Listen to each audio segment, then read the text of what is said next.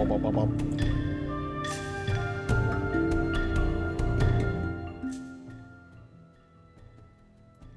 here's a brilliant idea. I'll check my hard drive space now.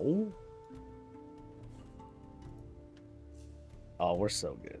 We're so good. Oh my goodness. Okay.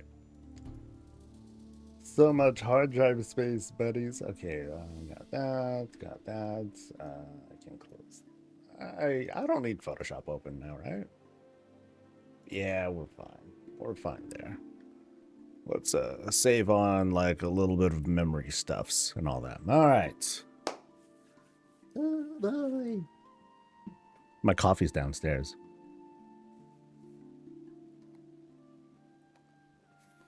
Fuck. What is up, everyone? This is Coffee with... Yeah. I'm your host, though. We're going to chat. We're going to talk. We're going to get my coffee once I'm able to. Hope everyone's doing well. It is Wednesday, which means, you know, most everyone has had their reset done and everything. I think there was like there was a new build on the PTR. People were raiding. Hopefully we're getting loot. Hopefully your loots were merry. Your kills were like one shots. Like, no, we were fine. Yeah, our guild night was fine. We did pretty good. So I'm pretty pleased with how things went yesterday. We'll see how things go tomorrow for Thursday's night. Oh, that's gonna be a trip. But today's gonna be a big day and a long one. Big and long. Rawr. In 20 some minutes, we're going to be starting the visits, and it's going to be very special today.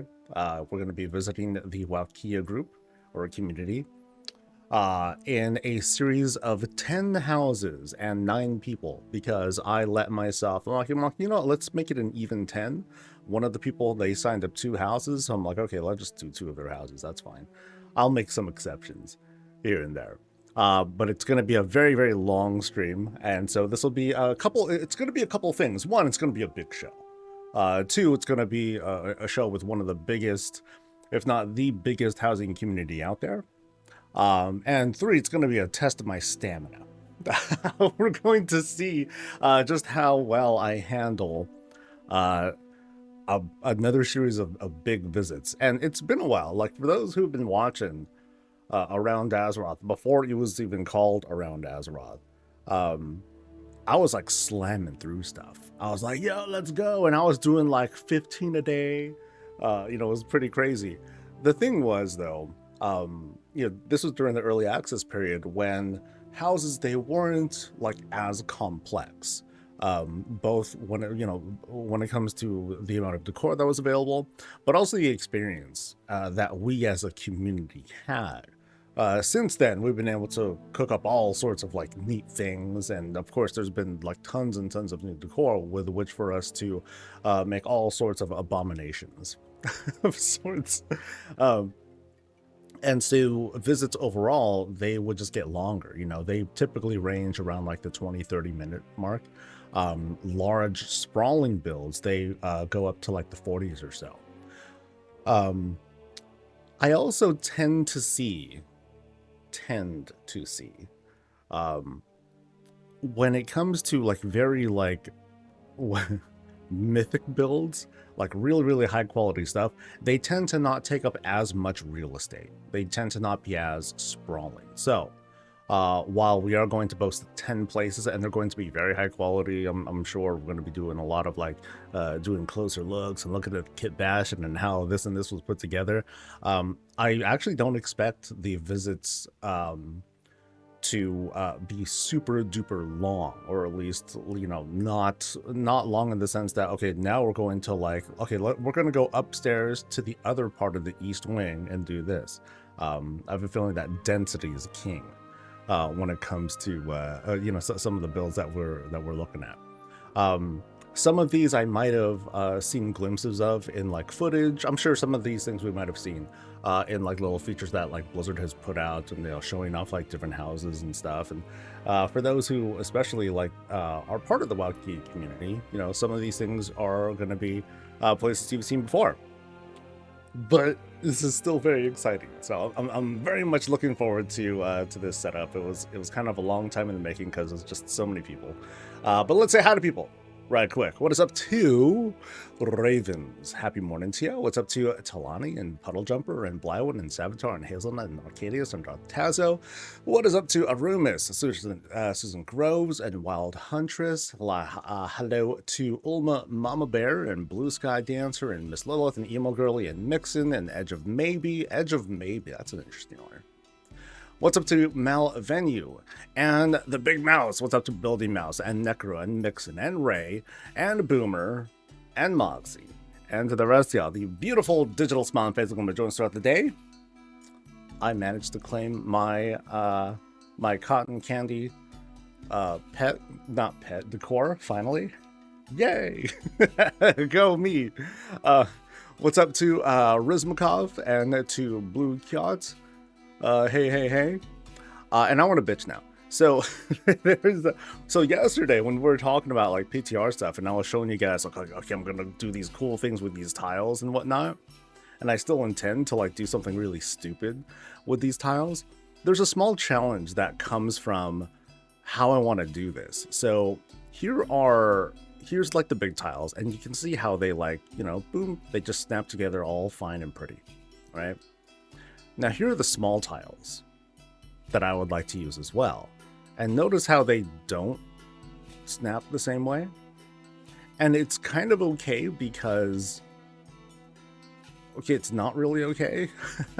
This is actually a little bit infuriating. I mean, hopefully there's no, yeah, it looks like there's like flicker that you can see, like some very slight clip. So these don't snap together, unfortunately. In order to make them snap together, you need to bring these up to 120% per tile. Then they can come together. You know, then we're okay. But it's kind of poop that we have to do that in order to make it work.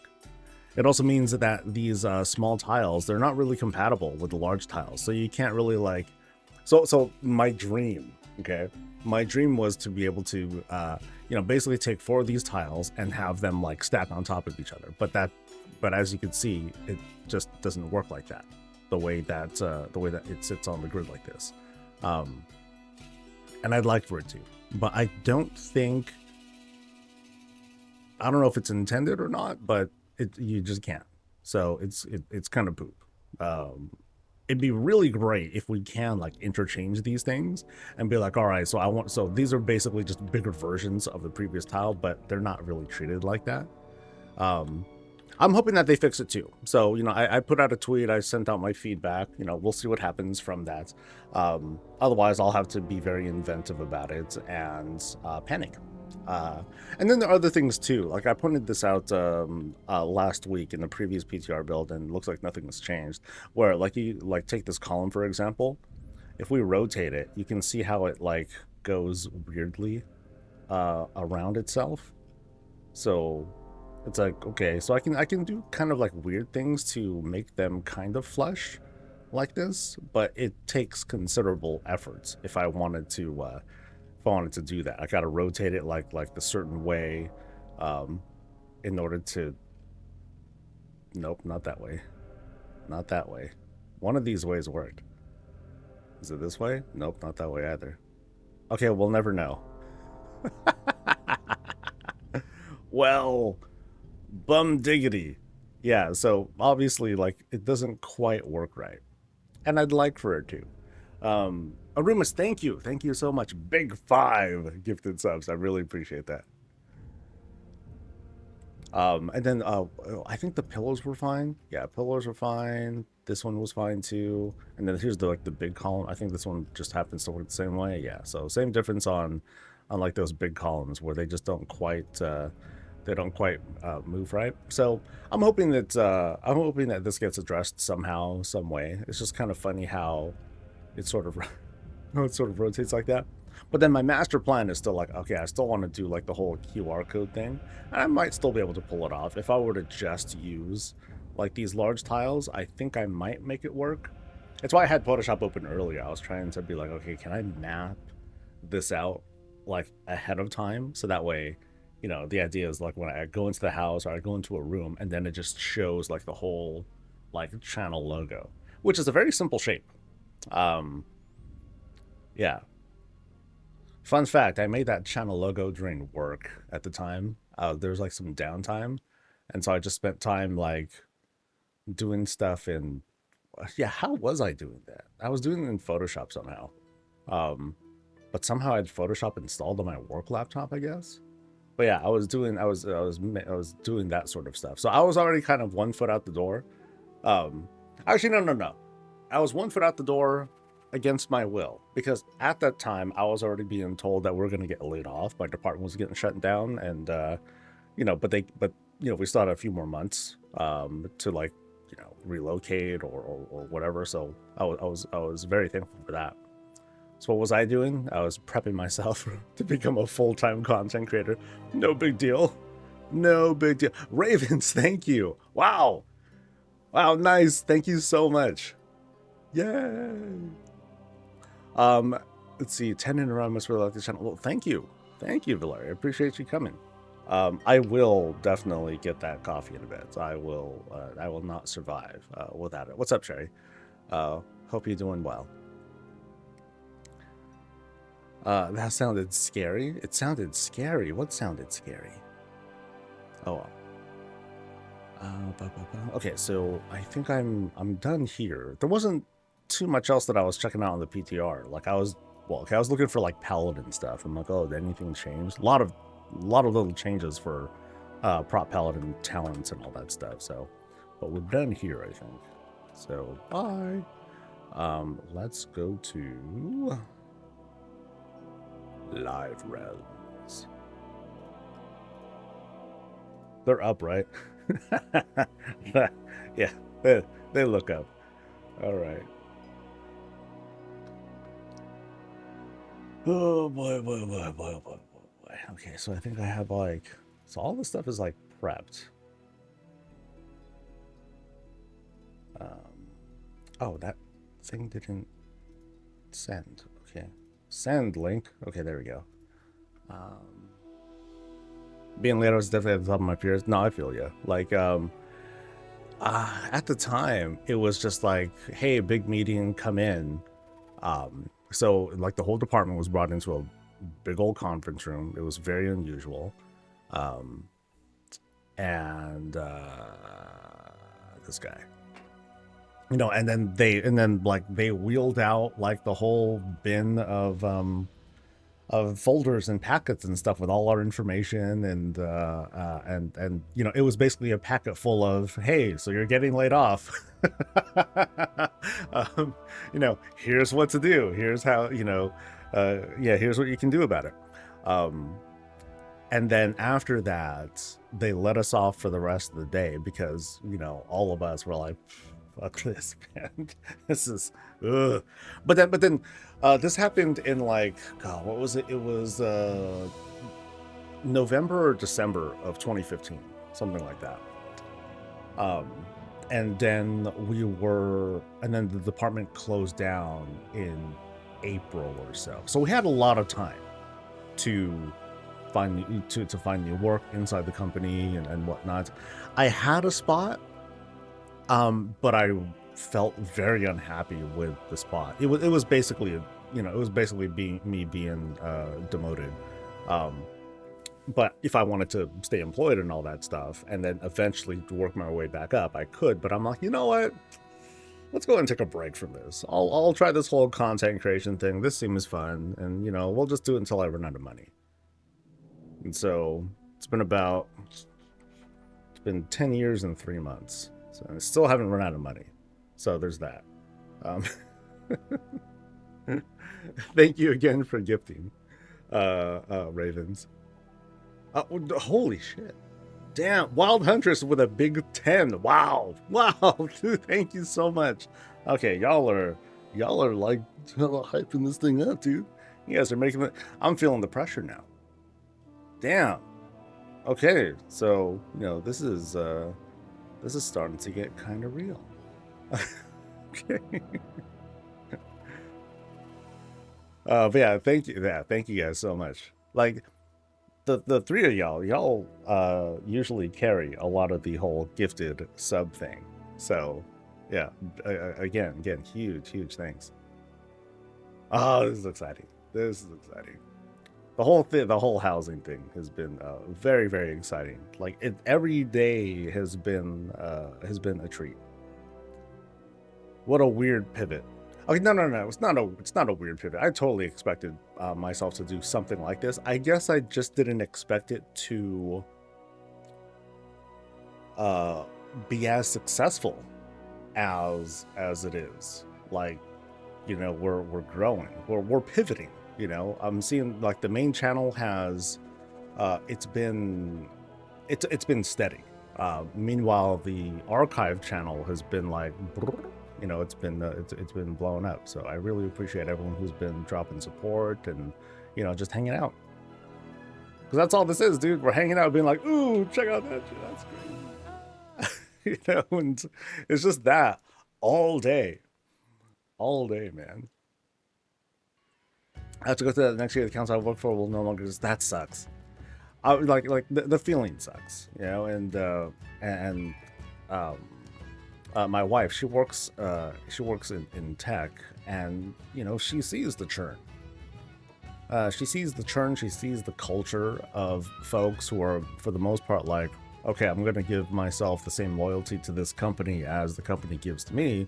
So a lot of the time in tech, like the strat, as we've observed, is to, you know, get whatever experience you can, and then just find a new job as soon as possible. Because it just pays off. You're better off doing that, because that's how you get raises and all that stuff, and just keep doing it until you retire, which is ridiculous, but that is the strat. Despite your wonderful storytelling, you still say, no, I'm not a role player. No. You know why? Because doing that sort of stuff, you know, doing like D&D games and all that stuff, it requires being around people, and I gotta be social, and I can't do that. That is not me. You know, you can call me like an improvisational storyteller or something like that, sure. But yeah, like a bona fide role player, it's not me. It's not me being like ill. No, it's more being like, oh, me. I can't really handle that. Thank you, the Big B, for the Prime. Appreciate that. Flying back to university last fall. Hey, that's a smart move. It's something I've that's crossed my mind a couple times, but I'm like, oh, you know, I'm very heavily immersed in doing all of this, so that makes it hard to do. All right. So we're going to Tamaria's place first. And let's roll. By the way, this thing from Plumber, really good. Makes it very clean.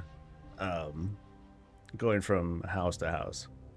I've done 10 before. You got this? I'm sure I do. We'll see how I feel afterwards, though. You know, it'll be like whatever o'clock. I'm like, all right, guys, you know, thanks for coming. Thanks to the whole group. Oh, this was great. Oh my God, I'm ugly crying. All right, stay safe. And then I'll just plop. I'll just become a puddle on the floor immediately. I'll just be done, man. But I'm so excited about this. I'm really excited about this, and just doing this all the time. It's cool. It's a lot of fun. Don't you love is more important? You know, that whole thing about you know, don't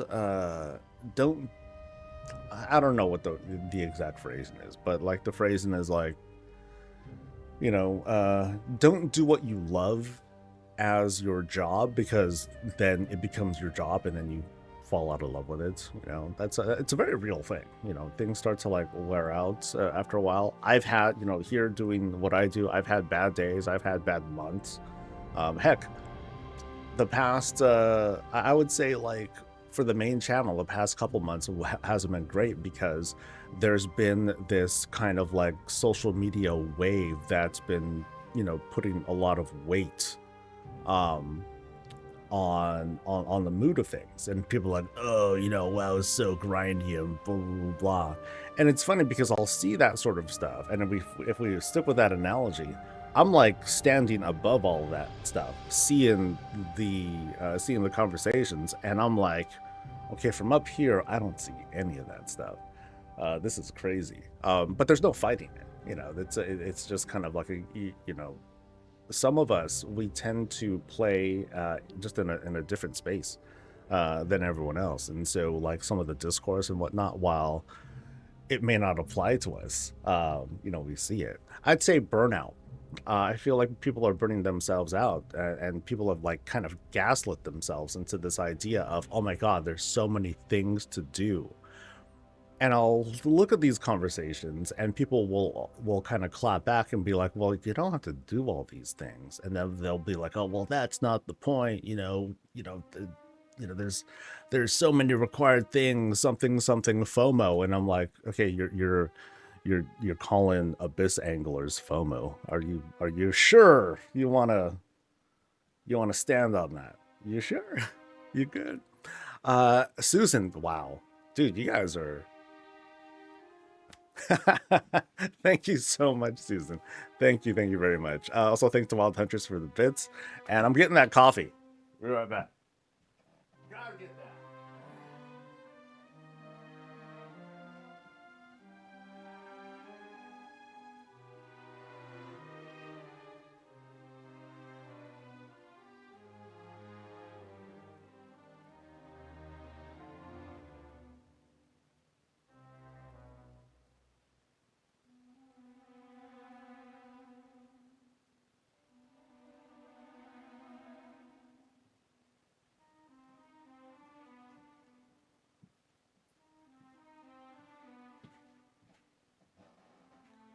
Like, dude, how dare I?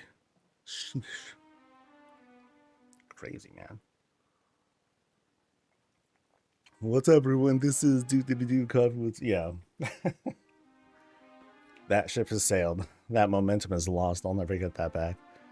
All right, let's turn off the music. Thank you for your service.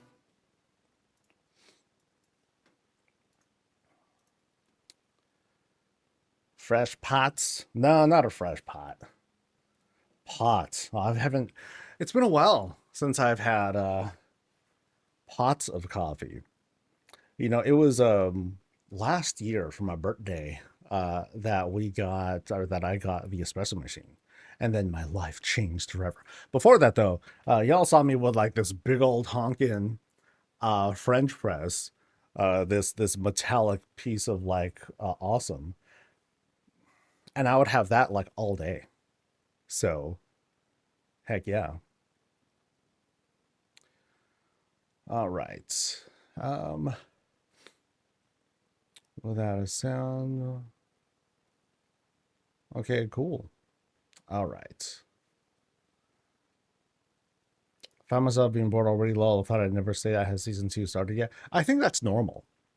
That's the whole thing of like, hey, I'm done with the stuff. Hey, where's the content? That's fine. That's that behavior is fine, because for the most part, that hasn't changed. You have the new raid, the new dungeon, blah blah blah. All that stuff comes out, people knock it out, and then what? The 0.5 and 0.7s, it's not. I don't think it's so offensive to call that filler content. Things to keep us, who are otherwise going to stay subscribed anyway, give us something to do. But then for people who want that continuing progressive challenge and new things to do and whatnot, they're more than free to take a break. Like, that's the whole point of this. I remember once upon a time, Ian was talking about like seasonal content and seasonal behavior. And he's like, the whole point of why we do things the way that we're doing is so that if people, people can and should be able to be like, oh, you know what, this patch ain't for me, or, I'm done with the things that I want to do. I'm going to come back next season and I don't want to feel bad missing out on stuff. They should be able to feel that.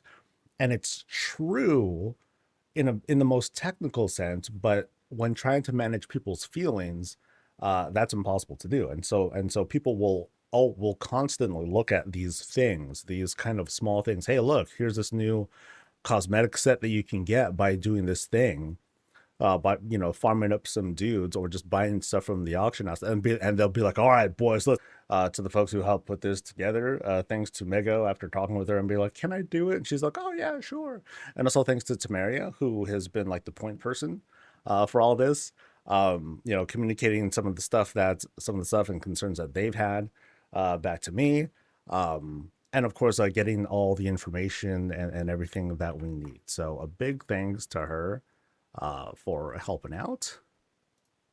We're in for a big old honkin' show. So strap in, buddies. We're going to be here for a minute. All right. So,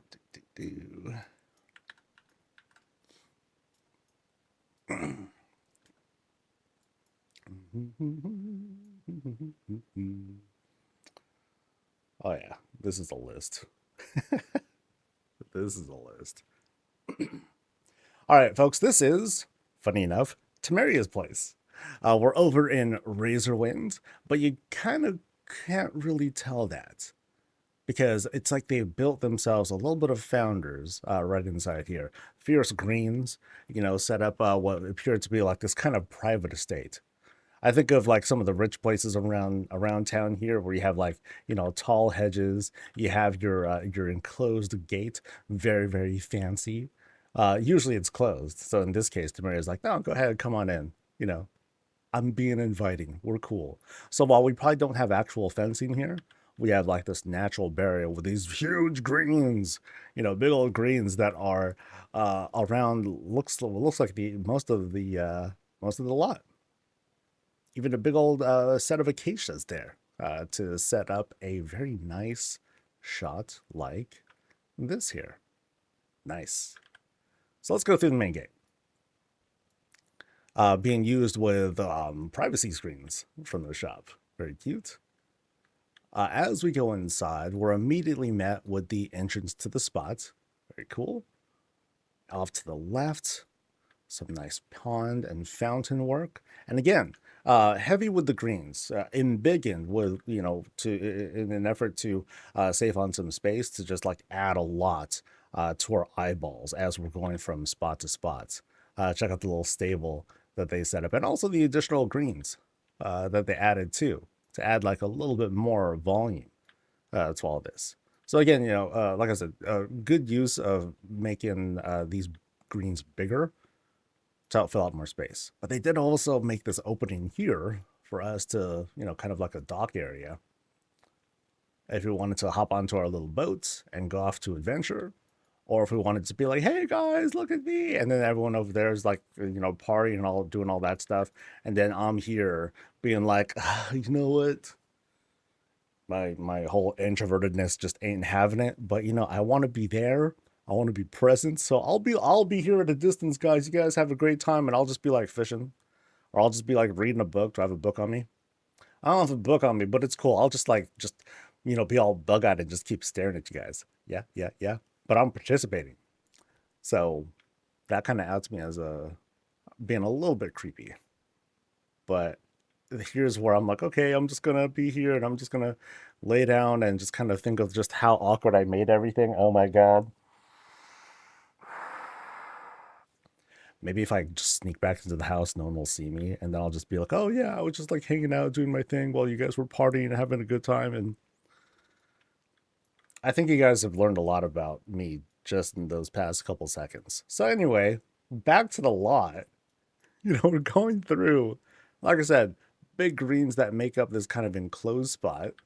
And then we enter this little watering area. Looks like we're in the early stages of growth. We have like a couple things out, some berries we can go ahead and pick and what have you. But I like how we have a sort of like dead end there. I'm not going to walk through it. That feels almost rude to try to walk through that. But let's climb up real quick and see if there's any like bonus things that they added here. So a little bit of work, some dyed benches right there. And inside here, in this semi-indoor, semi-outdoor area is the refuge where, okay, here's where I left my books. My bad. Whew. Sorry, guys. Like, I know the party was great and all, but I wanted to have my book, and so it was orderly in here. So I had to go all the way up back to the house, grab my book, and I kind of got tired, so I just kind of sat down and, well, sorry, guys, and that's my excuse. That's how I left the party that I didn't even really go to in the first place. That's the introverted life, buddy. It's great. It's absolutely great. But it is a very pretty house. All right, so we're gonna drop our way down, and I think that was yeah. We're not going through there. We're just going to accept that as like the end of it, the end of the yard there. But it otherwise is a really nice looking start here. So let's go inside. Let's see what we got.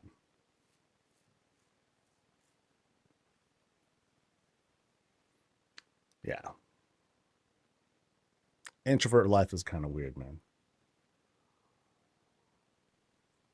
Okay,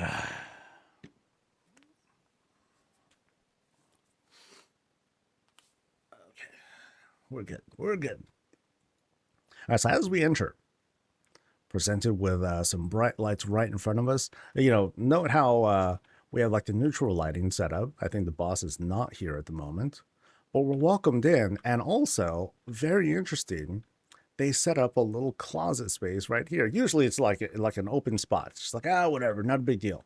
But in this case, an immediate closet spot with multiple curtains set up.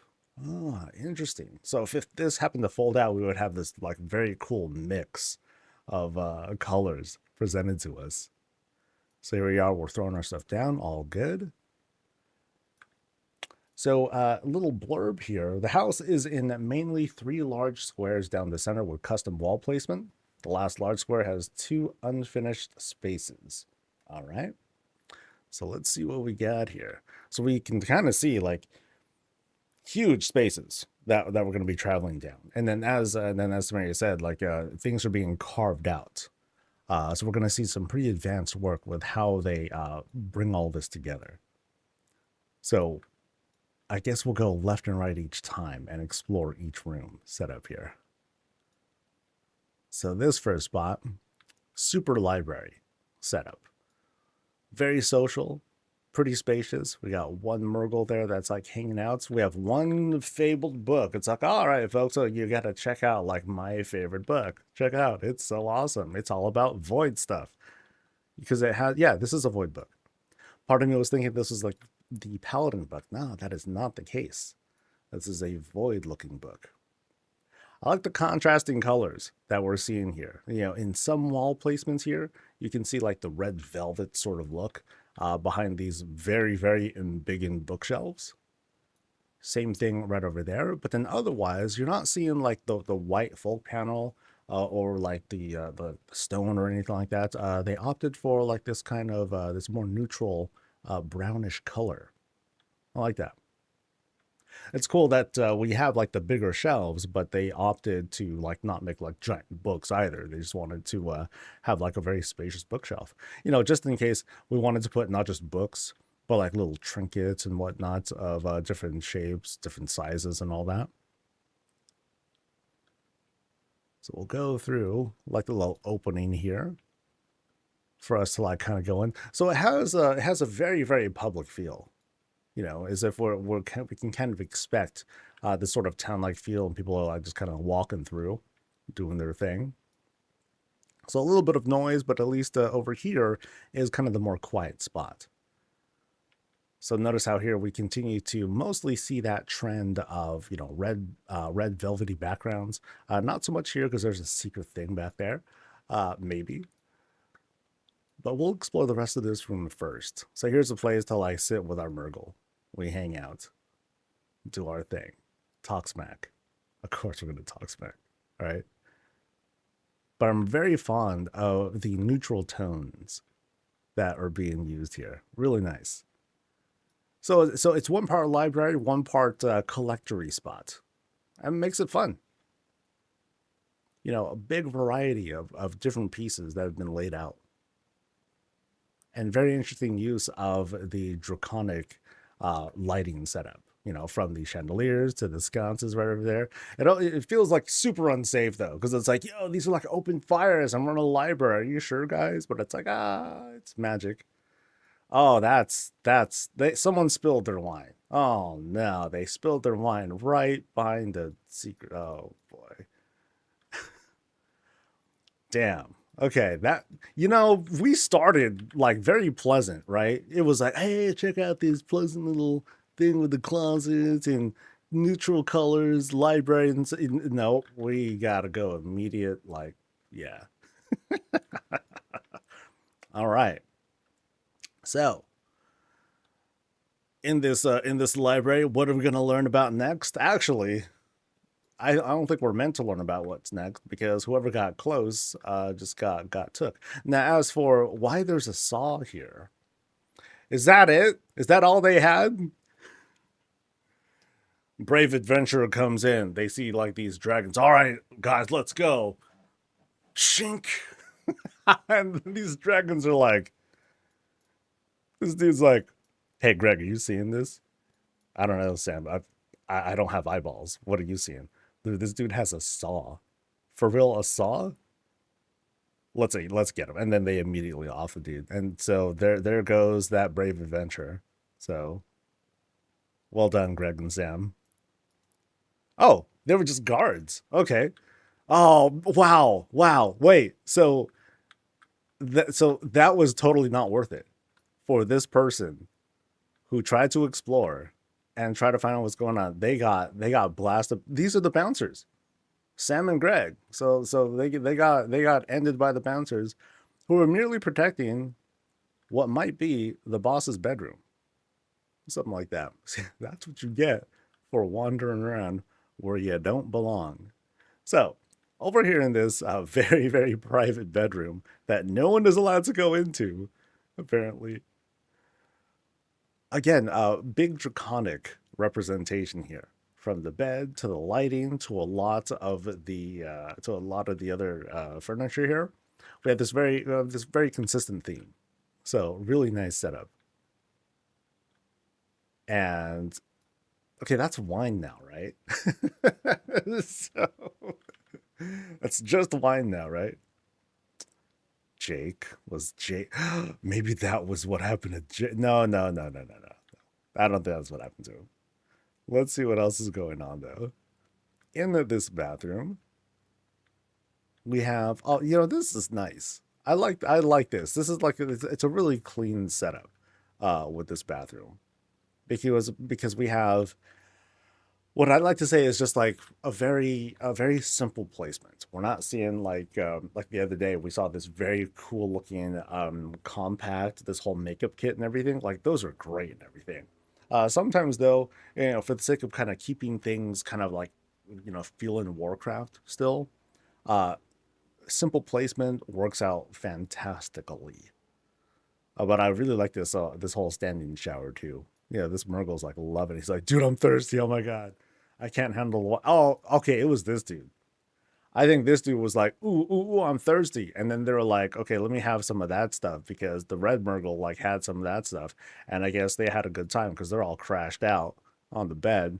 They had some of that stuff, and they're like, oh my god, this is the worst. I need some real, a real beverage. So poor thing had no choice but to have like shower water. But like they know any better. Or are they washing the blood off? Wow. Okay, now I thought I was gruesome with some of my stuff, right? Very cool bathroom setup. Love the way that this water splashes, and then they have the whole splash effect being maintained there too. So great animated effect that they have there. All right. So let's retreat from here, right? All right. Sam, Greg, pleasure. I'm sure they're like, no, I'm Sam. That's Greg. I'm like, I'm sorry, guys. So let me, all right. I don't think we've seen bouncer like characters yet, have we? Yeah. Nothing like that yet. So let's go off to this other room here. What else is there to explore? Okay, and now we got our more bona fide trophy room. All right, the things that we have collected, very awesome. The things we have not collected, it looks like they got AOTC, whatever that raid was.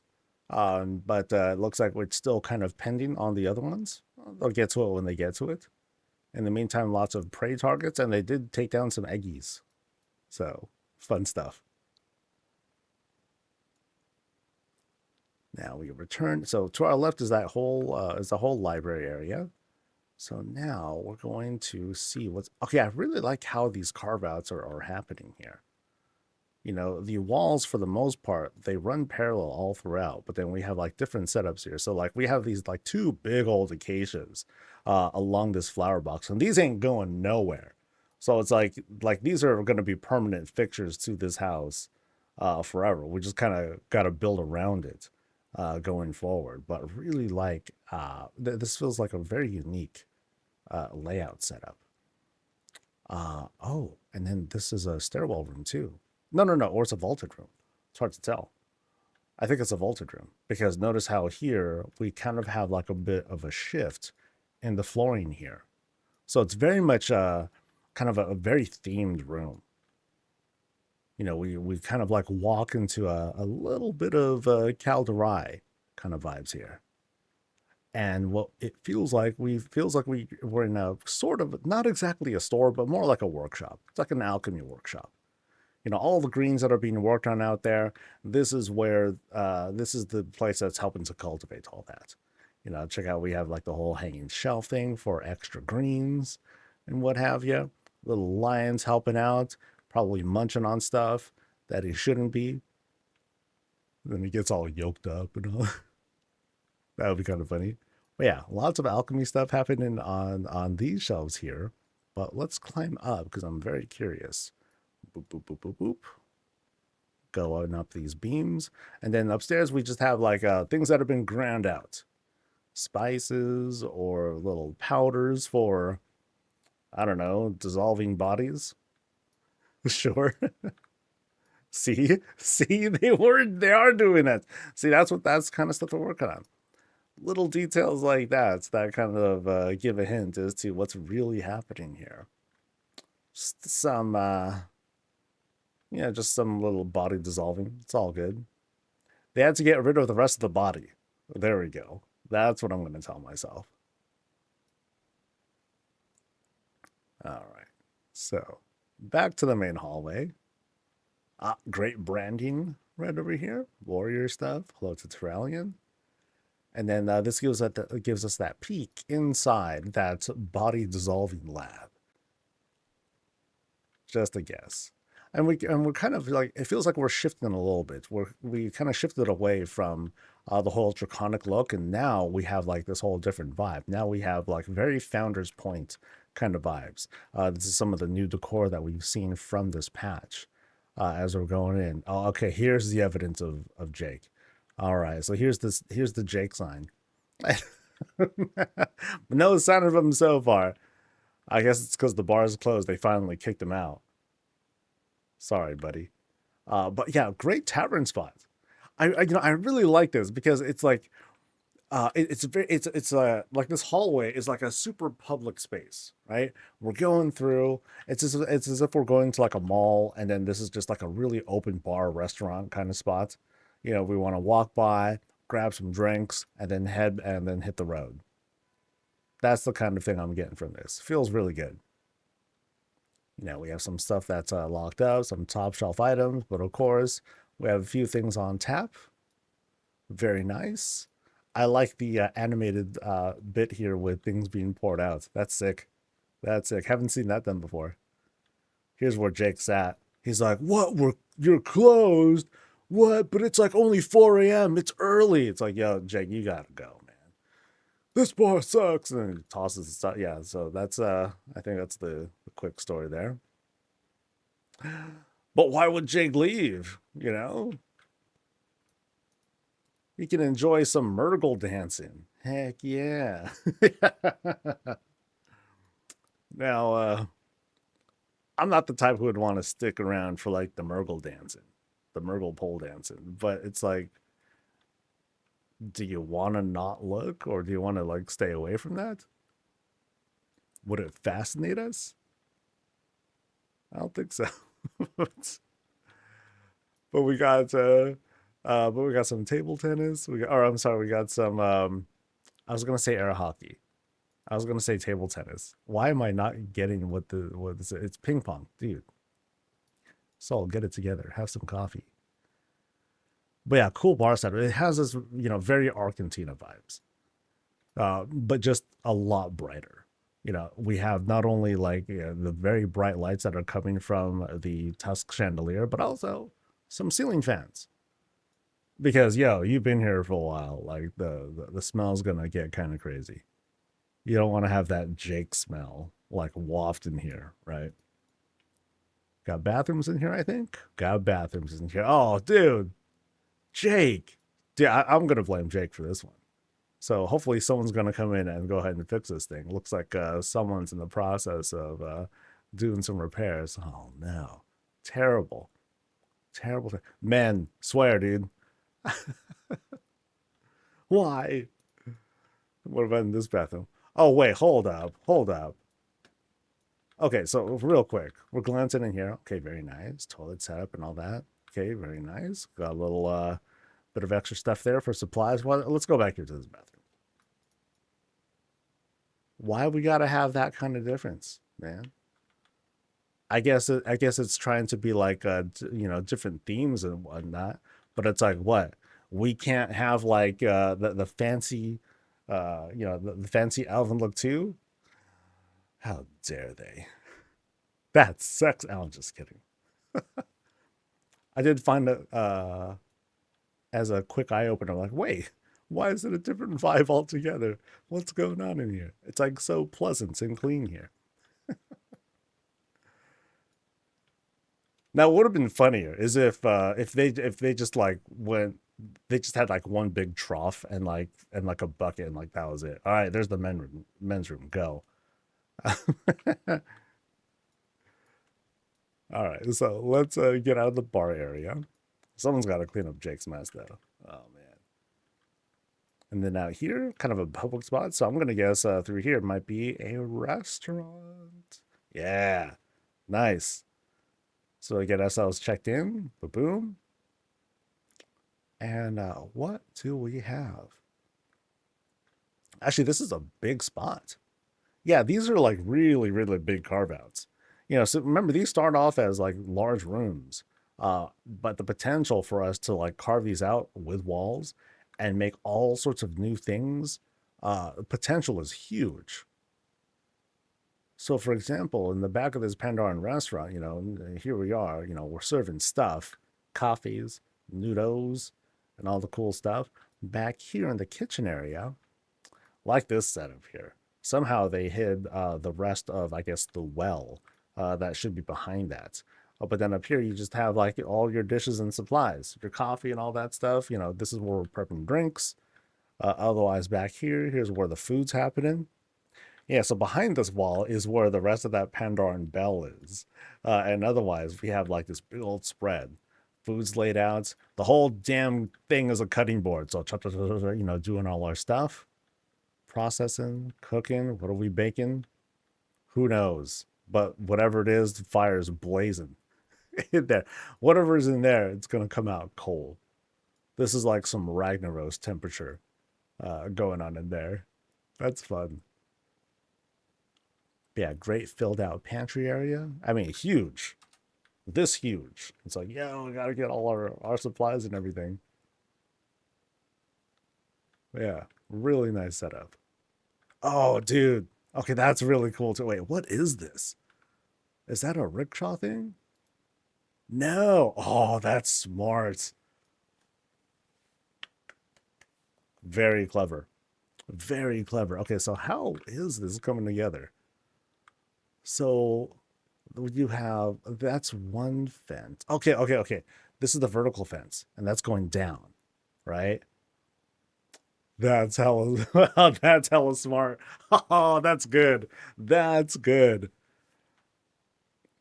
Lala's stealing it. There you go. Housing is cutthroat sometimes, buddies. Really, really cool. I'm very impressed by that. See, swear man, new decor comes out and people will think up like the coolest things to make out of these. So let's come out here. Here we have we have our fishies, but we also got chopsticks there. Nice. And soy sauce. Oh, that's good. That's sick. Some great wall paneling here with the paintings. Very nice. Very attractive. And then the sand garden right inside. Oh, and water coming down. Oh, so a wet sand garden. That's interesting. I don't know what to make of that. And then through here, so actually we are going into what I believe to be another room. Cross over through here. Oh, dude. Oh, nice, nice. Very cool. So they opted to make this whole thing. They used the whole greenhouse to create this really nice outdoorsy setup. Oh yeah, the vibes here are great. That's sick. That's really good. I love the whole raised fireplace over there. And otherwise, it's just super, super chill out here. Until you hit the gong, and then it's gonna make all the glass vibrate, and then people are gonna like totally stare at you, be like, yo, what's wrong with you? You're not meant to hit that. Yo, they just had the thing there. What, you want me to not do it? And he's got a point, but God, that's rude. Sheesh. Like, yo, we're just trying to chill. We got like some tea or sake or whatever. And we're just trying to chill. And here you are. Gong. What is this? A Beavis and Butthead episode? Right. Outside, uh, lots of good vibes out there. Lots of greens out there to help set everything up. Nice and big too. With that much freedom to create the whole background area. I mean, when we pan up like this, that's when things get like a little weird because we have all the empty space here. So we stick to like the first person view. It's great, fantastic. Yeah, really pretty outside. Really pretty in here too. We have like these soft glows and all that. The between the red lamps, the yellow lights, sitting on like the green colored furniture. It's really good. Really, really great room. All right. So we're gonna leave the restaurant. Food was great. Fish was awesome. I dumped too much soy sauce into the onto the plate, but that's my fault. Right. All right. So now we're going through into a next room. We'll go upstairs because this looks like a vaulted spot. Just kind of like a little carve out maybe. Oh, it's this elevation. Oh, that's neat. And what's up here in this elevation? Ah, some VIP action, dude. So, of course, very good. We have the shroud. We got the low roof now that we're this high up. So it's like, yo, here's like the good stuff. So they're burning all like the really expensive things out here. Nice. Yeah, they didn't even have to like put this. They could have just been like, oh, let's just go into the next room. Like, nah, let's fill out this room space. Let's add a little bit more to this. Because note how we have like the roof got a lot lower because that's how they carved out that extra space. Just have like as this overhead to view the rest of what's going on up ahead. Right here through this window is a different dimension. Ooh, it's a window into a placeholder world. Crazy. And over here, another window into placeholder world. So that's how you know you're in a simulation. All right, so right through here, we'll go up the illicit table, boop, boop, 2 steps into this kind of raised floor. And here we have this kind of like, it feels like a waiting room of sorts. It's a waiting room with a weapon right there. So if you're really bored, start a duel. It's all good. There's plenty of space here. It's not that much space, especially if you're a caster, but You want to entertain yourself as you wait to be addressed by whoever it is you're trying to see. Cool. And then we'll go through into the conference room. Yeah, so now we have like this, very red vibe, but I like the contrast there. Back there, we have, between the fireplace, you have um, the silver moon kinds of wall styles happening. Great stuff with the angles coming from the ochre lights, coming from the ochre window and shining down. Let's go around here. Very interesting that we have like weapons set out. It's like, yes, in this conference room, sometimes we duel. Sometimes there's blood. That's why the walls are painted red, because, well, it helps to hide some of the action and all that. A very active kind of conference room setup we have here. What do we have? We have one hammer in the display case, a very small hammer. Okay, is it that small really? Yeah, it's a pretty small hammer. It's more like a tool than a weapon of violence, but yeah, well, we're capable of anything, I think. Yeah, I like the way this all like these glows come together. And what are we all meeting here for? Reptar has a suggestion. They've got a plan. It's like, all right, Reptar, you can tell us your plan. And Reptar's like, raw, and then he just like starts fiddling around with stuff, and then everyone's like, why are we here? Why are we here? Because he looks so cute, because he thinks he's got plans and all that stuff. And then Reptar gets mad, and then Reptar goes to the bar, gets smashed. Maybe it was Reptar that was throwing around stuff, and he just went to this whole drunken stupor, thinking that he's got like all these great ideas, but it's just not coming out right. That's what I'm kind of getting at this.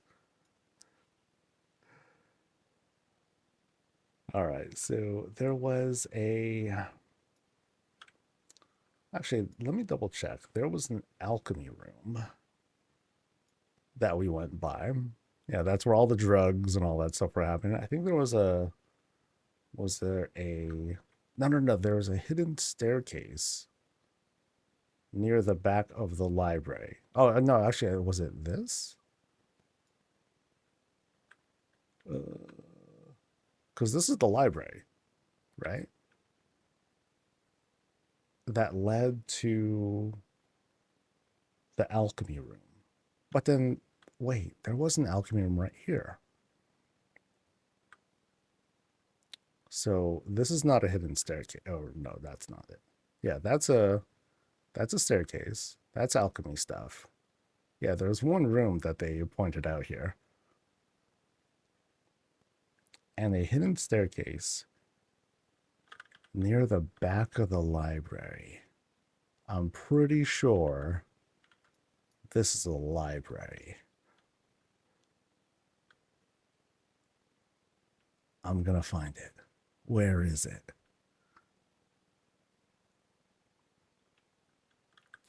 These are walls. There's not a lot of room for a staircase, actually. Damn.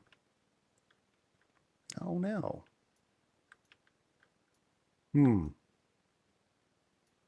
Or do I approach it from the outside? Like Sam, like Sam and Greg, they ain't gonna show me nothing. I don't think. Or do I approach it from the outside? That means I'm gonna be approaching it from the bar. That doesn't seem right. Yeah. So they said secret bookshelf in the library. Got that. And also a hidden staircase near the back of the library. Stairwell was blocked off. Got it. Haha. Okay, so at least I did my due diligence. Nice. I think we've seen everything though. So thank you very much, Tamaria. Awesome place. Awesome stuff. Some folks are like, hey, we're going to do something really bombastic and crazy and insane and all that stuff. Those are great. But sometimes like seeing the simplicity of, not the simplicity, but like the the theming around, hey, let's just have this kind of like mall like hallway with lots of different like commerce kinds of areas happening here. Really effective use of these large rooms and making so much out of it. So much out of it. It's easy to run into builds where people will throw down like a whole bunch. They'll get the biggest room, like, all right, here we go. And then they'll have like a couple things here and there. And then you have like these huge empty spaces, with which demonstrate it's like, oh, I kind of ran out of ideas. My organization isn't quite there yet, and that shows. This definitely demonstrates a lot of mastery, over like blueprinting. It's like, yo, here's the room. Let me carve some stuff out. Then I'll do something with it and like make some tweaks here and there later. So great stuff. Thanks for showing us. All right.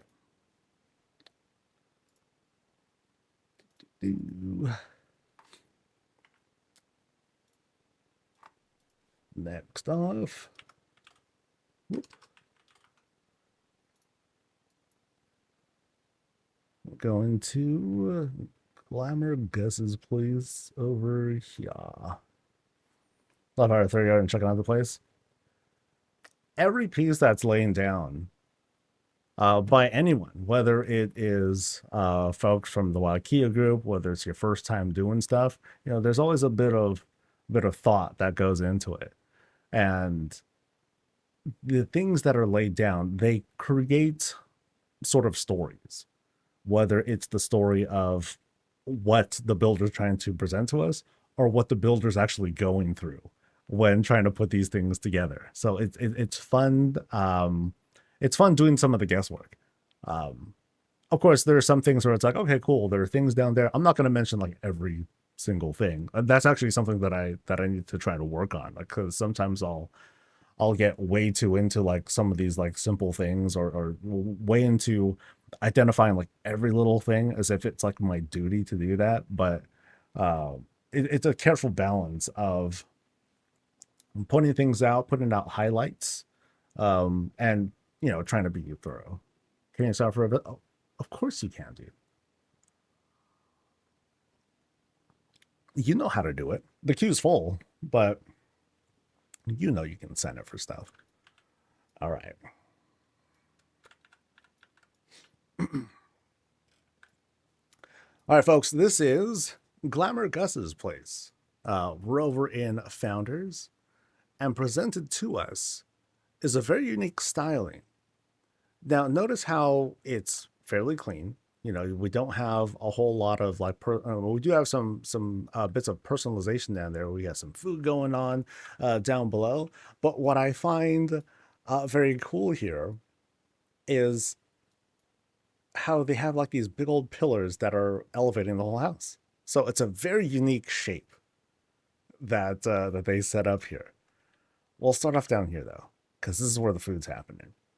So we have this entire like this kind of lower not restaurant area, but like this very opulent, like, oh, you want to do barbecue? This is how we do barbecue here. And then they have like this whole built out setup and everything.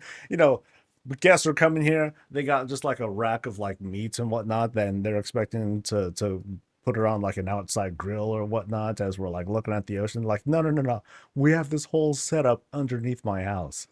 This whole kitchen setup and everything. It's like, oh, I thought you bought yourself like a new grill or something. I didn't realize you like raised your whole ass house to suit guests. But fantastic. Yeah, really clean setup that they have here. And what I like too is like the incredible effort that they put into making sure to avoid as much of the clip here as they can. These aren't just like laying down. They're like, slightly like smushed together a little bit to make a more flush, single piece, as it's sometimes hard to do with these large platforms. Big old pillars, of course, have to hold up like this big old house. Great stuff with the placement here. Again, very clean with how everything's been arranged. And everyone's invited for foods. Rain or shine, baby. We are good. Some greens adorn like the bottom area. But let's head up over the paving stones and go straight to the house. So no porch setup, no observation decks. At least there would be like something up here. But let's see if there happens to be anything up there. Nope, looks pretty empty. Oh, but there is okay, there's just the rickshaw that was over there. All right, cool.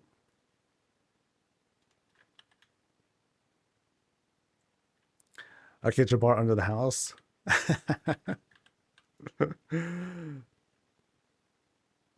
Yeah, great stuff with the curved stairs, as usual.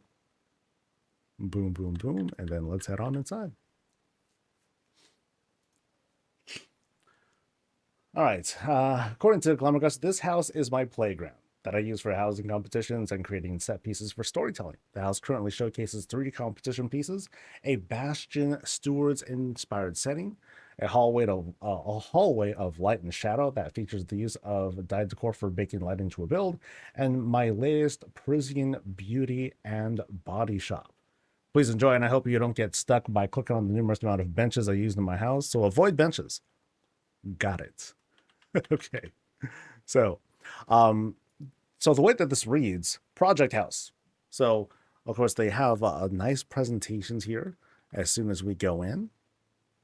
But then we're going to come at this with Project House energy, where the immersion is contained in like each separate thing. So each separate room is going to be like its own sort of story bits.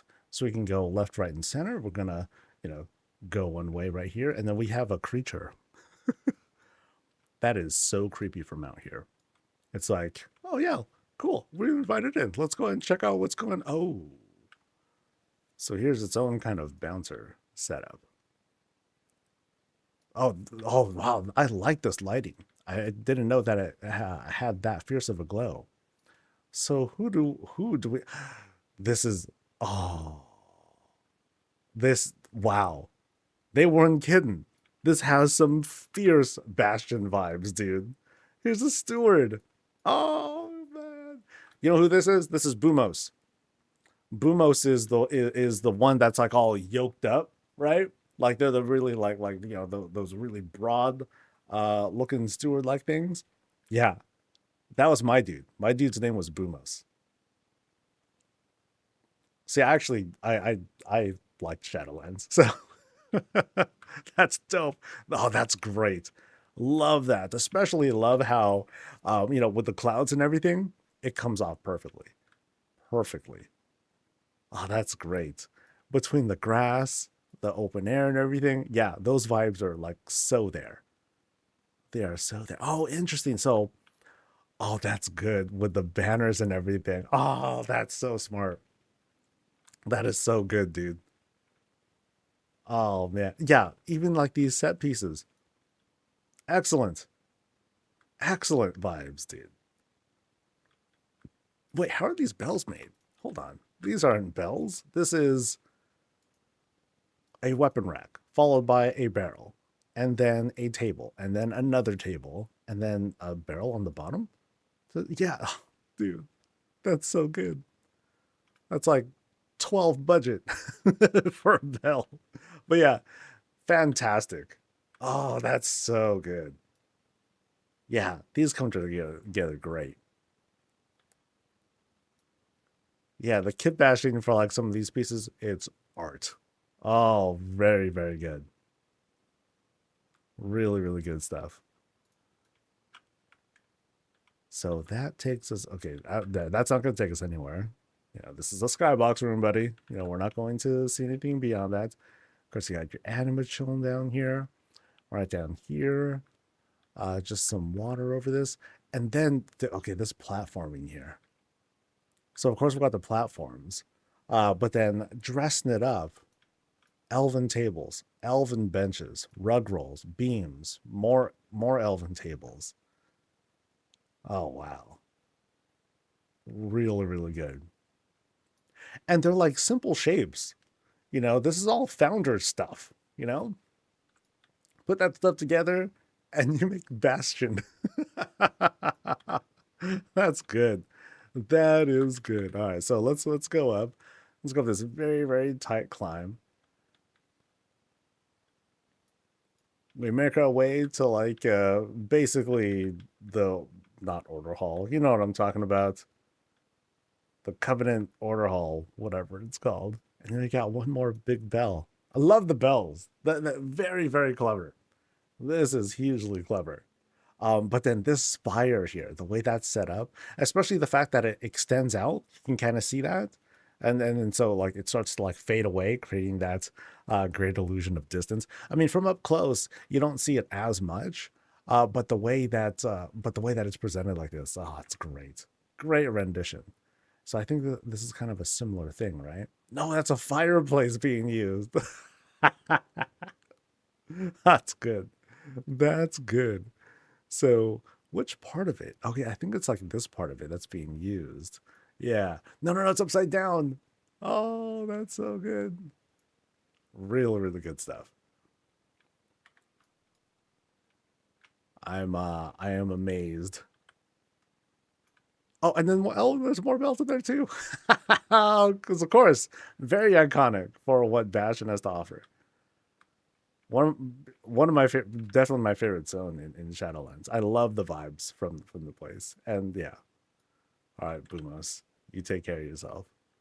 That's sick. That's sick. What an awesome room. And then up ahead, we'll go through that feels like I'll go through there next. Um Down one more hallway and we are entering a shop. Wow. Oh, what a shop this is. I'm pretty sure this was used in like in one of WOWKEA's recent contests.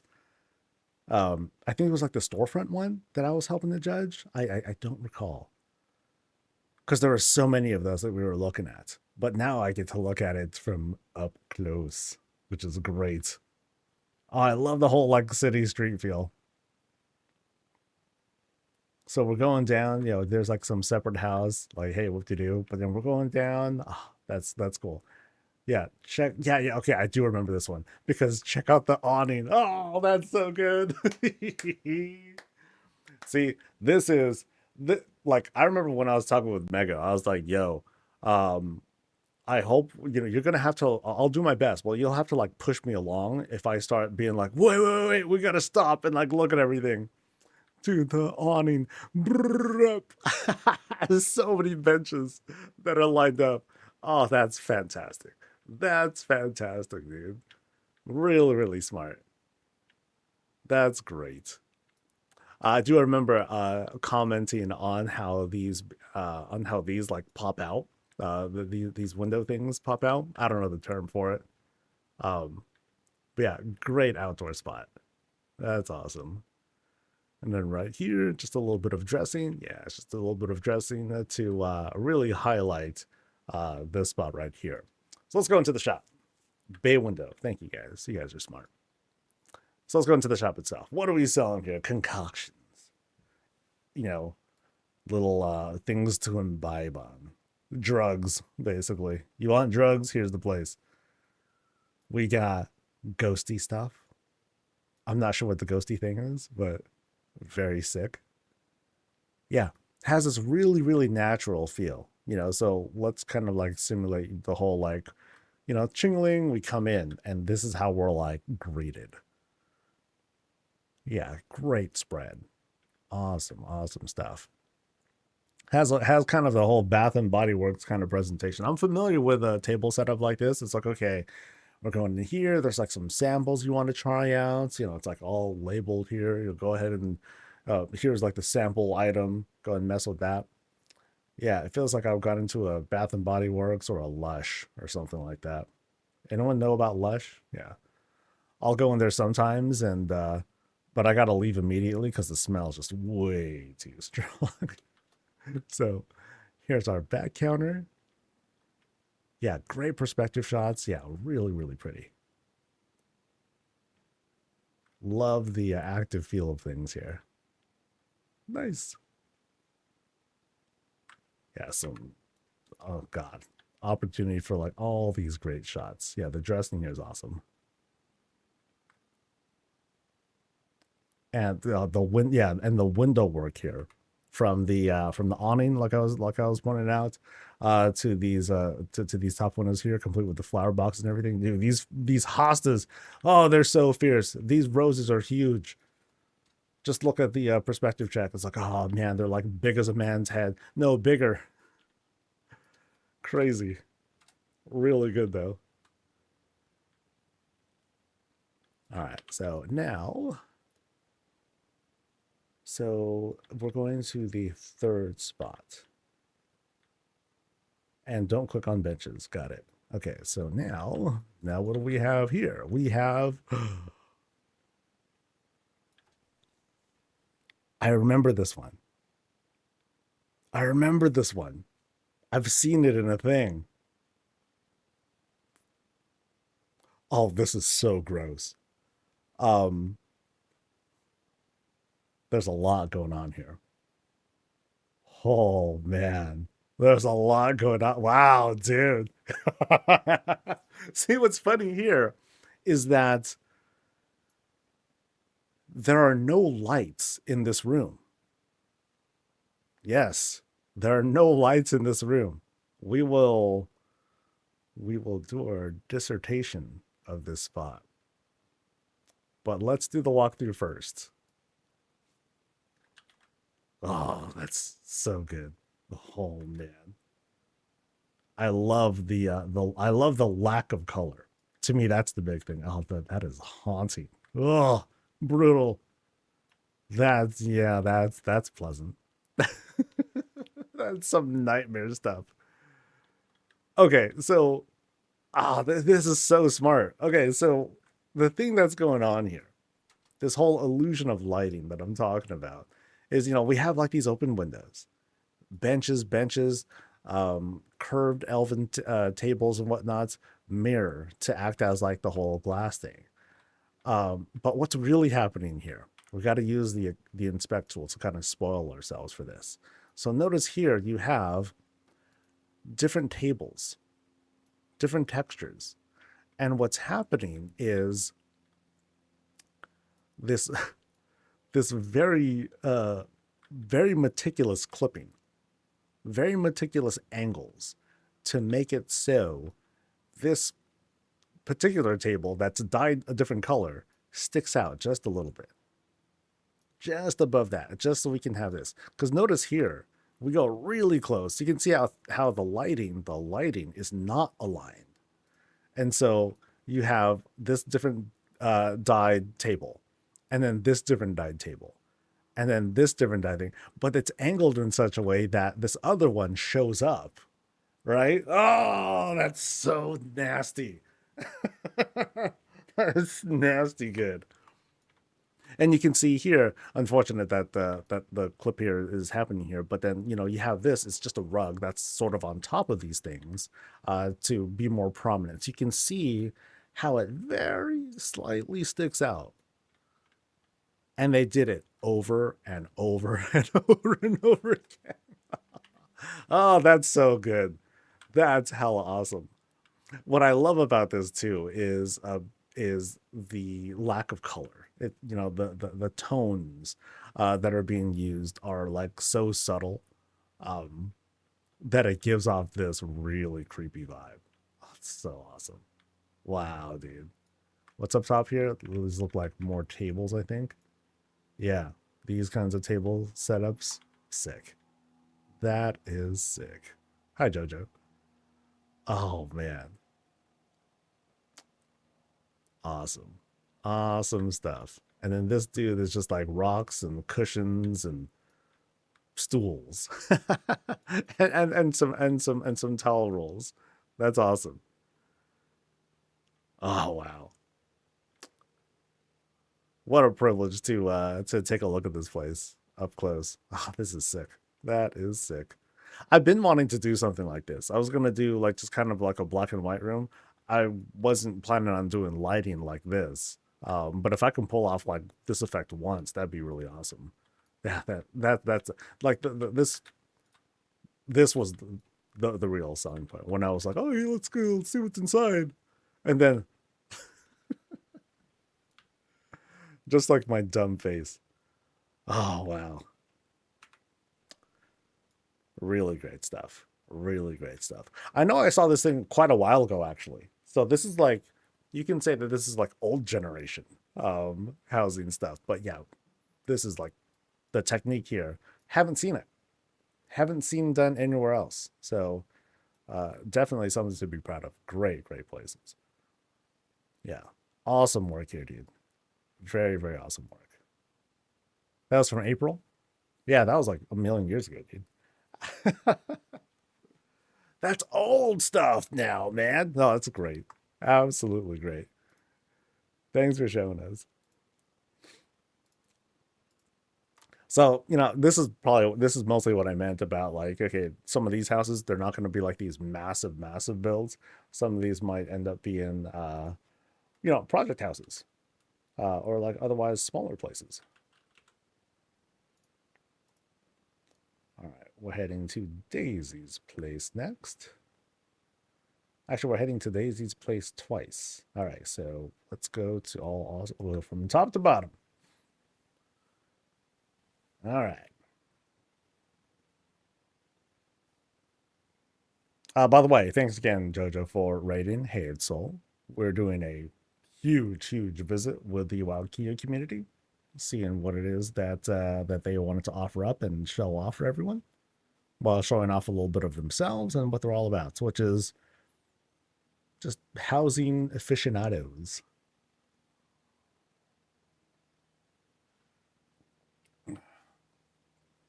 And folks who just loved doing stuff and presenting stuff.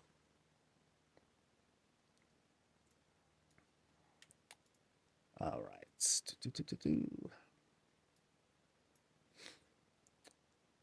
All right, so no major notes here. I think we are, actually, I'll be right back.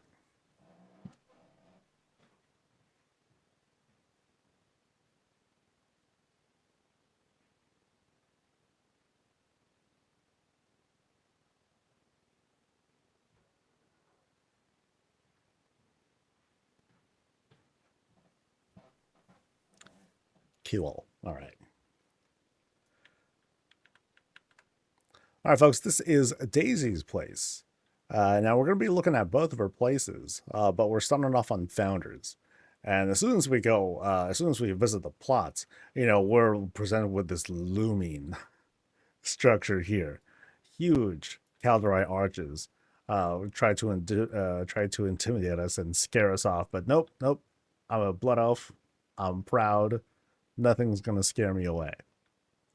So check out the little treehouse that they made. Can I actually climb up here? Can I get into this on my own? Let me see. So get up a little higher and a little closer, maybe. Yes, made it. Nice. So cool little treehouse they set for themselves. Unceremonious fall, but it's all good. So it feels like kind of a treehouse setup that they have. The house is somewhere up there. But we'll begin our visit like down here.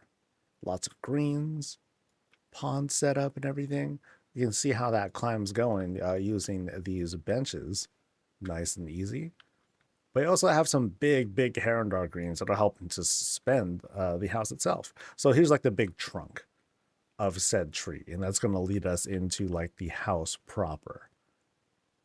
Big, big, big greens are here. So a couple of upside down trees are actually helping to suspend more of the house. So it's more like it all kind of meets up and comes together. So think of these as like the roots, not even exactly like the tree itself. Neat. So let's begin this climb here. It's a very colorful climb, thanks to the little PvP power up there. We're gonna climb up bench, but not before seeing like one place is, oh, very neat. They have like this whole like exploding opal. Okay, maybe not exploding opal, but I think this is all one piece, right? Yeah, this thing is all one piece. And then they just jam that opal in there as if it's kind of like growing around it. They enhance the cherry blossom trees a bit with some filigree lights to add like just a little bit more. And these add like a little bit of light too. So notice how they're kind of like carefully spaced apart. Because otherwise, if they're too close, then that's considered an illegal move, and you gotta like move them around. So I'm sure this place pops really cool at night. Actually, you know what? I'll entertain myself real quick. Just very curious about it. So here's how it pops like that. Nice. Yeah. Really cool setup there. Oh, but now let's check out the interior. I'll leave Inky Black on for just a little bit longer. I usually don't like having it on for too long. But let's climb up here, see if they added anything to the interior. Little sand garden on the side. We do have the filigree sconces here, but then otherwise nothing else. And then up top, a little bit more lighting, one more place to kind of like sit. And then this natural lighting comes from the housing skin itself. So there's that. All right. Actually, I shouldn't have just dropped down. I might end up falling off the whole thing. So we'll gently make our way down to the entrance, which is like right here. Yeah, real pretty setup so far. And let's go on in.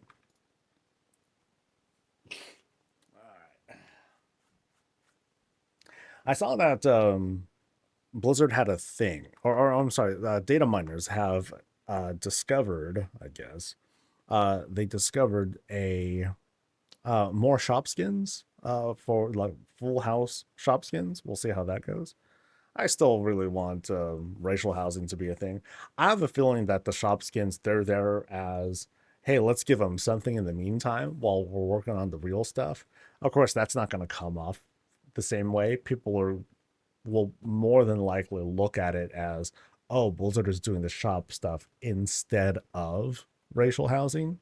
It's a very believable narrative, and it's hard to fight that. I don't believe it, but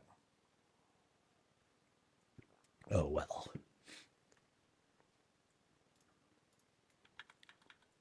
All right, so let's check these places out. As soon as we go in to Daisy's place, we have a nice, a very modest setup.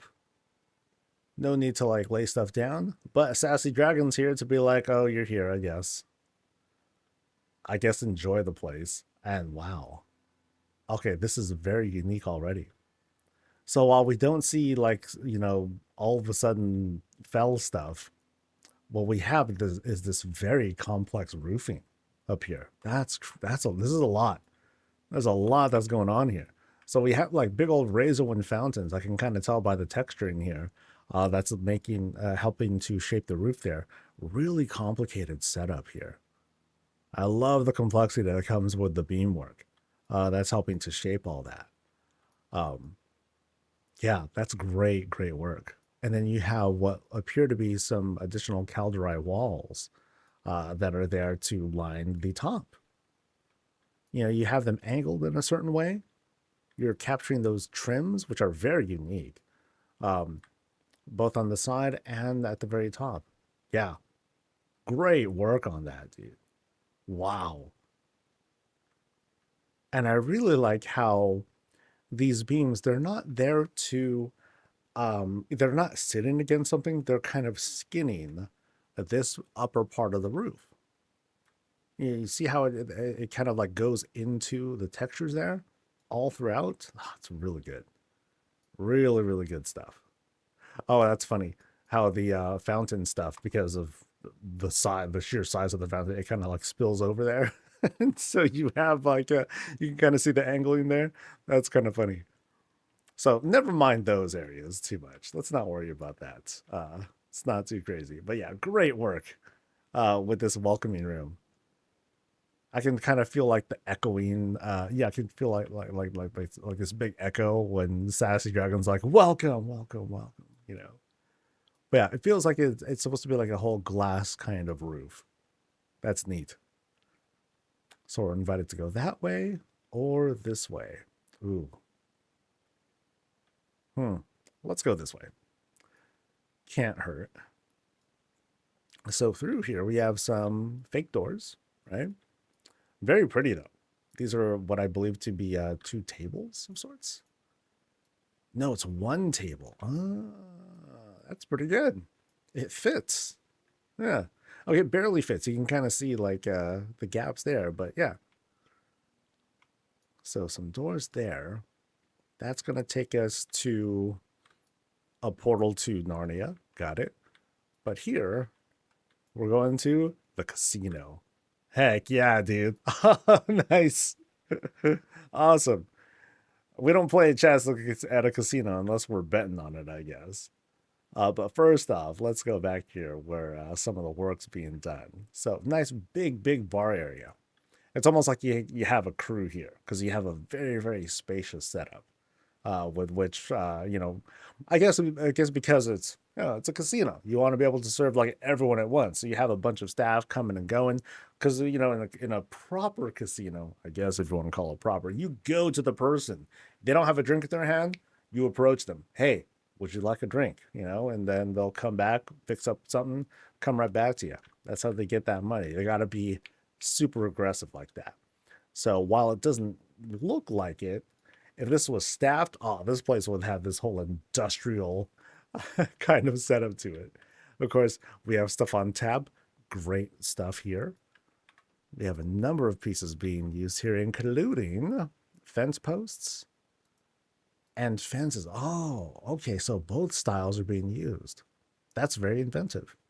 Of course, we have like the piping, the Koresh piping, and then some dwarven fence posts. And look, we got a little bit of a head coming out of that mug too. Nice.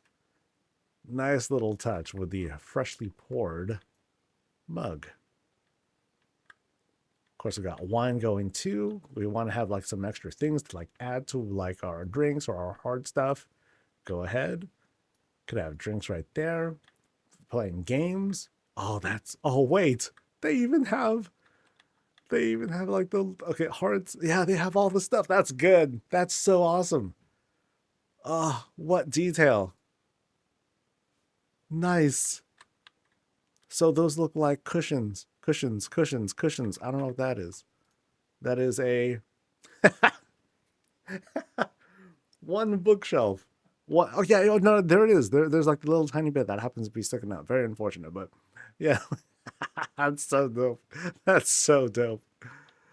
And they made sure to not only do we have the cards that are like flipped over, they put what I believe to be the elegant thing. Oh no, the canvases. Canvases are being used there. Very cool. That's very cool. And then these chips are stools. Okay. Over here we got our roulette table. Oh, that's good. That is very good.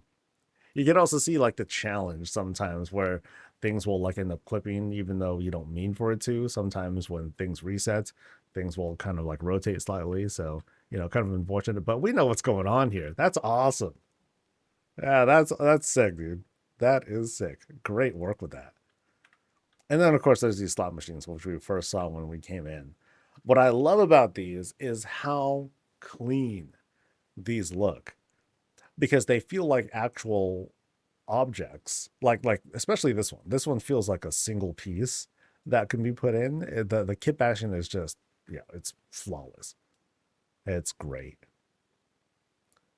And what do we have here? I mean, one of these is a treasure chest. I think it's up top here, if I can even click it. Yeah, so here's like the storage chest that's being used as like the base there. And what's great is like is that just on its face, here it is by itself. It's doing so much of the work already. And then you just kind of fill in the blanks. Beams, fruitsies, one of the lights here, and that's a lot of the work already. And then they added some of the animated bits here to give that whole, to kind of describe the tech behind what makes each of these panels flip or whatnot. That's hella good. Add a lever and then just a bottom to it, which is just like two crates. That's it. Chest, two crates. That's the framing all by itself. And then little details with the beams, the fruit, and all that stuff. Yeah, really smart. Not to take credit away from the other one either. You have a similar style chest, which does a lot of that work.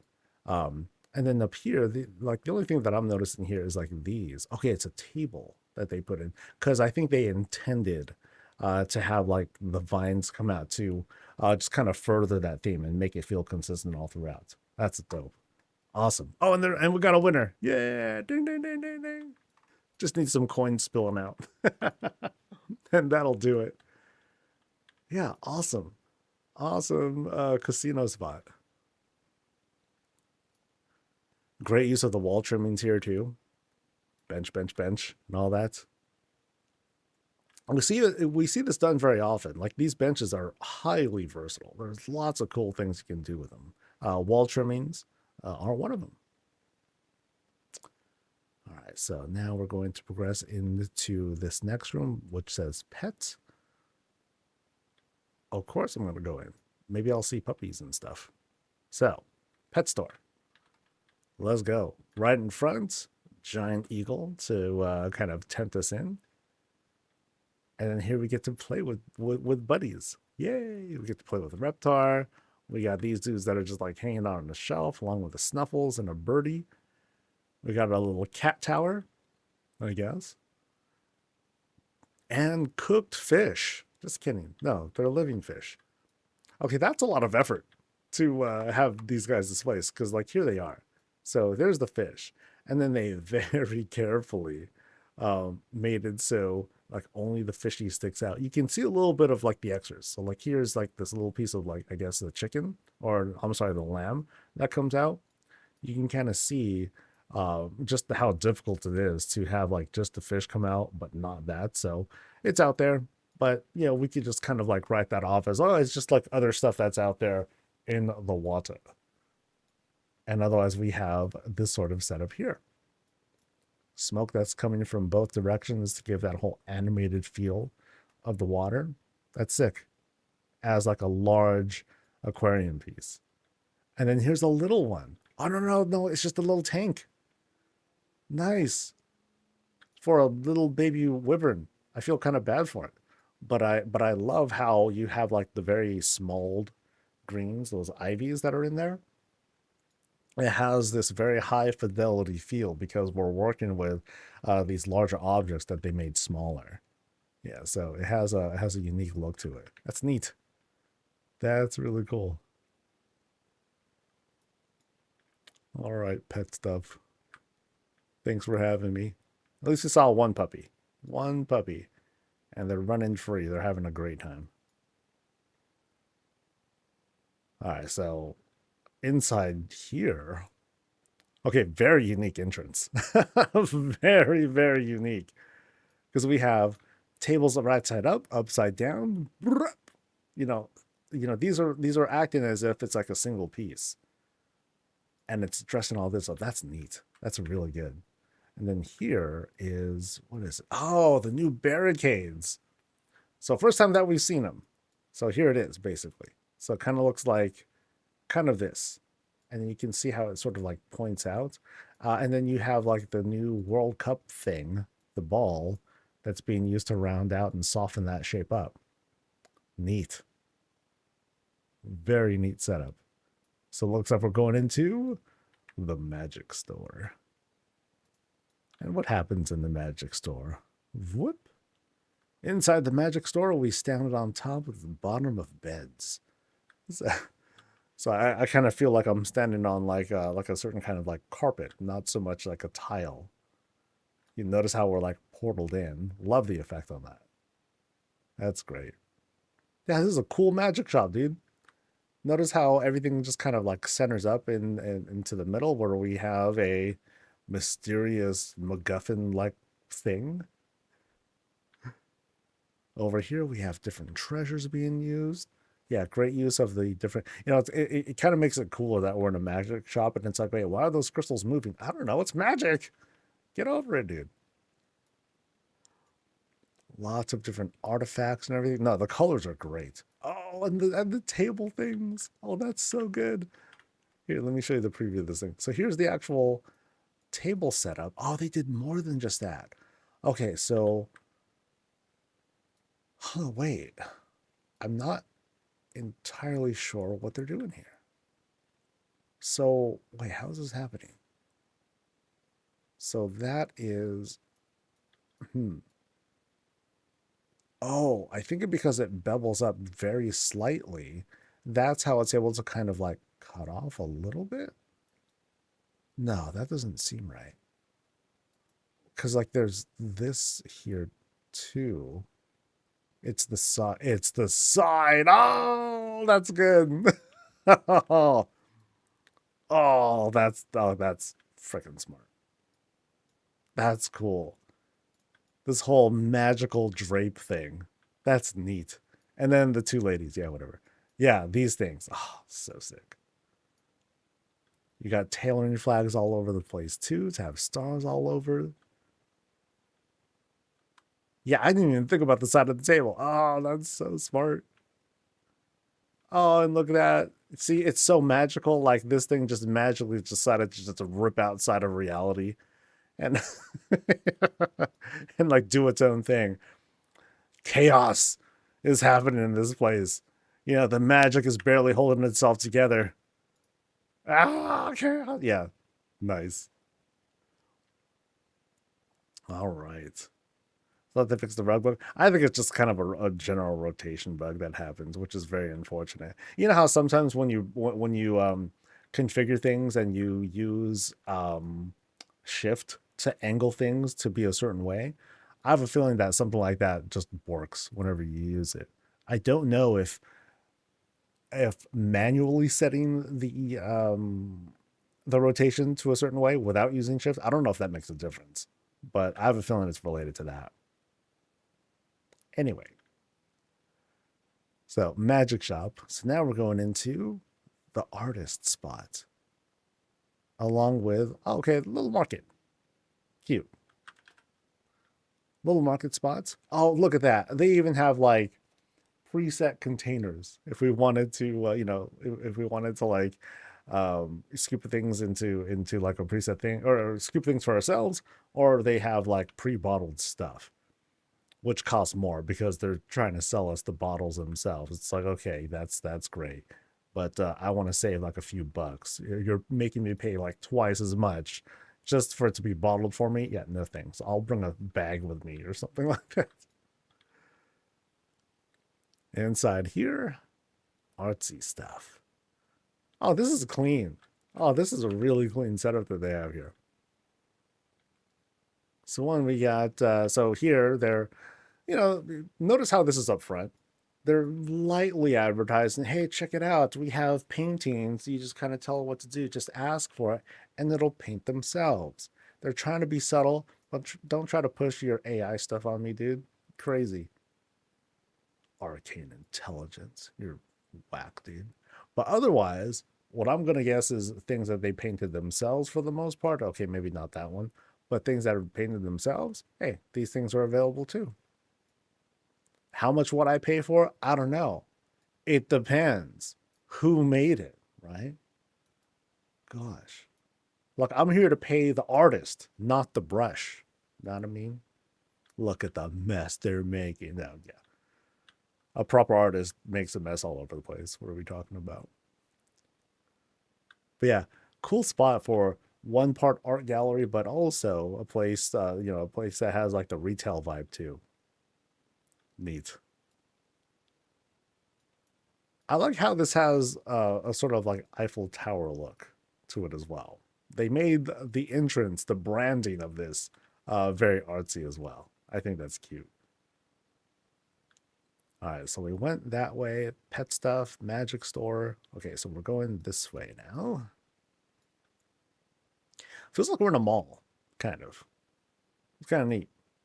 So here is what would be perhaps a Pandoran restaurant of sorts, or it could be Pandoran anything that might be inside. But it ain't open. We ain't going inside. But the entrance here, awesome stuff. We got bells up front, shelves, shelves that make the doors, and then check out the window work here. They went and made this like a rug, right? Pretty sure it's a rug. Yeah, one rug right there to create that effect. And then there's a certain glow that's there. I'm not quite sure where it's coming from, but it looks sick. Maybe that's a natural thing to it too. Could be. But yeah. No. There's a window or something under it because you can see how there's sort of like this texture glow that's behind it, and that's where that's coming from. That's neat. That's neat. And then what is this here? This is a book or something? A crate. Oh, the very top of a crate. Nice. Good branding. Good branding. All right, so now we're going into this spot, and what is that? Is that a single thing? I'm not familiar with this. No, they dressed this up. Oh, that's sick. So they're like, oh, okay, here's the shop item, but no, we're gonna do something a little different with this. So from the looks of it, this is this is flipped around. Yeah, so they flipped it over, sunk that guy in, so that way you hide some of these flowers here. Notice how the flowers are like kind of in the back there. Sunk that dude in, and then they added their own thing to make a different sort of basically skinned it to be a different color. That's nice. So here we have like the background. They just made that, so we can have like a contrast to refer to. Cool stuff. That's so cool. And then notice how the stables here, multiple stables, are being used as kind of like these trims. So you have one, and you can see both the front and the back. Here, you're just seeing one. Same difference here. Very, very clever. Yeah, it makes for this kind of shop. If you want to pick up flowers, plants, soil, you want to talk shop, get some tips. It's like, yo, we'll teach you a lesson on how to grow cool things. One, learn how to use magic. Oh, is that all? I paid $50 for this lesson, and the first thing you tell me is what is like the most obvious thing. I'm just gonna buy some plants. Sheesh. Plant shop. Tell me to learn how to do magic. Sheesh. But they're doing well. These plants are popping. This looks great. All right, so. Oh, look at that. What are the plans for Gilneas? Plant takeover. All right. Very, very overt threat from the spot. Really cool shop entrance too. You have the little the Rufus roof that's being used as the awning there, and then like some easy branding. You have for yourself. Nothing that's overly complicated, but they're super effective. Very, very clean. Here, once again, you have this different variation of awning. This one is using a well for that. So it's kind of cool having that whole rusted look to it. Never mind the tilt. Actually, the tilt helps give it even more personality and easy to dress up using them Gilnean walls to hide the illusion. Oh, and here we go. This is the most confident jewelry shop ever. I have a feeling everything here is fake. You know why? Because it's just a tent. That's it. You'd figure like a real jewelry shop. You're going to have your guard. I see no guards. I see no target dummies trying to be guards. I don't see like things being encased in glass or whatnot. I mean, maybe there are stealth rogues in position, right? But this definitely has this whole kind of like a pop-up market sort of feel. Now, as for what we've got, though, oh, this is really good. Really cool stuff. Lots of different barrel types or container types are being used. So let's go through the spread here. So this one is using, okay, not that. It's very carefully. And so in this one cup, or one wine glass. I'm gonna guess barrel. Hell yeah, classic stuff. This one I'm not too sure of. Barrel again though, much more rounded. You can say this is more technologically complex than basic elven barrel. But then here we have what's probably something similar, but just a different color. And then this one is, I think, the top of a table. Yes, look at that. It's like a pop quiz. Going through some of these. But what do we have for the jewelry though? This I'm already stumped on. Oh, that's smart. The anima thing. Oh, that's dope. Well done. That's good. That's really good. And the color seems to match too. That's neat. And then this one happens to be the tip of a pedestal. Of course, it's been smalled up. You can barely see it. Nice. This is a cup. Oh, that's good. That's really cool because you have that kind of animated effect too.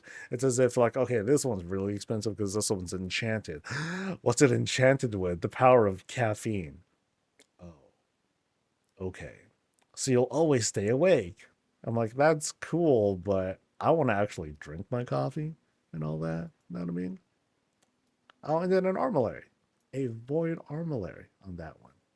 Nice. Of course, we have the Dark Heart with a basket, I believe.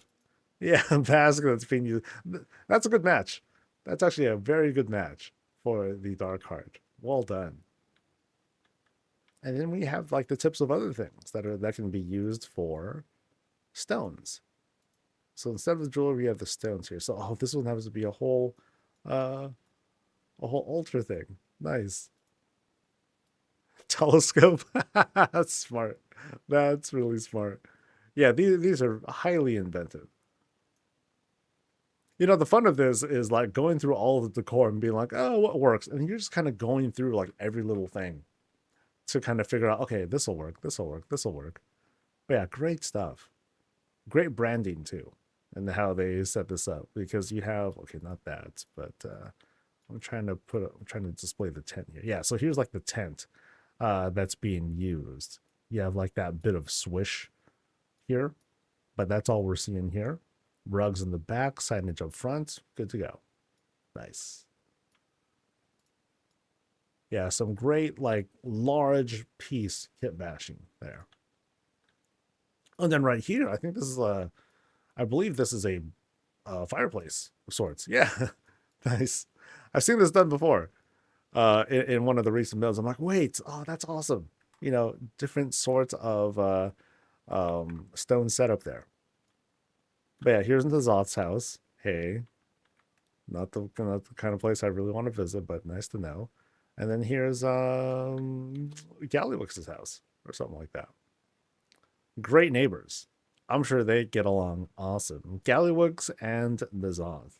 Oh, that would be an odd couple. That would make for a one hell of a sitcom. Actually, they wouldn't be main characters. They would be like side characters and stuff. Like they're so into each other, but then they also hate each other outwardly. It's just that they also long for each other. That's right, Nazoth and Gallywix. You wouldn't have thought of that, but you heard it first here because I'm pretty gross. I'm pretty sick in the head. So inside this house is an office. Just an office, which kind of tells me, based on everything else we're seeing here, this is an injury law firm. That's my guess. Yeah, we can say, oh no, this is where scribing happens. Yeah, but what are we scribing, right? Is it going to be, ways to learn, skill ups or whatnots, or are we here because maybe we got injured, and it wasn't our fault, or or we want to get paid out for an annuity and we just can't, we just don't have time and we want to get paid now, buddy. So that's what happens here. Law firm stuff. Oh, but festive entrance though. Wants to be very welcoming. Appreciate that. There are lots of this place is fun because there's lots of cool little carve outs and a lot of little things being offered here. And because of that, there are a lot of little creative things you can do with each of these places. So even with like these facades, fake doors, you have this shelf that's being used as the door frame. It's a really cool door frame. I like that. I like what they're doing here with the different sort of like window setups here. You have your elegant rugs that are behind what's a normal window. And then you have a roofless roof as the awning. So going through a build like this, taking a closer look, it's kind of why I break some of these things down because they're kind of not easy, but they're fairly easy to reproduce and kind of do yourself. So if you want to take that and employ that into your build somewhere, dude, go for it. That's a big part of why some of these breakdowns happen. So continuing some of the profession branding here, obviously like a lot of the skinning is happening here. Very nice. I've been seeing this a lot more lately, where you have like these curtains that are being utilized as things that are just hanging there. So if I walk up to it, then sometimes you can get the 3D effect. Maybe not in this case, but sometimes you're able to make the 3D effect happen. I'm actually glad it's not happening in this case, because sometimes you'll see things just kind of like fly all over the place. It's like, yo, what happened? But yeah, nice setup there. Nice and easy. And then what do we have here? Oh, okay. We got our ATM. Nice. The Bank of Night Fae, though. Would I trust that? The Bank of Night Fae? And what is this right here? This is not familiar. Oh no, that's the Rufus thing. Oh, it's just dyed that way. Oh, that's a cool design. I did not consider dyeing that white and then dyeing that like that deep green. But I like the way that this shaping and everything is set up. These look like a whole bunch of the bases of fence posts. No, they're crates. Oh, smart. Haven't thought of this one. I like it because the way that these shapes are set up, even though they clip a little bit funny here and there, I like these bevels. They're very unfriendly. You don't want to hit your head against these, but I like the sharpness to it. That's cool. That's really cool. So this is the bank. Yeah, there it is. You got some easy branding there. You have your barred windows, as if wood's gonna stop us, but whatever. So here's like the window teller, which is very interesting because we're walking through and then we want to go inside. Oh, yes, this is the vault. Okay, never mind. So we aren't supposed to go back here. I'm already breaking in. Oh, man, I feel bad. But since we're here, let's take a look and see the treasure that's been stored. So here's like the cash money for people who are looking for that sort of stuff. But then also kind of like safety deposit boxes. These are the preciousnesses that folks have been they want to hoard it, but they don't want to give it away. Stacked is a great way to put it. You know, it's a cool idea as a treasure room. Instead of just having like things piled in, which looks great, or we have things that are like super organized too. So organized that you need a staff to put all this together and organize it for you. Nice. Oh, and then we got street food. Hell yeah. Nosh on some stuff. Always great. And we're still not done. Oh, tailoring. This is gonna be kind of a favorite. Watch, watch, watch, watch, watch, watch, watch. Because it's so effective with how you can present a tailoring shop here. Oh, dude, check. Oh, that's good. What a clean looking sewing machine. The depictions on here are immaculate. Very, very good stuff here. You got the tech. You got the needlework. Wait, oh, actually, what is that? That is it is the tip of an anima bottle. But it's small enough that you don't see the effects coming out or bleed out anywhere. And then down there is a part of a hook. Ah, smart. Very, very smart. They even have like the little hook things here in the middle there too. Okay, that is hugely detailed. Good God. Yeah, smart. That's really good. Like, you don't do that unless you at least know some of the construction of a sewing machine. I barely remember that. But adding that detail, oh yeah, they know. Oh, dude, the dresses. Holy. Oh man. Oh wow. Oh, that is hot. That is a hot. Because this is sheer and it's like perverts like me can be like, oh, I'm able to like see like almost everything down here. Damn. So this is really good. That's so good. Wow. Okay, we gotta see the breakdown on this too, dude. This is a pot. That's smart. That's so good. So imagine suiting up. Oh, give me that pot. Let's go. There you go. So this, I believe, is the lampshade. And then we have cushions there. What's this in the middle? Telescope as like this whole centerpiece. And of course, you have like a couple of shrouds there. That's awesome. See, it's kind of funny because there's the beds. That's awesome. That's so good, dude. That is so good. Oh man, that looks great. That looks great. like this as the centerpiece. This pot is just awesome. That's awesome. All right, and then on the other side here, something a little bit different. Again, you have like the shroud that covers up very, very little. Um, you know, hopefully they're wearing, I'm sure they're wearing like something a little bit below. But then here we have like a dragon thing. Yeah, an elixir bottle that's serving as the top, very shiny right up here. Nice. Yeah, that's sick. I like the red dress though. That one looks awesome. Sleeveless dresses, or the strapless dresses, like they're nice and all, but I'm a bigger fan of like that full setup there. But the reason why I like the tailoring shop is that there's so many pieces that just fit together, and all you got to do is take a bunch of these, line them up, and then boom, you have your tailoring shop. It's so easy to set up, and it looks good every time.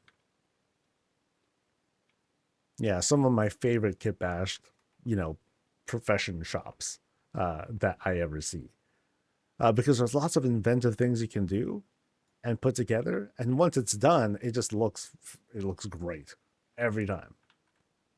So for anyone who's doing like the warband profession stuff, like you'll probably find the tailoring shop to be the easiest one to do.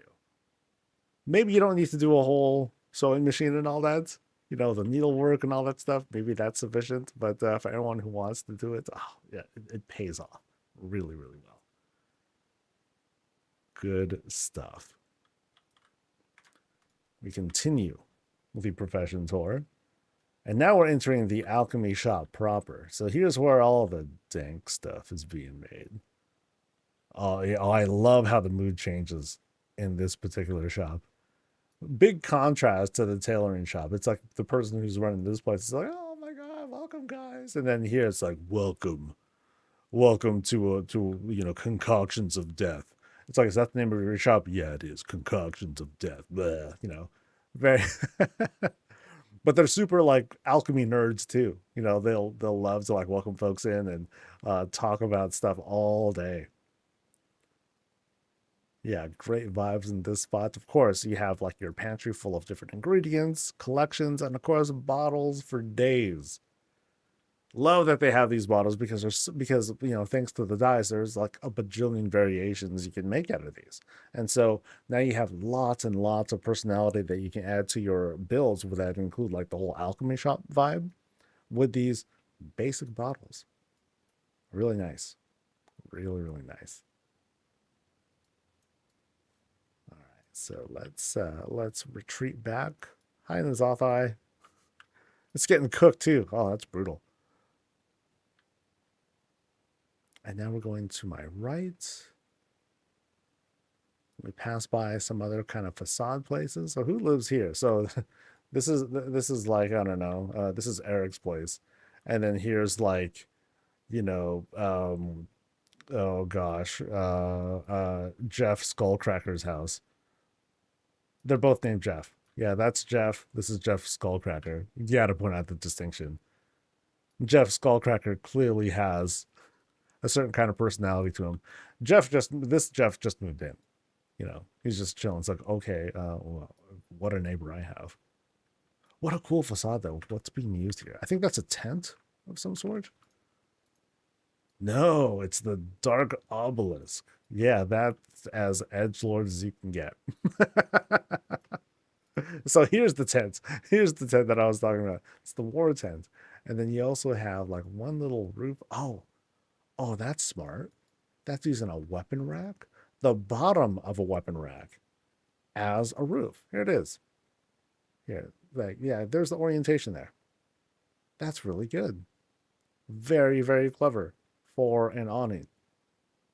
It happens to be, again, something that's very like edgelordy.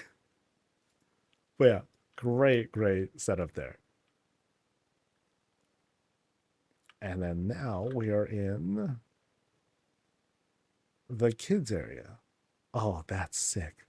Wait, I've been here. No, I haven't. I've seen this place though. Yeah, this is another part of the contest that we've seen. Yay! So of course I'm going to see a number of these throughout today's visits. Toy store. So now we get a good look. We have like this whole wall climbing kind of thing. We got our little swing sets plus a little dot there to sit on. We can play in dirt. No, that's not dirt. That's like tan bark stuff, right? I'm gonna go with tan bark for that. And then back there's something else, but we're gonna go into this toy store first because this looks fun. Check out the balloon work there. That's sick. So we go in. Oh yeah, super festive here. Love it. So here we're gonna see lots of like little kit bash like scenery and all that. Really great work on this panel, depicting the whole night stuff, and like the colors that just pop from here. Fantastic.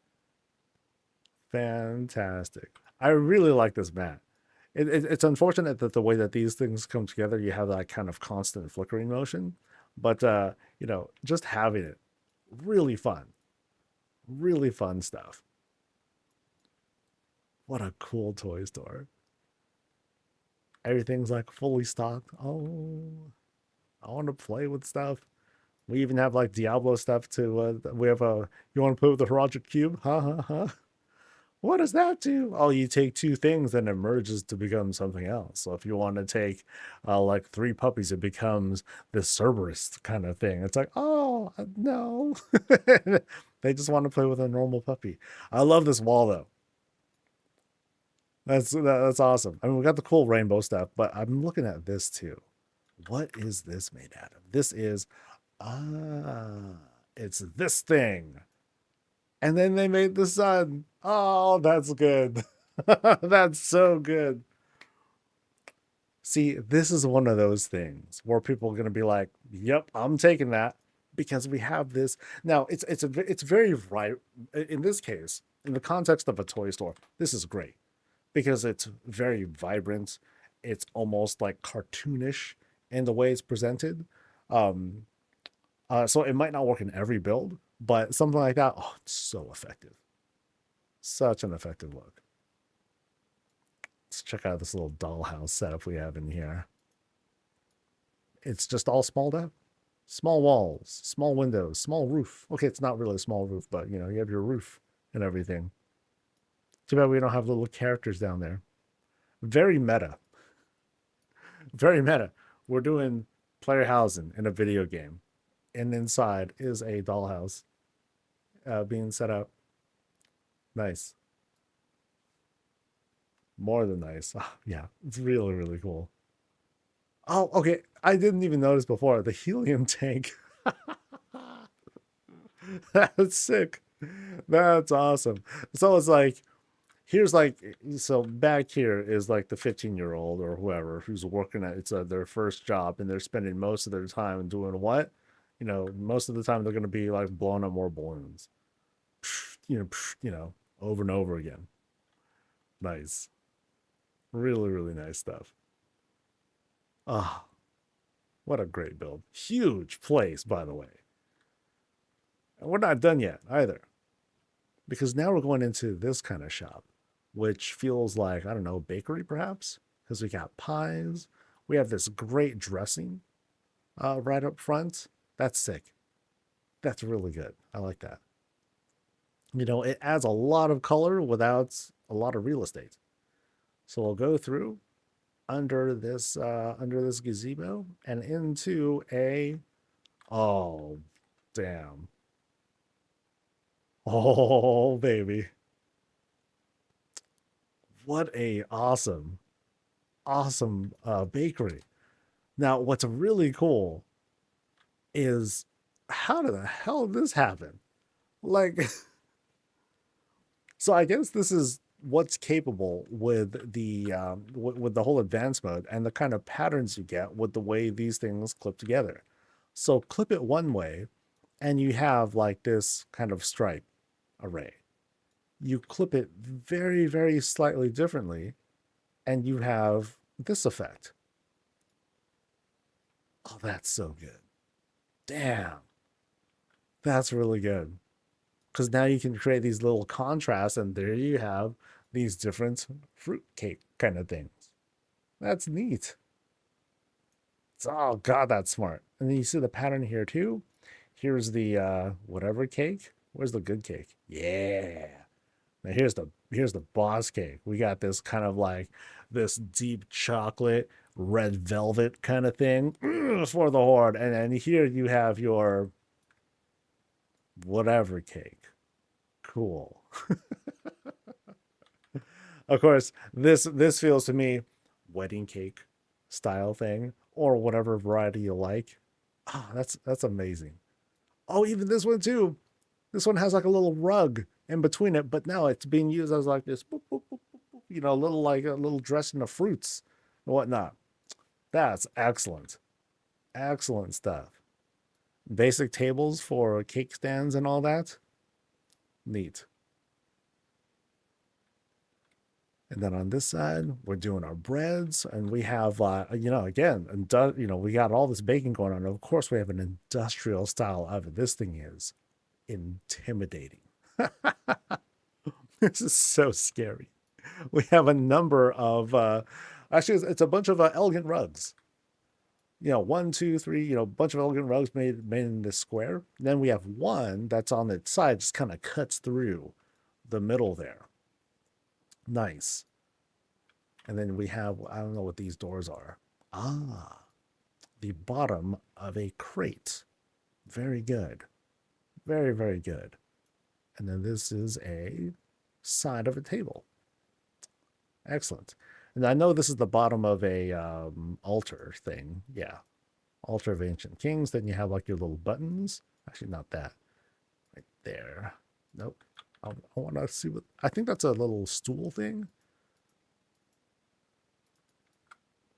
We'll never know. But I believe it's the bottom of something that's it's kind of sticking out.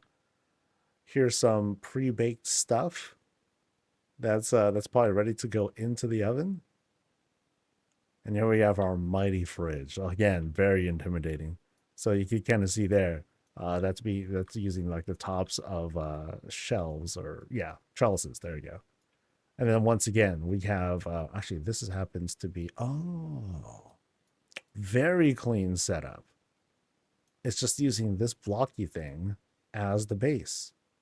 And then these happen to be the doormats. I was talking about it a little bit earlier. So that actually might be the same thing happening here. Yeah, nice. Very good. That's dope. Countertops as well, very clean. This is using just like canvases and whatnot. Canvases and beams for that. And then here, delicious cakeys and pastries. Oh, so good. Little chocolate cakes too, like mini lava cakes or something like that. That's neat. Presentation in here is awesome. Awesome, awesome, awesome. These cakes though, the way that the clipping here works, that's so good. These are the stools, right? Yeah, little cushions. Nice. So cushion, and then again, the clipping through with that. Yeah, that's really, really smart. Really smart. Yeah, I'm getting hungry too. All right, so that was that spot. Yeah, love the trim there. That was great. And now, we're almost, we actually went all the way around. Oh, that's great. Now we go into my favorite spot, the coffee shop. Yes, brilliant. Nice and simple too. Very simple. We got some branding. We've got like some swag or whatnot, things to take home. But then the bread and butter of the stuff, fresh, you know, single cup, made to order, artisanal coffee things. You don't sit anymore here. You sit outside. You just get out. Take your coffee, go and sit outside. Leave me in peace. Yeah, very, very clean setup. Very simple with how things are being implemented here.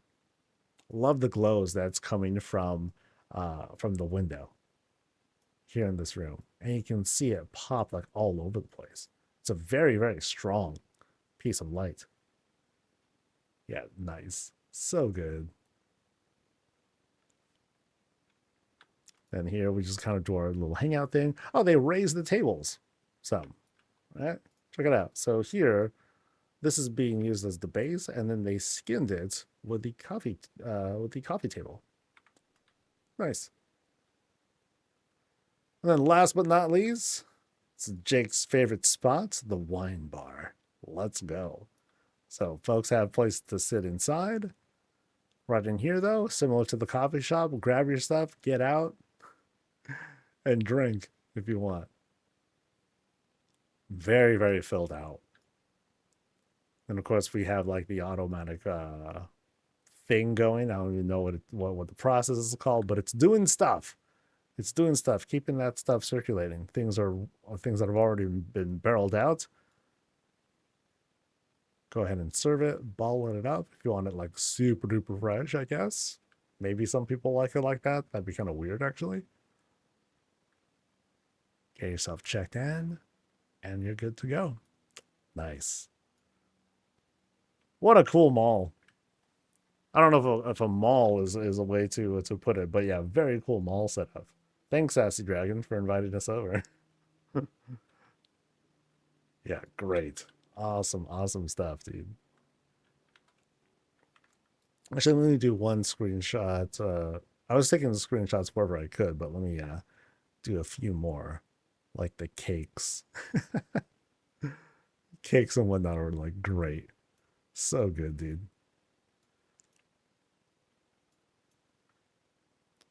And I'll do one of the toy store real quick. Yeah, really nice. Yeah, like the mall kind of arrangement, it makes it so festive. Like there's such a variety of things you can do with the spot. Okay, that's not the right name. Okay, what's this name? All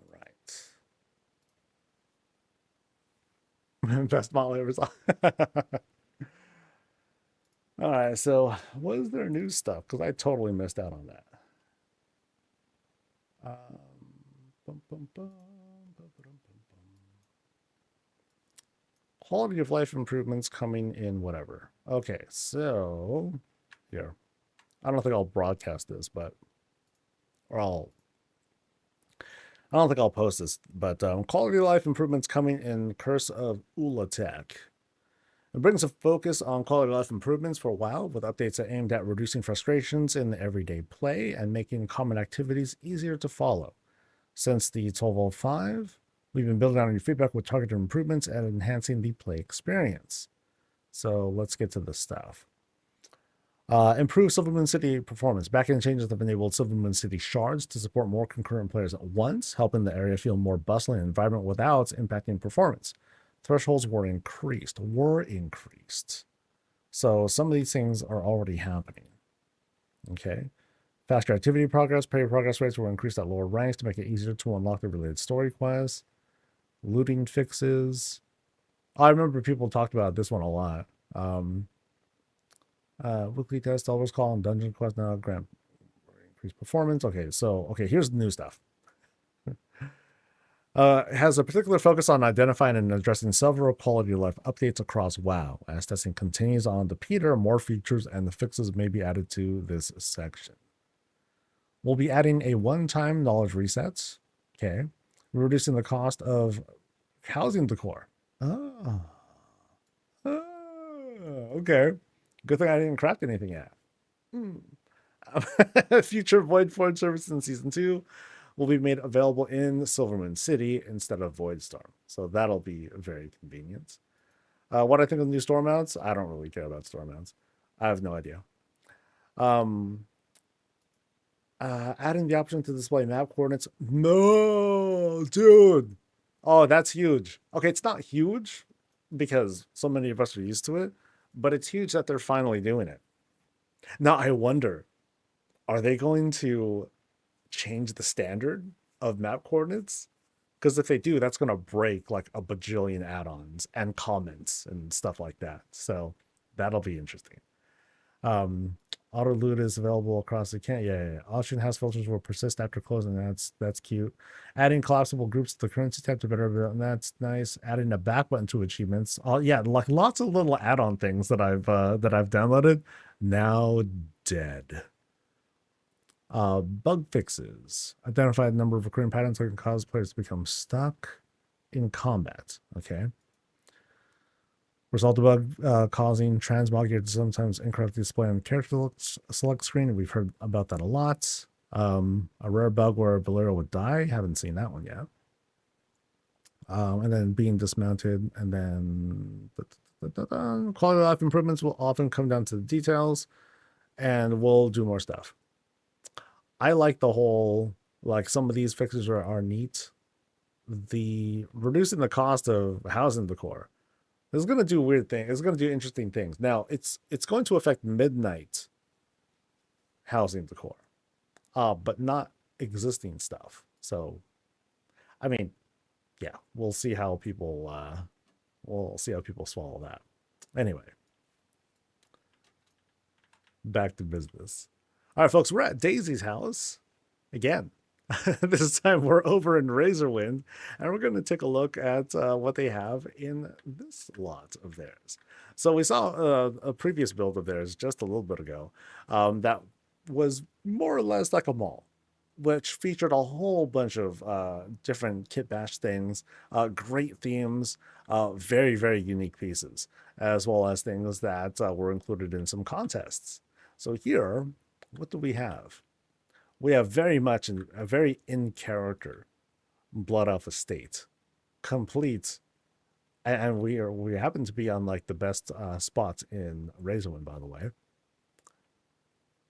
because we can overlook like the lake. We have like that whole fishing area and everything. We can keep an eye out for weird neighbors because everyone here is kind of weird.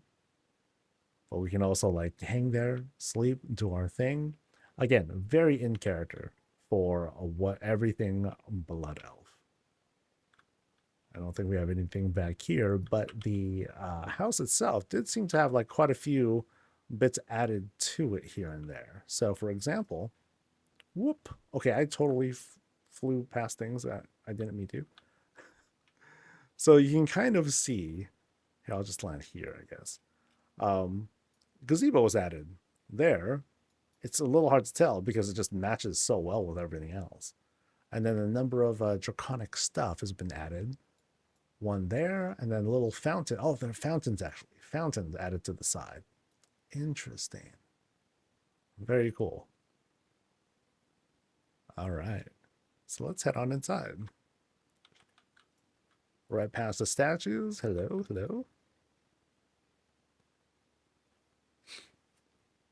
They should reduce the cost of the carbon mug by the process. I mean, it depends on like some of the repeatable stuff. So I'd love to have everything cost just one decor. Imagine how much use we can get out of things. It would be nice, but oh well. All right. So as soon as we go in, again, this is like a very definitive Blood Elf house, complete with its own grand climb and everything. We're very used to this setup, but every time it always looks super impressive. And if anything, now we're looking at something a little bit more recent. So we have like these nice glows, extra decor to make things pop even harder than before. Yeah, fantastic. So let's turn around real quick. We have this custom door set up. We're invited in, sit down, take off our shoes, switch to slippers and all that stuff. And in each of these corners, notice how the corners are like kind of smoothed out a little bit. They added like some extra wall stuff. But of course, to help maintain the illusion, they added a couple more things like an upside down doorways to help kind of close off that space, plus some greens. That's happening up here too. And then we have like these nice presentations in each corner. Notice how we're using draconic lights, sconces to be exact, throughout like this area. Here in the middle, big fountain stuff, kind of speaks for itself. But then they added some more extra greens back there to give a bit of contrast, which is nice. We're going up, and at each step, candle to give a certain glow. And then, curiously enough, we can go behind the area. So there's the entrance, right? But then we can kind of go past it. So that's very interesting with the way that's set up. We'll go here first, though, since we happen to be here. Big old dining spot. So it's almost like a warband's place. Food's not out yet, so place is, kind of waiting for people to shuffle in. Maybe there's going to be like a little something going on in a little bit. But again, like I've been saying, very in character. It's sticking with that whole Blood Elf theme all throughout, from the over-the-top, chimney time. I'm not chimney. Fireplace times 4. To make sure that it's a big space. Make sure the entire space is warmed up, that everyone sitting around it is nice and comfy.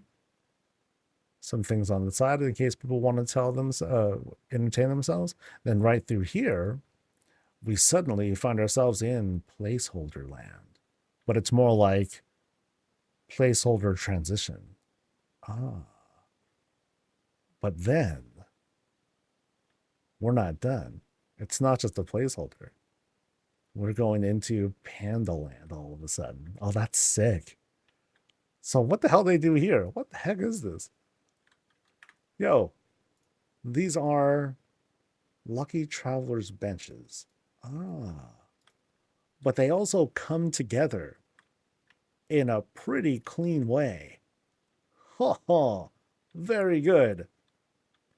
Notice how the feet, the legs, they kind of come out a little bit. So you have this kind of pattern to it. That creates a little bit of a challenge with trying to kit bash stuff together, but they did a really great job of shaping all of these things together. So what are we looking at? 1, 2, 3, 4, 5, 6. Yeah, we're on like 14 of these things. Cheap. I'm sure this costs like literally nothing. Panda inscription, yeah, no problem. Yeah, great stuff. Love the way that all that comes together. Right through here, we see like kind of classic uses of the bells being roofs and all that. Also another classic look, using these wooden tables and dyeing them together with both the red and the green trims to make this sort of like, to make this little pop-up ramen shop. Boom. We got all the good stuff. Very, very nice. And then down there is like here's is the cooking table, but then here's like the shelf. Yeah, or I'm sorry, the bookcase. So it's kind of funny. Like, where do you get red wood? Here, basically. There is a new red plank that you can get these days. But for the purpose of using this and just having like a big old countertop and just having all that be like one piece, this is a good way of like saving on budget. So that's kind of how that goes sometimes. Yeah, great branding that they have here as well. We have these backward shelves. Yeah, backward shelves along with more wells right there. This is great too. How they dress this up with the reds. And then, oh, wow. Wow, that's, oh, damn. Oh, that's good. Oh, what a great little temple they have set up. That's so clean. That is really, really clean.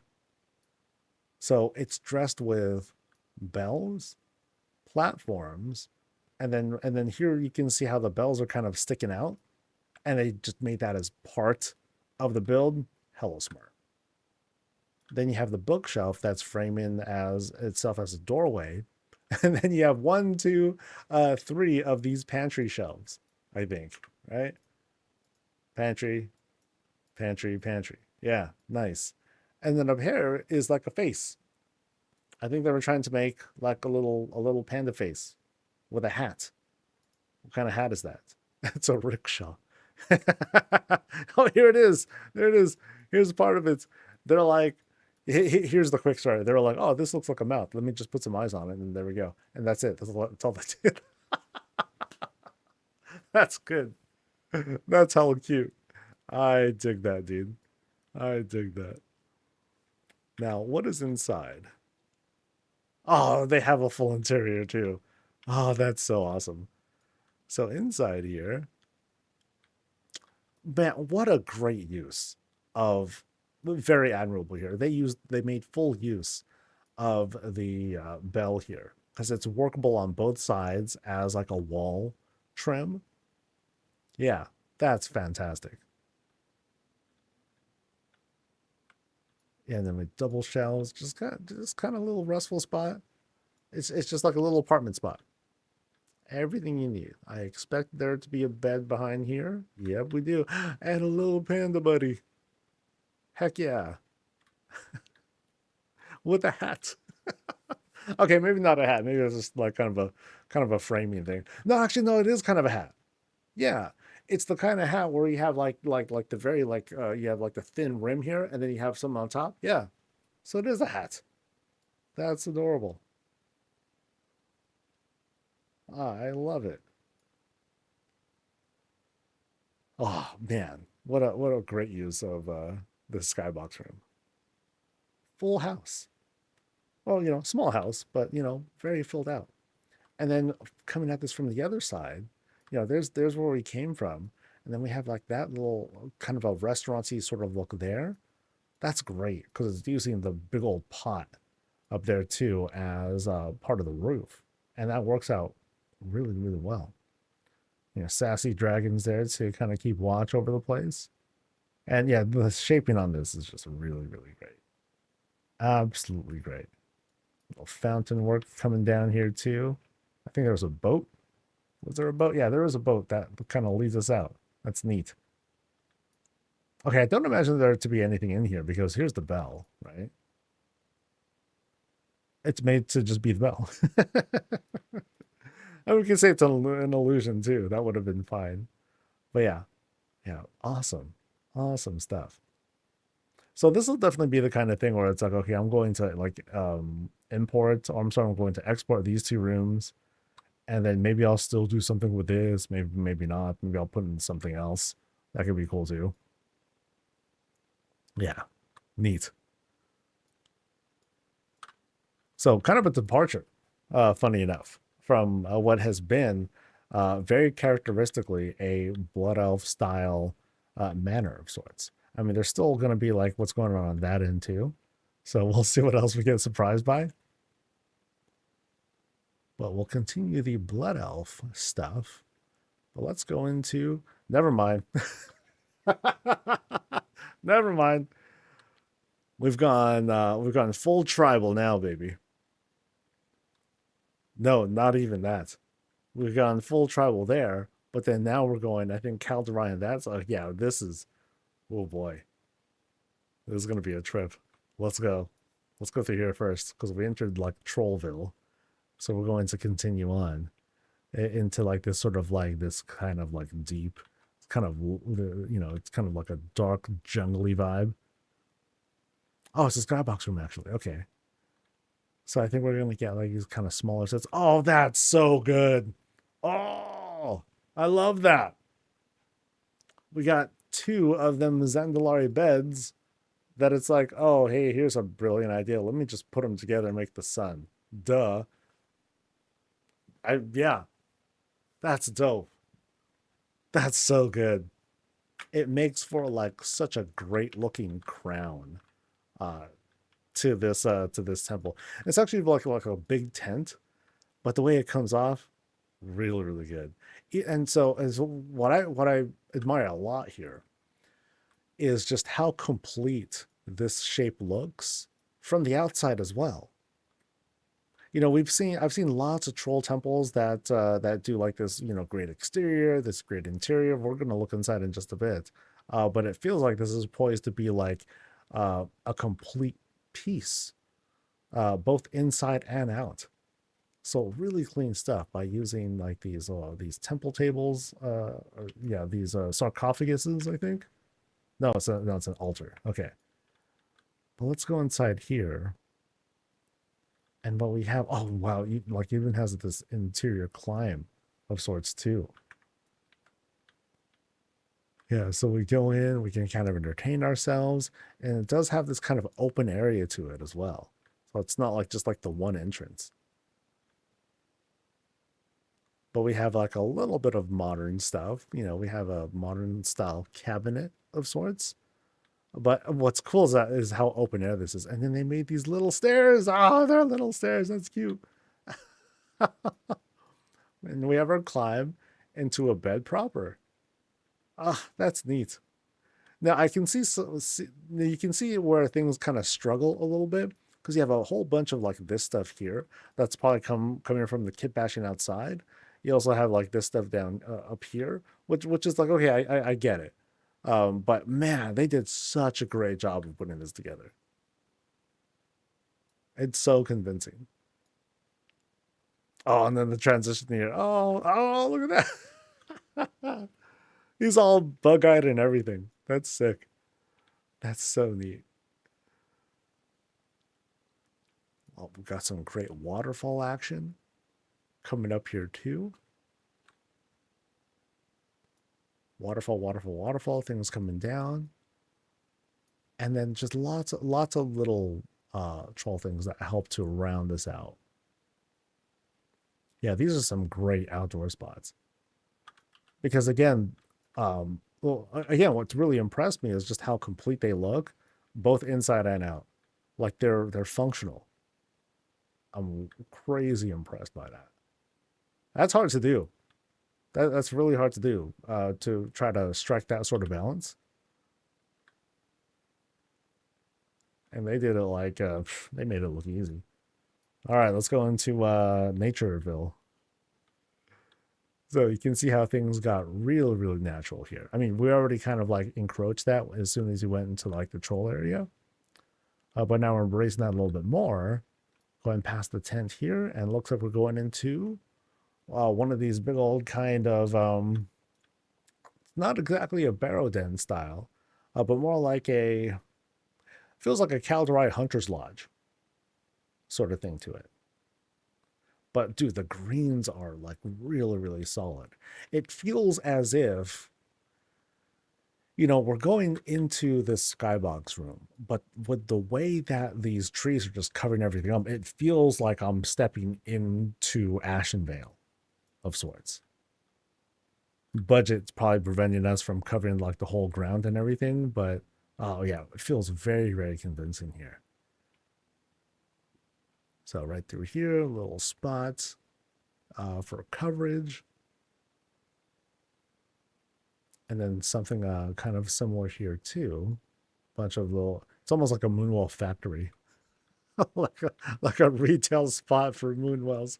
Hey, would you like your own Moonwell? Yeah, go ahead. It's on sale right now. No big deal. Right under here, a little bit of a cooking area. Or we can do a little bit of feasting. All right. Oh, wow. Then we can cross over too. Great transition.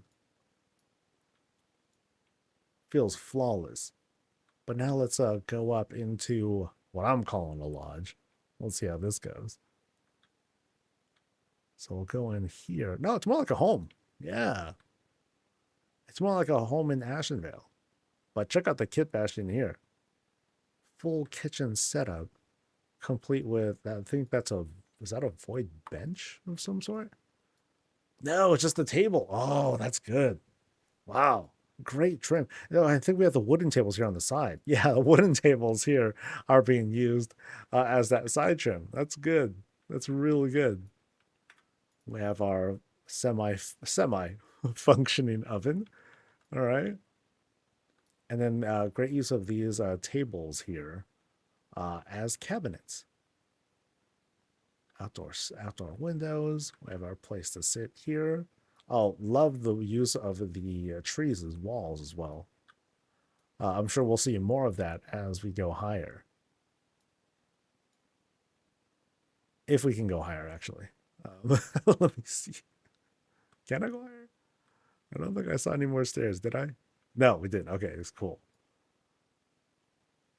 Yeah, huge house, though. Wow.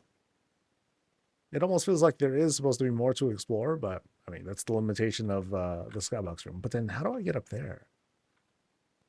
Yeah, I feel like, hmm, I feel like I'm missing something. Like there's supposed to be a climb somewhere. So that's an above thing. Oh, here we go. Yeah. So here's the treasure we're talking about. Yeah. So again, part of the build will climb up this thing here. Oh, we got a battle station. So a little touch of the modern world here. Nice. What are we playing? Night Fae games, baby. Love the glows on here too. Check out their sweet tower as well. Awesome. Oh, and I like this too. So we have this sort of like a semi-open roof that they're using. These look to be not. These look to be tables. Yeah, these are tables. I wasn't sure if this is like the roofless roof, but no, those wouldn't be big enough. Yeah, really great job with the roofing here. Big beams, trellis there to kind of help dress things up. Also, we have like this overhead chandelier sort of setup that's using a number of these street lamps. Yeah, really pretty look. And then, they're younger. Got some school work, I guess, over there. A little bit of bathroom action. And let's go up here, if I can, to the top of the treehouse where we can look straight into the wall. No, we're looking at the stars. Yay. That's fun. Oh, huge place in this spot. So we've seen a Pandoran spot. We've seen a troll spot. Here is the night elf spot. Nice. Where's my orc spot? Where's my orcs at, dude? I love rugged looks too. So I'm dying to see like more of this representation. Maybe not today, maybe not here, but then just elsewhere too. WoW's full of so many races. Not all of them get like the same level of treatment or the same kind of social, but then that's mostly a fan thing. Fans love what they love, No orcs yet. It's all good. It's all good. That's budget for you, All right, so we're jogging back to the main hall. Actually, I think, have we seen the limits of this place yet? Yeah, so Panda was that way. Troll, Elf, Dead End. I think we've seen, oh, no. That's right. There's this whole other spot here. Let's go. All right. So we're into this semi-transition room, but we feature the fishies. Now we've seen this before in the previous build where, there's a lot of difficulty with trying to display like the fish but trying to avoid like some of the other clipping that happens. But just like in the previous build, you can see where it's kind of forgettable or it's passable because you can barely see like the little bit of lamb chop right over there. Just a little bit of it sticking out, but it's hardly a big deal. Great aquarium setup. But now that takes us here into this very, very wholesome looking spot. Check out this stone built home. Gosh, ain't no wolf gonna blow this thing down. This thing is heavy, except for some of the facade, but this thing is heavy. Well, that's great. Big porch area. Love the kind of muted colors here. We have like this darker kind of like navy thing on top of the deep browns that come from the platforms. But before that, little greenhouse setup. In this case, it's not using the usually very popular windows to help like make this place just like glow as if it's like radioactive. Here it's nice and subtle. They stuck with a natural lighting for this setup, just using trellises to set everything up. Want to point out how they're using the new dirt troughs. You know, it's all filled out. Things are looking great. They're bursting with color. Very awesome. Yeah, notice how we have like the extra greens that are around the spots. And on the other end here, see, this is the kind of person, we saw it in a couple builds ago, kind of person who wants to do like lots of cooking outside. I love doing barbecue. You know, for the person who loves that, they'll have their own, kind of permanent structure set up so they can just make this like a regular thing outside of bad weather because no roof. So outside of that, oh yeah, let's go outside. We gotta have some steaks, babe. Dude, we had steaks yesterday. Steaks every day. Woo! Frick cholesterol. So we'll see what's inside in just a bit. But yeah, great dress work on the house. And remember, this thing is built all from scratch. We can see some of the big pieces here. Walls around there, big platforms, overhangs as well. And then you also have again, platforms and beams that help to dress that out. The colors that are behind these stones, you can sort of see the clip there from those walls. I'm sorry, from those rugs that are making that there. Here, it's a little bit harder to see. There's a lot more things to obscure things. Nice. Really, really great setup. And then as we go inside, we have this sort of modern style house. Solid colors that are all throughout. Looks like we have like some of the newer the newer rugs that are being used here. Nice. Oh, I like this. Very artsy. I like that. I like this whole barrel shelf sort of setup. What I like about it too is that the way that they brought them together, they utilized how the barrel lips, they're not really round, but they connect them together and made this cool shape. I think that's cool. I think that's hella cool. Yeah, then my real house. Oh, really? This is a real thing? That's dope. That's hella cool. That's very, very cool. All right, modest kitchen setup, right? Semi-functional, but the coffee perfectly functional. So well done. You played to our needs. Oh, this is funny. It's like, here we are, we're doing our dishes. It's like, oh my God, there's someone outside. Wait, what? And then you look outside and like, nope, it's just the grill. Okay, never mind. Tripping. Nice and easy fridge setup. Here we have our place to like sit, enjoy some snacks. These are secret shelves that I'm sure go nowhere. Yep. Because we're in the skybox room. Ain't no room for that. But we do got room for the potty and the bathing and the washing off. Oh, hey, there's that thing again too. Oh, no, it's the back of it. Oh, smart. Oh, wait. No, it's different. I think. Yeah, it's different. Oh, interesting. Interesting little detail there. I like that. I like that a lot. And then here's the one bedroom. For one, maybe two. Because maybe the line. Oh, check out that window again. That's dope. That's very, very cool. Now, can I go upstairs? Because curiously enough, there's an opening up here. And they skinned that off too.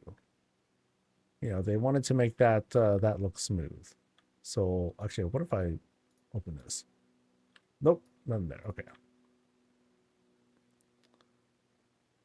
So can I go up there? And if so, how? So far, I'm not seeing anything that suggests I can go up there. Ran out of budget. Oh, what a teaser. What a teaser.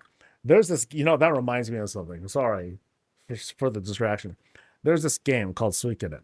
It's a PlayStation 1 game. And you play as this dude and you recruit a bunch of heroes and you save the kingdom from like everything, right?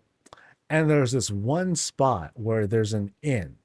And inside this inn is a stairway that goes up. And when you try to go up, it stops you for some reason.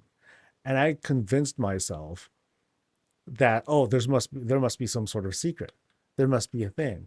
But I think I learned later that no, they just ran out of time. They didn't really do anything with it, and they just kind of left it there. This is that hole. This hole is that thing I'm talking about. It's like I want to go up there. What's up there? There's like some sort of secret. Maybe there's like fell stuff or like dead bodies or like, you know, maybe my next girlfriend is up there. Nope. You're never gonna find out. Denied, buddy. Oh. But the thing is, that game is really old, but I remember it. So that's how some games stay memorable. They troll the heck out of you. Mm-hmm. Thanks for showing me your other place. This is great. The mall was awesome, and now we got an idea of like more like a dwelling setting. You know, great example rooms. All right.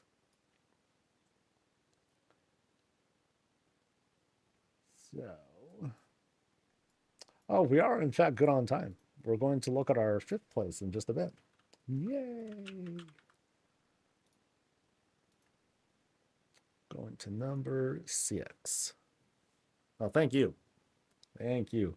It's been very rare where I'll look at both of someone's houses in short succession. But I'm glad we did it. Thank you again. Oh, stretch. Wow.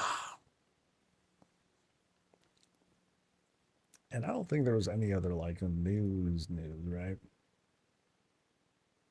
Not that I saw.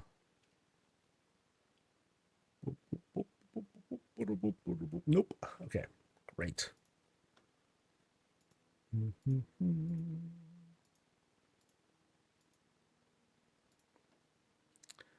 Is this number 6? No. This is number 5 we're going to. Is this plot 6? Yes, it should be. 6. All right. All right, folks, this is Illustrious Place. Oh, it's back there. Okay. we're over in Founders, and okay, kind of interesting. Very interesting that we have what is this very natural looking lot. So what I like about this is like it's like, okay, yeah, we got our path, but the path has been like a little overgrown and all that. And then we have like these very subtle details. A little bit of grass here and there, a little bit of greens, old busted fences, you know? So the place has been unkept, right? Not a whole lot of stuff has been happening out here. They've just been kind of doing their thing, sticking to themselves, leaving the yard alone for the most part. You know, this tree, it's just been left to like do its own thing. It's like gnarled and it's just growing in all sorts of different directions, just like my persimmon tree. It's just getting away with itself. What I love about this too is like is how they made the effort of having the roots just kind of like come out like this. Again, it has this whole I'm not taking great care of my tree, but at least it's still alive kind of vibe. I know, because that's me. That is totally me. All right. So we go around the house. The greens are, you know, we have these like, again, these hints of overgrowth. That's the kind of story it's telling us throughout this outdoor area. You know, not too much going on. You know, even this thing's got bent out of shape. We don't know how, but it just did. And then they never bothered fixing it yet. But things are like still at least functional, mostly. All right. But I love the little details on this thing.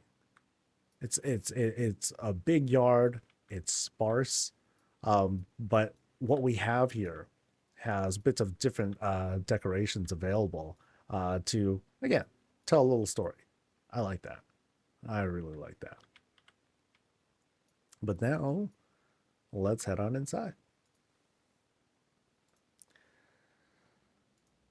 All right, so this house, according to their write-up, this house is the seemingly ordinary home of what the grandchildren are sure are just their nice old grandparents. But if you pay attention here, there are hints of a great magic with paths leading to who knows where. All right. So as soon as we go in, we have, okay, the roof.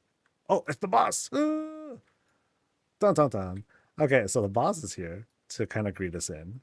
But yeah, as we make our way inside, we have this whole energy of, okay, let me take off my stuff, put on the slippers instead. Very cute. Very cute with the setup. I love the way this roof is set up already. You know, it has this kind of it's very natural, this very handcrafted look. You know, not something that we paid builders just to like come out here and put it together. Now they put this thing together with their bare freaking hands, chopped up every plank on their own, laid it down. Every little bit has its own story in that sense.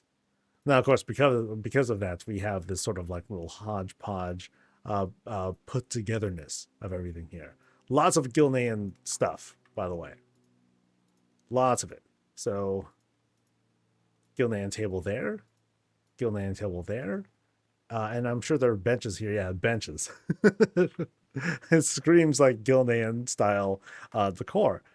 Note how we have like a bit of a lower roof. We have these tighter spaces and all that. So we'll get to that door in a bit. I want to explore the rest of this room first. You know, check out the nice 3D paintings that they set up too. And we'll go into this both sitting room and kitchen. But first, the clock. Oh, that clock is fierce. There's so much into this, dude. So we start off with a crate and what looks like, what's the base here? Bookcases as the base. But then it's so dressed up. Shelf, handle, not a door, but looks like the part of a shelf. Oh, that is a door. Okay.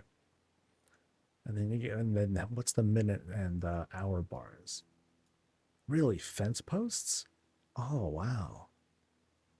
The way it's sticking out. Okay. And then from here, we have what looks like another shelf. No, it's a mirror being used as the backdrop, but also as the base that comes together. I believe that's part of the mirror too. Yeah, this base right here. And from here, I think what impresses me the most is that not only do you have like the little dangly thing, but they also have these guys here to create this whole pipe effect. That's so good. And then rugs are being used there as like as like not strings, but I don't know what these things are called. The guts. Let's go with that. Love the guts of this grandfather clock. Really good. And well, what I really like is how they also create the whole metal trim around it too. And then what are these? Okay, these are parts of shelves as well. And how is this coming out? Okay, is it coming out like on the side-ish? Kind of. Oh, no. That's just the lip kind of sticking out. Oh, that's good. Damn. Really nice. Yeah, because like that part is hiding the rest of the shelf. Okay, I get it. Yeah, great clock. Note how they did the whole separate kitchen floor thing. It's something you kind of see often in older style houses. These days, not as much, but I love it because it creates this very tight feel. Love what's being done here with the kitchen towels. That's sick. That's really neat. Let me see if I can. Will they move if I get close? Yeah, they'll move a little bit. Nice. That's really good. But what else do we have here? We have Gilnean walls that helped set up this stove here. You can see like these are like the tops of the walls here. One big flat uh grill. What are we having? We're having fishies. We're having lamb as well. Of course, we have oh, we got stuff going. Action shot. Nice. We got drinks being poured. Great shelf work here as well. And then the sink too. A lot of little things that are going in here, dude. Oh, oh no, the plates are just in a pile. As long as there's a cloth under there, then like we're fine. They'll drop eventually. Especially if it's only like two people who are living here. At some point you get kind of lazy. It's like, okay, the dish rack is really the dish rack. You're just grabbing stuff, you know. The lunch plate becomes the dinner plate, that sort of thing. But yeah, barrel looks like a fountain. Yeah, barrel, fountain, and then like one little cushion there as the drain. Very cute. Yeah, great work. I mean, the base of this kitchen countertop is the Freywood tables. You can see one, two, three, and then you have these cabinets. Yeah, these cabinets that are being used as the lower trim. But then also fence posts. Wow. These are like being put together piece by piece. That's crazy. That's crazy, dude. Even like the open oven thing. There's like all sorts of like small pieces in here. Like they achieve that whole brick feel with part of this here, part of the Pandoran fireplace. The bottom of it, actually. Yeah, they probably like flipped it over, turned it upside down, and like there's like part of it or something like that. That's really good. Very, very finely detailed. And then that's a trellis. Yeah, one trellis to act as like the overhang. Dude, this place has gotta like have a certain odor to it. Because it's like, okay, here we're frying fish and lamb. And what's it getting into? Wood. Old wood. That's gonna be great. Oh man. Oh, and then the outside. Oh, it's snowing out. Oh, that's hella good. Really, really good. We got the snow packed stuff out there. Even the kinds of greens that are being used here. They help to sell. Oh, there's the boss. They help to really sell that story, really bring it home that outside here, snowing out, but at least we're keeping warm down here. Yeah, excellent stuff. So here's me like just grabbing a mug of something as I'm like just staring outside, super cold out there, and I'm just having like hot chocolate. Nice. So we're staying very comfortable here. Yeah. See, this whole thing, like brick by brick, very finely detailed here. Let's go into this next room here where we got library action going on. All right. Here's our place to sit. Yeah, really like these warm vibes. We got possible. Is that a secret shelf? Nope, not a secret shelf that way. But then we'll see where the adventure takes us. So if they want to kick back, they got the little ottoman set up and everything. Yeah. And keep in mind, we're staying very consistent about the roof style here. Things held up with benches and tables. And let's pretend that wasn't there. And then,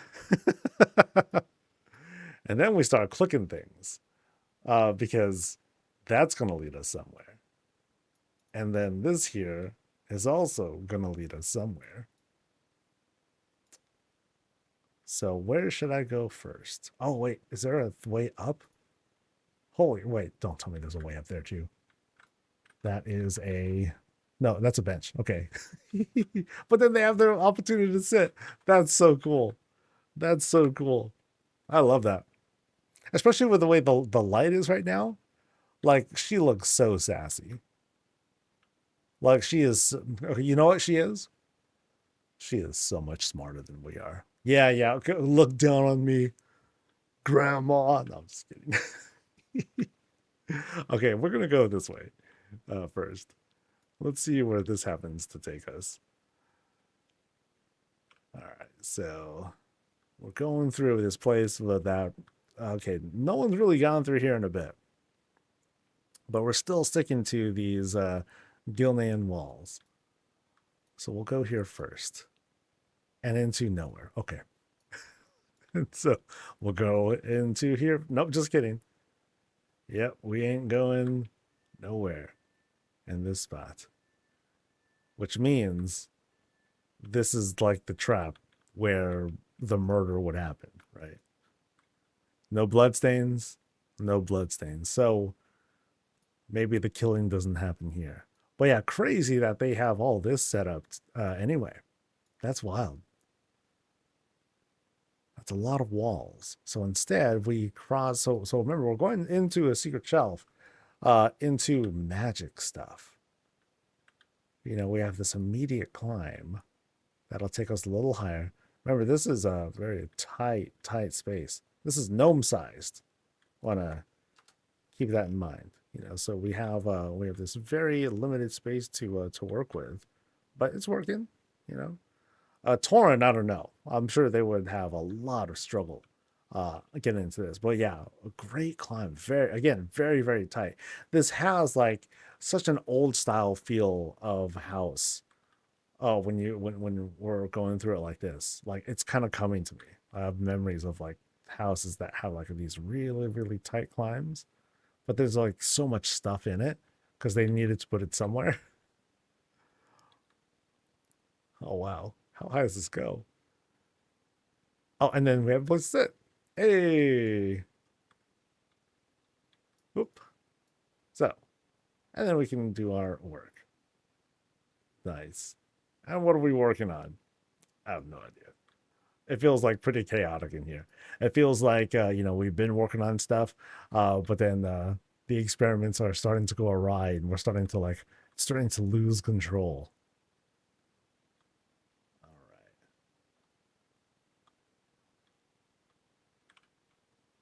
Whoop, whoop, whoop. All right, so we're back down here. So I retreated back. So I'm back at this room. All right, so that's not going to lead me anywhere. That's the whole outside. So let's see what is going through that door in just a second. Yeah. What's through here? Let's pretend that was closed. Let's close that. All right, so inside this room is the bedroom. Oh, wow. Fantastic detail. We have the full quilted bed. Check that out. Pillow, pillow, pillow, pillow, pillow, pillow. You know, a whole bunch of those. Oh, dude, it is fierce outside. Oh, that's crazy. I almost want to feel like, yeah, like you can see like the windows like shuddering with how with how crazy the wind is outside. And check out this painting. Oh, that is sick. Oh, wow. Very, very fine details here. But also like very melancholy is what I'm getting out of this. Is it like a Gilnean kind of thing? Yeah, yeah, yeah. But yeah, check out the details in this shot. This is really some crazy stuff. I mean, one, there's the wall art. You know, lots of crazy outdoor depictions there. And then here we have like this old iron, you know, which looks like, yeah, it looks like a very old iron like coat hanger. And then here's our cool little hat and our scarf. That looks really good. What is this from? Ah, it is this flipped upside down. There we go. Okay, that's why it didn't look familiar to me. Yeah, great texture on this, by the way. This is a really, really good looking piece. This is a Cataclysm Days. So this will cost arm and a leg, but really cool. And then here we have they even customized the damn chair. Good God. It's like, I don't like any of the decor that WoW makes. I'm gonna I'm gonna handcraft everything myself. That's crazy. Okay, so what's this chair made out of? I believe these are fences, right?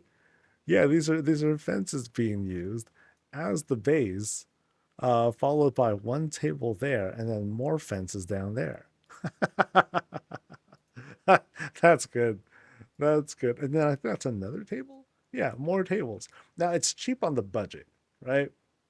Cheap on the budget, so they can like kind of put a number of things together. That's great though, because it has this whole custom look to it.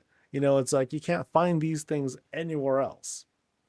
This is super special furniture that grandma had or whatever, and you can't find it nowhere else. Like here, even like the bottom trim of the desk is using wall shelf, wall shelf, wall shelf, wall shelf, wall shelf. Like just hugely detailed with each and every little piece here. That's crazy. So like here again is I think the yeah, here's the fences again. And what's neat here is like you can see like the whole piece coming together right here. But they kept the curves and everything, and that makes it really neat because it's using a fence as the framing for a mirror. That's highly unique. Highly unique. Lots of first time things that I've seen in this build, and very consistent because again, the floor trimmings, the walls, the ceilings, Gilnean stuff. So this house has a really magical sort of personality to it. There are no walls in a sense. Everything here, there's very little of anything. Even the bed has like okay, this part of the bed is fine, but then here we have like these built-in extensions. This shelf here, fully kit bashed. Here we have again these Draenic wooden tables. Lots of garrison resources being used here, by the way. Draenic tables, beams. I'm not sure what this handle comes from. The chest, nice. Here we got some rug rolls for patterns, and then here are these hinges. I think that's the door. Yeah, that's still the door. Cool. The light at the bottom. Yeah, it has that certain glow to it. To give that that kind of feel of reflection. Yeah, really good stuff. And there's like a smell coming out of there. Um, there's something coming out of that, and I don't know what it is. I can't tell. Wait, it might be. Is it that thing? No, not that thing. Not that thing. We'll never know. Mystery forever. And then we have like one little bit of jewelry there too. Nice. A special little thing. That's just for them. All right. So. Okay. You know how sometimes I say, "Oh, we're going into Narnia." This is one of the best examples of this. Let's go off to adventure, folks. Boop. All right. Oh yeah, things have. Yeah, we're not in Gilneas anymore, folks. Oh wow. This is so fun. This is so fun, dude. So going through this very, very deep foresty area. I have no idea if I'm like outside or anything. But now we're getting an example of their mastery over taking natural things and turn it into something else too. So notice how we have like this sort of like watery-ish path, but this is using what looks like not shrouds, curtain style stuff. So it has this kind of illusion of flowing water around the area. Yeah, really, really deep foresty vibes here. And then back here. Okay, so we are in fact in a room. I can kind of see walls there. Finally. Oh, but I like that it's not like a coherent path. We have like different different little areas to explore, and we're rewarded by it. You know, that's very much a game design thing. You know, even if you don't see like a prize or a functional thing, sometimes you get rewarded with a bit of a visual spectacle. You know, for having gone through like this little nook and cranny, and then you get to see like a little bit of extra that you otherwise won't see if you're just going down like the main path. I mean, we look for treasure, but sometimes the treasures that we get isn't necessarily like, ooh, item level or ooh, gold. Now we're up to, oh, wow. Holy cow. Oh, that is one hell of a thing. That is like a creature of some sort. But it looks like I can climb up that thing too. Yeah, this is otherworldly. Wow. And that thing goes up pretty high too. This is like the weird world tree. The weird tree. Something like that. Wow. Okay, so let's go around here. What I like about this a lot is how, you know, I'm coming out and notice how we have this little bit of a climb here. We don't have that much of a climb here. So we're coming into like this, you know, this very uneven grounded spot. That's really neat. I am climbing this weird waterfall thing. And I'm climbing fences. And I'm, what is this? This crazy, like, no, this is the top of the fountain. All right. And I can go across this too. And why is there a fence thing here? Plus food. No, that's a chair. They made a chair out of just a box and and one little bit. So whatever they throw together. All right. And then here, check out this this post that's illuminating this food. Cha-chink. Yes. Functionality. Awesome. Oh, and then we can go across here too. Sort of, I hope. Oh, and oh, we can keep going. Oh boy.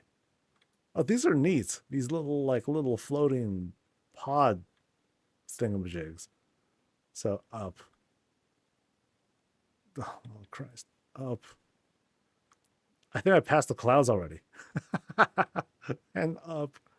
Oh, dude, just what a view. What an experience. Climbing up this thing. We're still not done. Good God. And then what do we do? A house. Wait. We haven't seen enough house already. Oh, this is the shop. I've seen this place. Wow. So, okay. You know, it was like a moon ago when I was here with Mego and we're seeing like this kind of like shop area, and there was like a story behind this. I know there was like a whole story behind this, and there was like supposed to be, this is supposed to be like a well put together toy store kind of thing. And then there was again, there was a story behind this. This is what that is. I don't remember it at all. But I know there was like this whole thing to it. Wow. What a reward. Yeah, wow. We've traveled far. We started in Gilneas. We ended up in Narnia. And then we're in this little Narnian toy store of sorts. At the top of this growth? I don't even know what to call it. Oh man. But yeah, like this is impeccable detail. This is crazy. Uh, you know, with the toys that are like very purposefully and meticulously twisted and reshaped into like this mess, into this like bit of chaos in this otherwise what would be a very festive toy store. Like the stands, they've been ruined, things have been knocked over. It's like there was an earthquake or something. I don't know what the story was behind all this that made it happen. But yeah, epic stuff. Yeah, neat. Very, very neat. And then I got to make my way down. We are about as high up as it gets. So if I try to pan out, this is as far as I get. So we are really, really high. The toys were belled. Ah, there we go. Right on. What a cool climb. Very unique setup with these Herondar windows being used as platforms. Oh, there's the boss. Yay. I'll go and follow them. They might want to show me something cool. Oh, sit on the chain. Okay.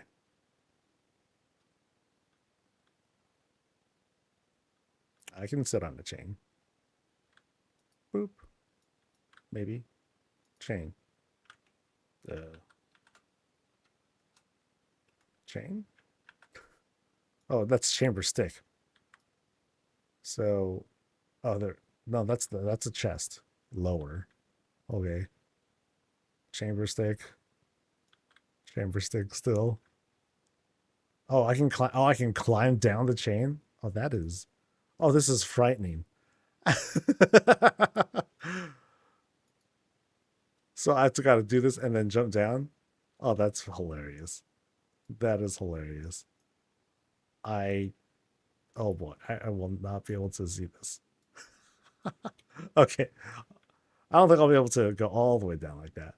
Oh wow, that goes down so far. Oh, so it goes down that far. Nice. And then we finally like drop down to here. That's crazy. Actually, no, crazy isn't even enough. Like, this is just what a fantasy world. That's the thing. Like, it's so unique with what they put together. You know, like one would say, oh, this doesn't really feel like Warcraft. No, it doesn't. But boy, is it something else. And that makes it really, really special. Because now we're doing all sorts of like cool things. Like, hey, check out little flamingo kind of paint and drawing sort of thing. Yeah, really neat. Really, really neat stuff. I love it. One of the coolest fantasy settings that I've seen because it's so unique. It's such a different thing they put together. That made it fun. That made it fun. And subtle things too. Like I really like the style and the kind of layout of having this very uneven ground sort of setup. You know, this kind of reflects the tree that we saw outside of the build, where it's like, oh, okay, things have been kind of like left alone and all that. You saw like some lights, string lights and whatnot.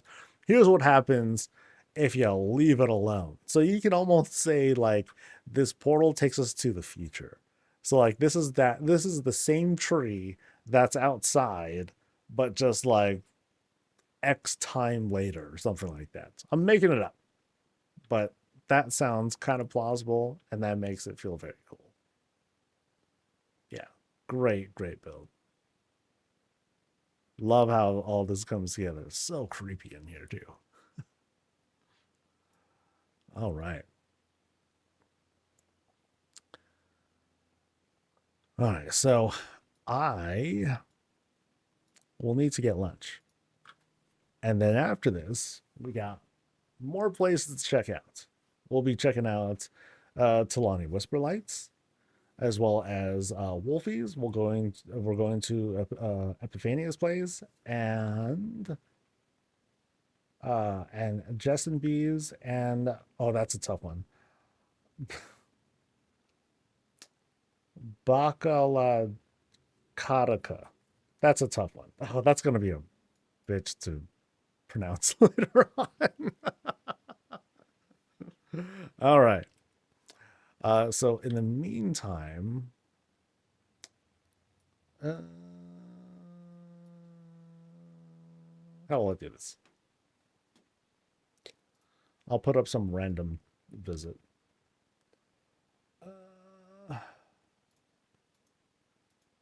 What's the name that comes to mind? Not that one. Okay, I know one.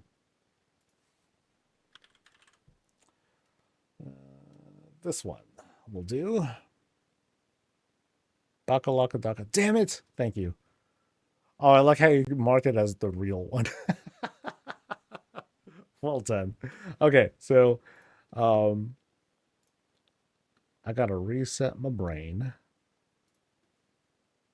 Let me make sure this starts playing proper.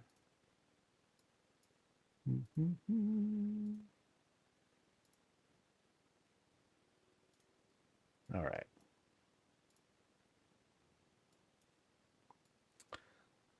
So easiest thing to do is just play my own stuff. Not even my own stuff. But I'll just play how long is it? Okay, it's way too long. So I'm not going to be in lunch for 48 minutes, trust. But I will give myself that time to kind of let my brain reset a little bit. What's up, Phil? I'm going to lunch actually right now. So, but I'm still going to be here, and we still have 5 more places to visit. So stay tuned for that. And in the meantime, yeah, I hate you. Yeah, no, you're okay. You're okay. All right, folks. This is Gecko's place, and we're over in Founders. I think, yeah, we're over in Founders. And the first thing that comes to mind is like this right here. We have this outdoor chapel set up. And I think it sits, I think it sits especially well, given that it's night over here in the EU. Because here we are, we sit, and we have this, actually, not even a chapel, more like a memorial, it feels like. Yeah. So very, very sweet, very sobering, very cool looking. You know, this is the kind of thing that you could possibly see inside Warcraft, where we see like some sort of like funeral service or something like that, and someone's preaching the good word, and a bunch of like famous NPCs who wish we would have died instead. They're there, they're weeping, and they got their one-liners. And there's a cow watching me somewhere. Where are you, cow? We're good. But yeah, I like the way this is all dressed up. Very tastefully done. Nothing too excessive or crazy. And again, the lighting helps to bring that together. So come back around, and we have this spread over here before we get to the house. House itself, it is dressed at the front mostly. We do have the additional gazebo here on the side. But for the most part, we just have like this very modest area that's being, not even a porch area, but just like an extra area for like planted stuff. A little bit of privacy. Now, they could have just removed the window. But then if you did that, then people can't even see the garden from the window at least. As for out here, kind of curious. It feels like there is like a caravan in town, or this is like kind of the base of a caravan of sorts. Hard to tell what kind of stories coming out of that. Now over here, one more gazebo being set up.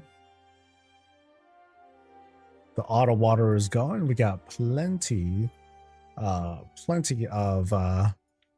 greens going, thriving.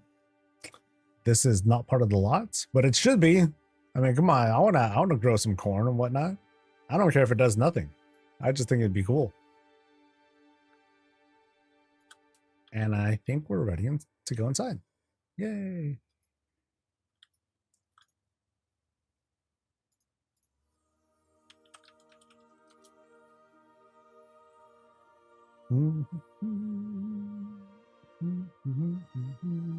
All right, so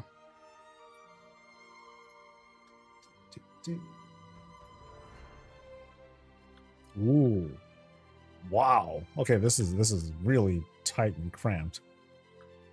Now, the notes say this is the entire Kowloon walled city area. Kowloon. If I recall, Kowloon is very not industrialized, but it's a city. It's like this very tight city. If I remember this correctly, but we'll see if I'm what I remember. But yeah, as soon as we all walk in, like here's the front door. And immediately to my left, kitchen, right? Kitchen, dining table. To the immediate right, we have this really tight living room space. Just enough to like fit the things that we want to fit in here. Yeah, you can see how cramped it feels, but you know, it is feasible, it's plausible to have all these things put together. But I already love how things are just kind of like set aside, or things are like kind of laid out. You know, here we got like some stew going. There's like a little bit of carrot, you know, some carrot and root action going there. You can see how the carrots are being chopped here. I think that's a very, very nice bit of detail. Some storage up top, and we'll see what else is going on in just a bit. Let's try to explore like this first floor though. Here's our mini fridge. And there's this nice nice window setup over there too. Right over here is, oh wow. Okay, so we step up and into I'm too short. I can see it from out here, okay? If I run into a situation, I'll switch to a different character. But for now, you know, we can kind of see what's going on here. We got our toilet, we got our tank up there, which is really cool. Where you rinse off and like that's it. But yeah, very minimal.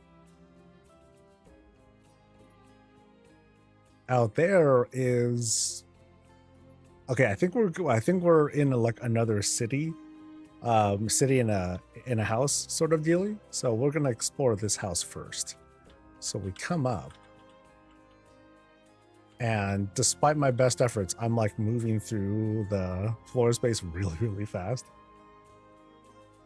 So we come up here and we're into the bedroom. We have this really neat 3D painting right up here. That looks dope. The way that this glow comes together and it almost creates like this sort of like picture story kind of thing. And then up top here, so this is like technically the roof of a room. But we get to the top here, we just have like a collection of just stuff. Things are slowly like piling up and everything. And then note the detailing here on this slanted roof. So here's like the doorway that helps to draw that together, followed by the bar table, followed by the window that leads us outside. And can we see much out there? Not really. But I love this cluttered look. Oh, that looks so good, dude. And then what's through here? Here we have another bathroom, which I can't. Okay, I can walk through this and see this one. And once again, we have like the slant on the roof.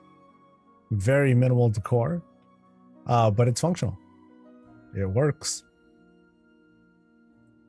All right, so we'll leave this place. Yeah, again, it's pretty hard to navigate through this. It's going to be like a really tight. Okay, at least it's going to open up. Oh yeah, check out the. Yeah, check the. Okay, I gotta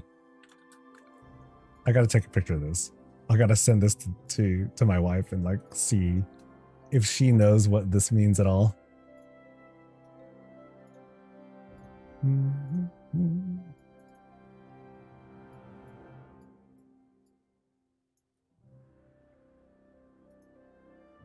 All right, so where are we? We are exiting, I guess, this apartment or condo that we were at. And from here, yeah, we have really good detailing on it too. And that's just using rug rolls from the looks of it. So I think that's done really well, as opposed to making themselves use like beams or strokes and things like that. Like that seems pretty good for like bold font. As we go through, we pass by jade statues. Perfect. Perfect. All in this presentation. Very spacious here, at least. And then we enter what looks like it's going to be like a market. Oh, okay. I love how this opens up. I really like how this opens up. We have like, yeah, like check out the tech that's happening here. So it looks like we are having like this depiction of of an older Chinese city.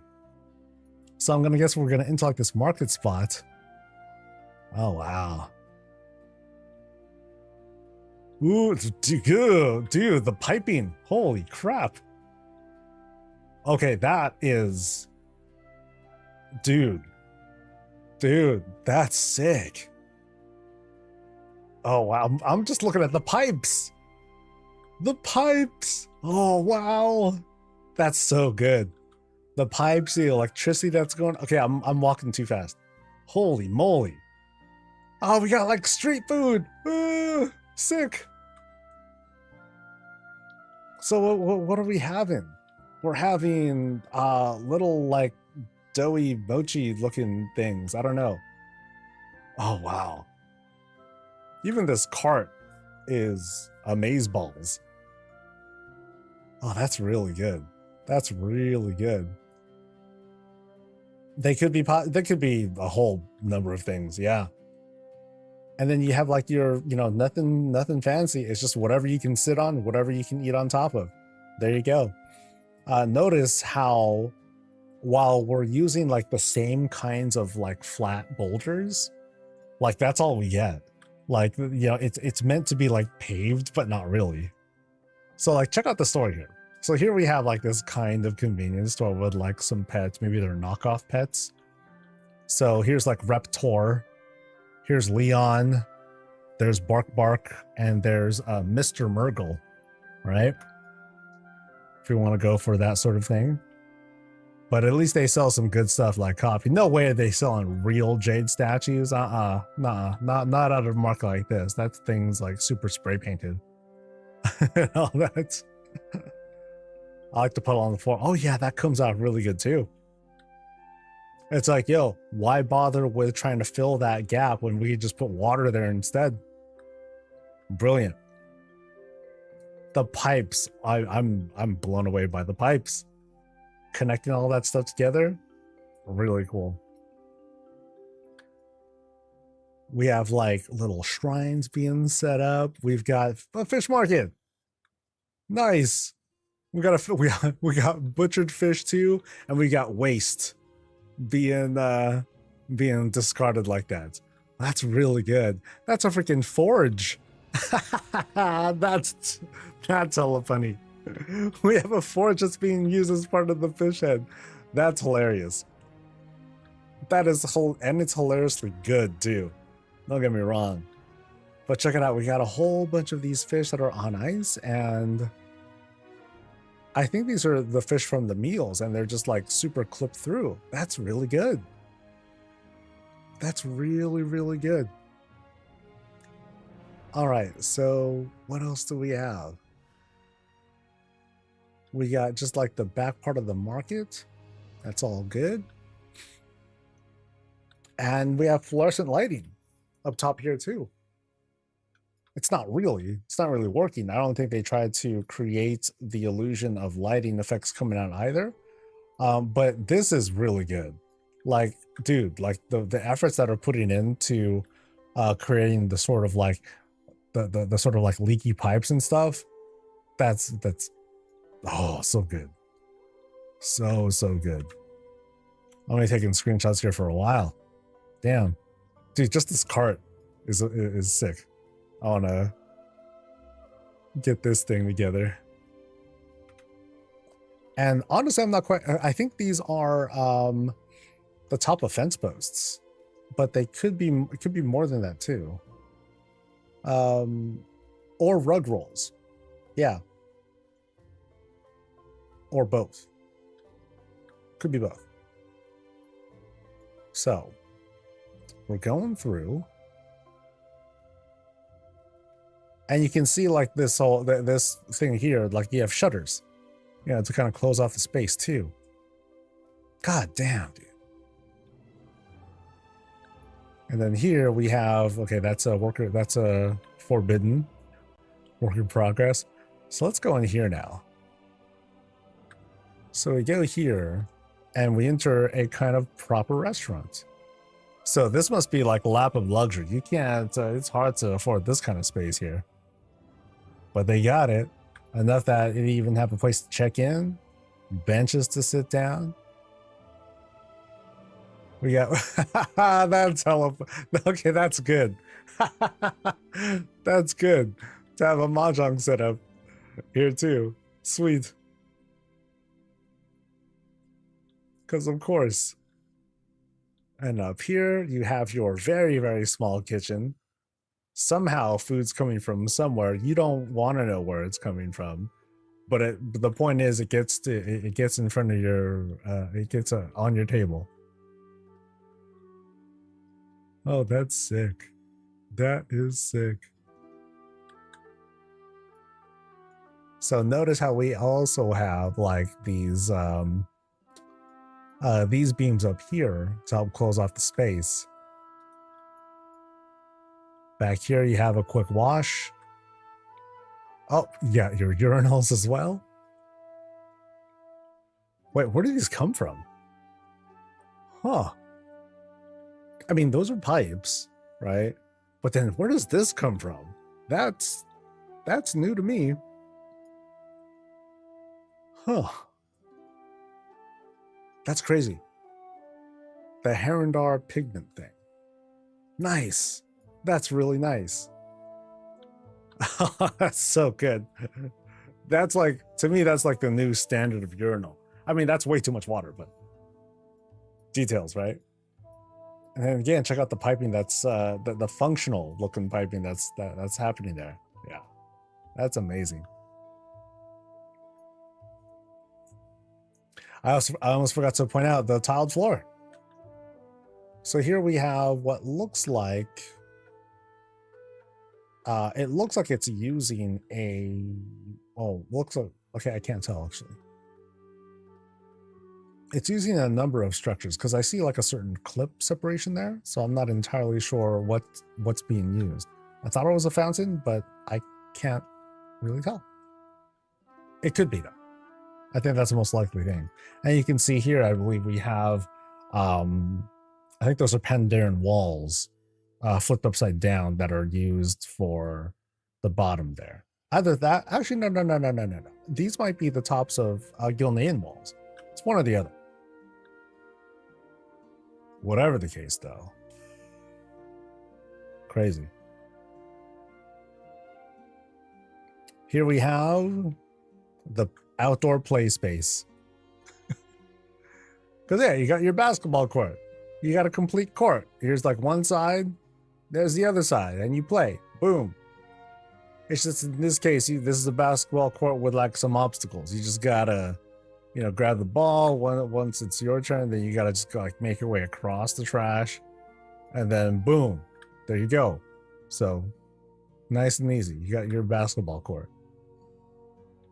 What an inspired! This is a very inspired looking spot.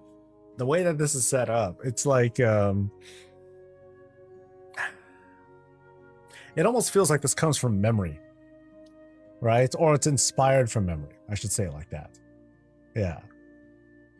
So let's go around. Actually, I came from here, right? I came from here. So we're gonna go front or to the right. So let's go front. And here we have a little bit more. This is a little bit harder to read, but I think they're selling birds, I guess. Okay, it's kind of eerie because they all move simultaneously. They all move in sync. That's very odd. So we're selling robot birds. Very cool. They're synced with Wi-Fi, which is a choice. It's kind of a thing.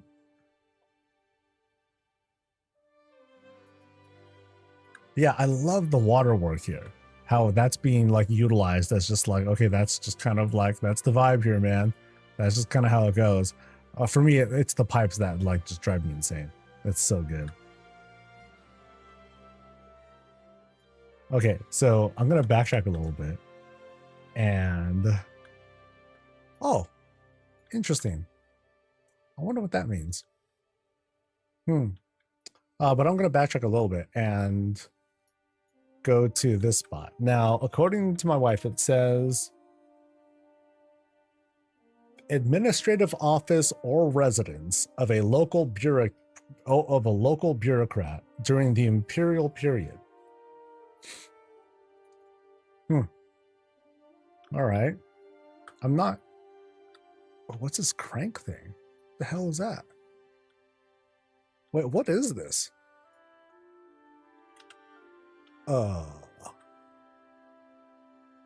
Wait, this is a lot of things. Hold up.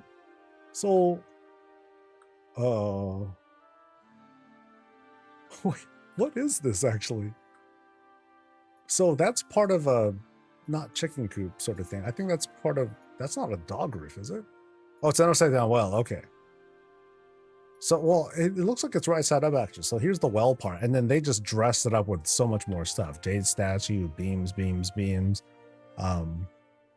wall hanging right there.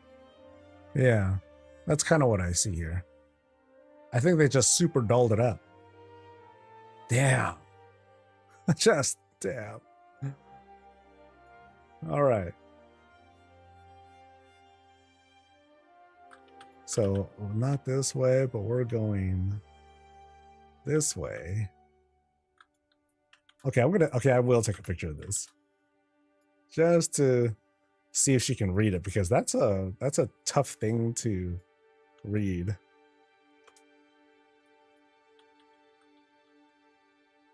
Okay, those were where the birds were. So now I'm going this way, I believe.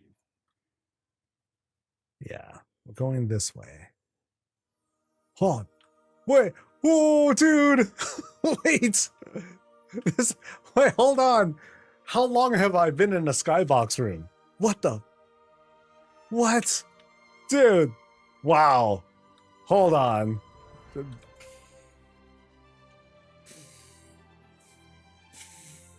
Oh, jeez. Wow.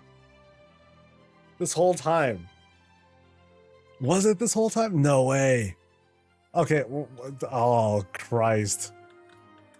I got more pictures to take.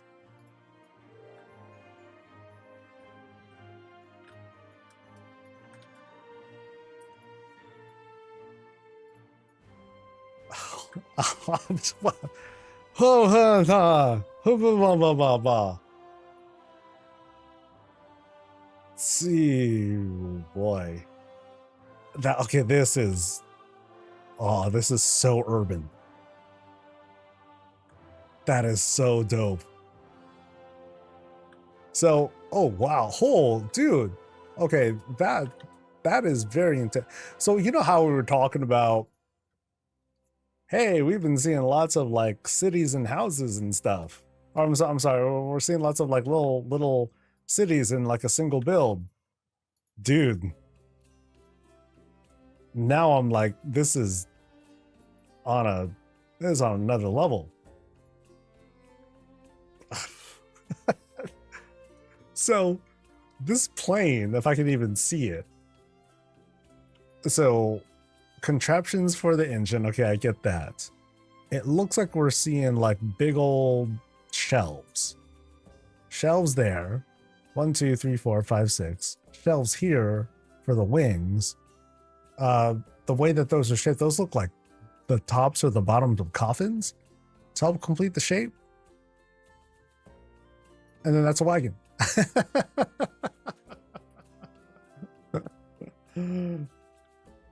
I'm in your house. I'm not in a house. I'm in a city. This is wild, dude. This is wild. So I was asking earlier, I was constantly like, yo, does this come from like memory? Or was this just like, you know, or was this inspired by memory? Because this is, it's too detailed. Like it's gotta come from something, I feel like. Okay, so I think the next spot was to go in here, I think. Okay, so now we're entering what looks like, okay, is this a dentist?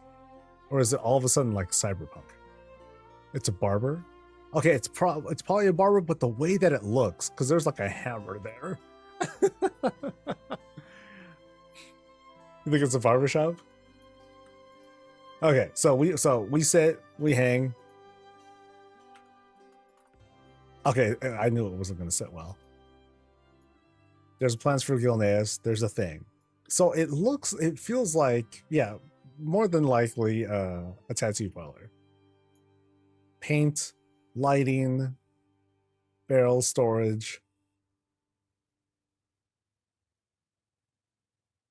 Yeah, so ink and all that.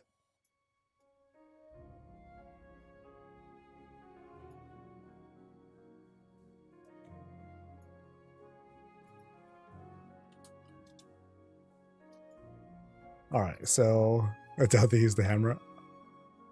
That's cool though, man. Okay, so I have translations now. I'm gonna backtrack since we're like just out here. Okay, so that's a sign for a pawn shop. All right. And this straight up says this is Kowloon Walled City. Damn, man. And y'all were right. It was a dentist. So where's that signage for that one again? Because that thing up there is a tooth. now that this comes together, a tooth. So it's a dentist. So I wonder what are these giant teeth? Okay. That's that. Whew. All right. Boop. Those are the best break screens. Just more housing. Yeah. Remember before I would have like either nothing or I would play like music videos or something like that. Nah. All right, so I'll need another few minutes to kind of get myself back together. Hi guys, it's Soul. We're going to be resuming our visits with the WOWKEA group in about like 5-10 minutes or something like that. Let's just kind of get it together. I'll head over to the next place. Foist. Then we'll chill for a bit.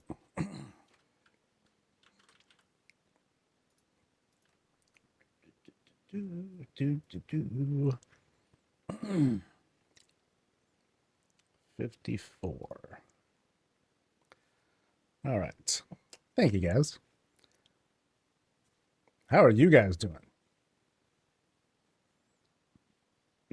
You made breakfast? Nice. I made sure I had myself like a little bit of extra energy. I just had eggs for breakfast. You know, just like a small little bit. Actually, no. Let me be more honest. You know those there's like these little like sous vide style eggs that are like kind of like pretty put together and all that. And then you just got to heat it up. I throw them suckers into the air fryer. So that way it has like this nice little eggy skin on it too. Hella good. Hella good. Yeah, cookies and chips. Now that's a lunch that I would have when I was younger. As in like maybe last week or so. I want to throw a punch someone and bang my head into the wall, but otherwise wow. Bad key? That's what it sometimes is. I'll be right back.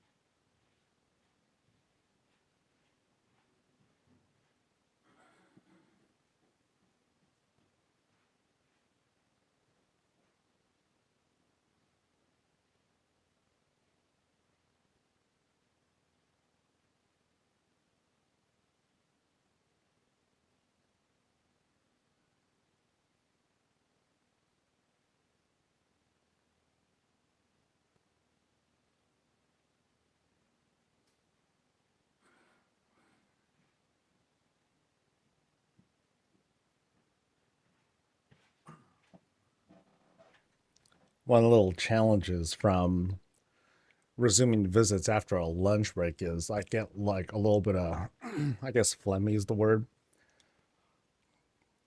after a meal. So I want to just make sure I clear my throat well enough before we get back to business and all that. So just need a little bit. Let's go like right here. That's good.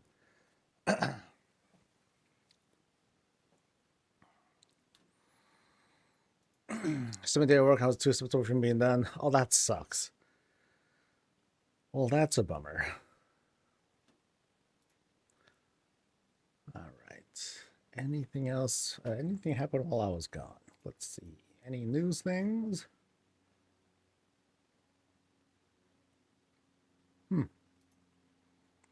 Oh, there's the... I guess there's the mount that people were talking about. It is a dragony... Wait, what is it? Oh. It is a customizable mount. Cool. Is it a puppy? I guess not. Oh well.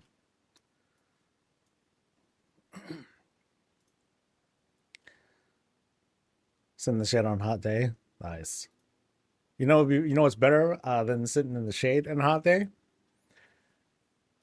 Sitting in a Costco refrigerator. Oh, man. That sounds really good. I'll often joke with my wife. I'm like, you know what'd be great, babe? She'd be like, Costco fridge. I'm like, yeah. She knows me quite well. I guess I am technically sitting in the shade, but no, I'd rather be in a Costco fridge. Put me in a Costco fridge with the eggs and... No. There is a... the business center, Costco. There's one that's kind of near my place too. That one has like a different sort of fridge setup where my coffee's downstairs again. I'll get more. I'll get it after this visit. But yeah. So good. So cool. But like my wife, she has to like bundle up. She can only stand being there for a few minutes. And I'll go in there. I'll be like, ah, fresh air. It feels so good. So good. All right. So, nah, throat's still not ready yet. I'm going to go ahead and grab the coffee.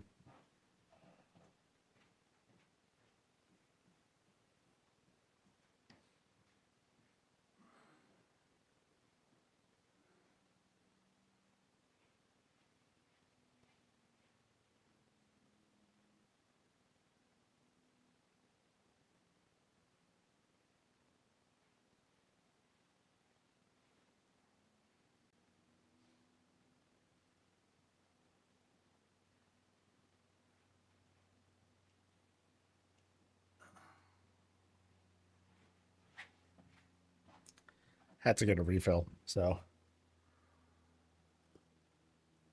if anything, maybe the hot coffee will help to settle the throat. All right, so just a reminder about the lineup. In just a moment, we'll be taking a look at Tulani Whisperlights, and then Wolfie, then Epiphania, then Justin B, and then Bakalakadaka. I think I got that right now. Thanks for helping me out a little bit earlier.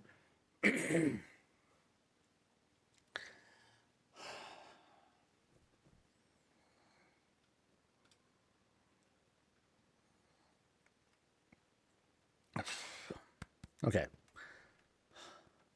Think we're good now? Think we're good. Let's get to it. All right, folks, this is, at least up there, this is Tulani Whisperlight's place. Roving Razorwind. And we have like this very big climb, maybe? Can I climb that? I might be able to climb that, actually. We'll see in just a bit. So, house is all the way up there. Suspended. It has this sort of like, this elitist look to it. It's like, if you want to get up here, you got to earn your way up, or you got to be privileged enough to come up here. As we start, though, very pleasant beginning to this build. Wandering through some greens. You know, it's a nice little break from the usual ruggedness we see, especially in this part of Razorwood. I mean, we're in a great spot. It's nice and bright and sunny. We're right next to the water and all that. So if anything, this here is like, it's a little bit of a break from the outside. So going up here, a little bit of branding on top of this fountain, and we're free to walk it too. So I think the notes here say I can find, I might be able to climb it. No, it does not say that, but I'm going to try it anyway. Let's see what we can do about this fountain. I think I won't be able to climb it because I think when I get to the top, there's like a barrier, right? That's going to prevent me from going any higher. I just want to see if this happens to work out. Heck no. Nice try. This would be a teleporter though. Yeah, that would be perfect for that. And then it would take me right to the top. That'd be sweet. So instead, it takes me right up here. Boop. Oh, what a busy landing spot. So it's definitely the kind of spot where ideally you would want to teleport here. You don't want to land here, you know, because then that would be kind of awkward. You know, you would have a situation where like it's like, oh no, my books and all my stuff, it's like all flying away. So you definitely don't want to like drop your helicopter mount on here and fly away. That'd be rude. But very busy spot, very unique with this presentation because it's just a whole lot that they have put together right at the entrance of the house. Like it's functional right here too. Also, very unique how they have like these posts that are leaning out just a little bit, but they're also being used as barriers that could help us from not falling off, but we easily could anyway. So yeah, it has a sort of like a busy sort of profession vibe. Oh, look at that. I always like opening these to see if there's anything else aside from gold. First time that I've been truly rewarded with a ton of books. This is the true treasure.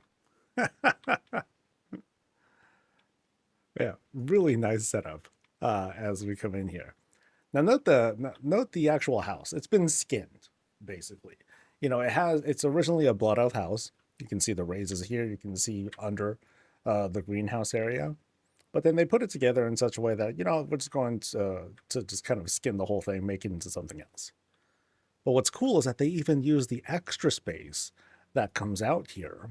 You know, they close some stuff off here with the walls that are tilted ever so slightly. Sorry, I was staring at your butt there. You know, they're using the extra space here to carve out like even more space. You know, so nothing's wasted here. Really cool. And of course, you got a great view of what's going on down below. Like there's all the partying going down there. And then here's us once again, being the introvert. We're just kind of like watching the party from very, very far away. You know, it's like, I hope they're all having fun over there.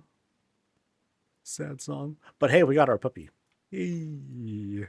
Ha ha ha. But let's go inside. Let's see what we get.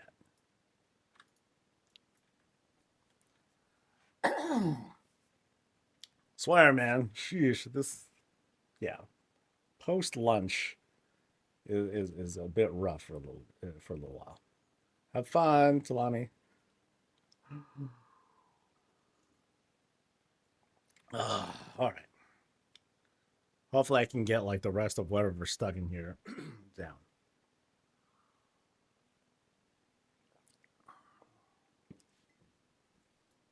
Now, as we enter just like this. So it has this very, this kind of intimidating look to it. Very busy.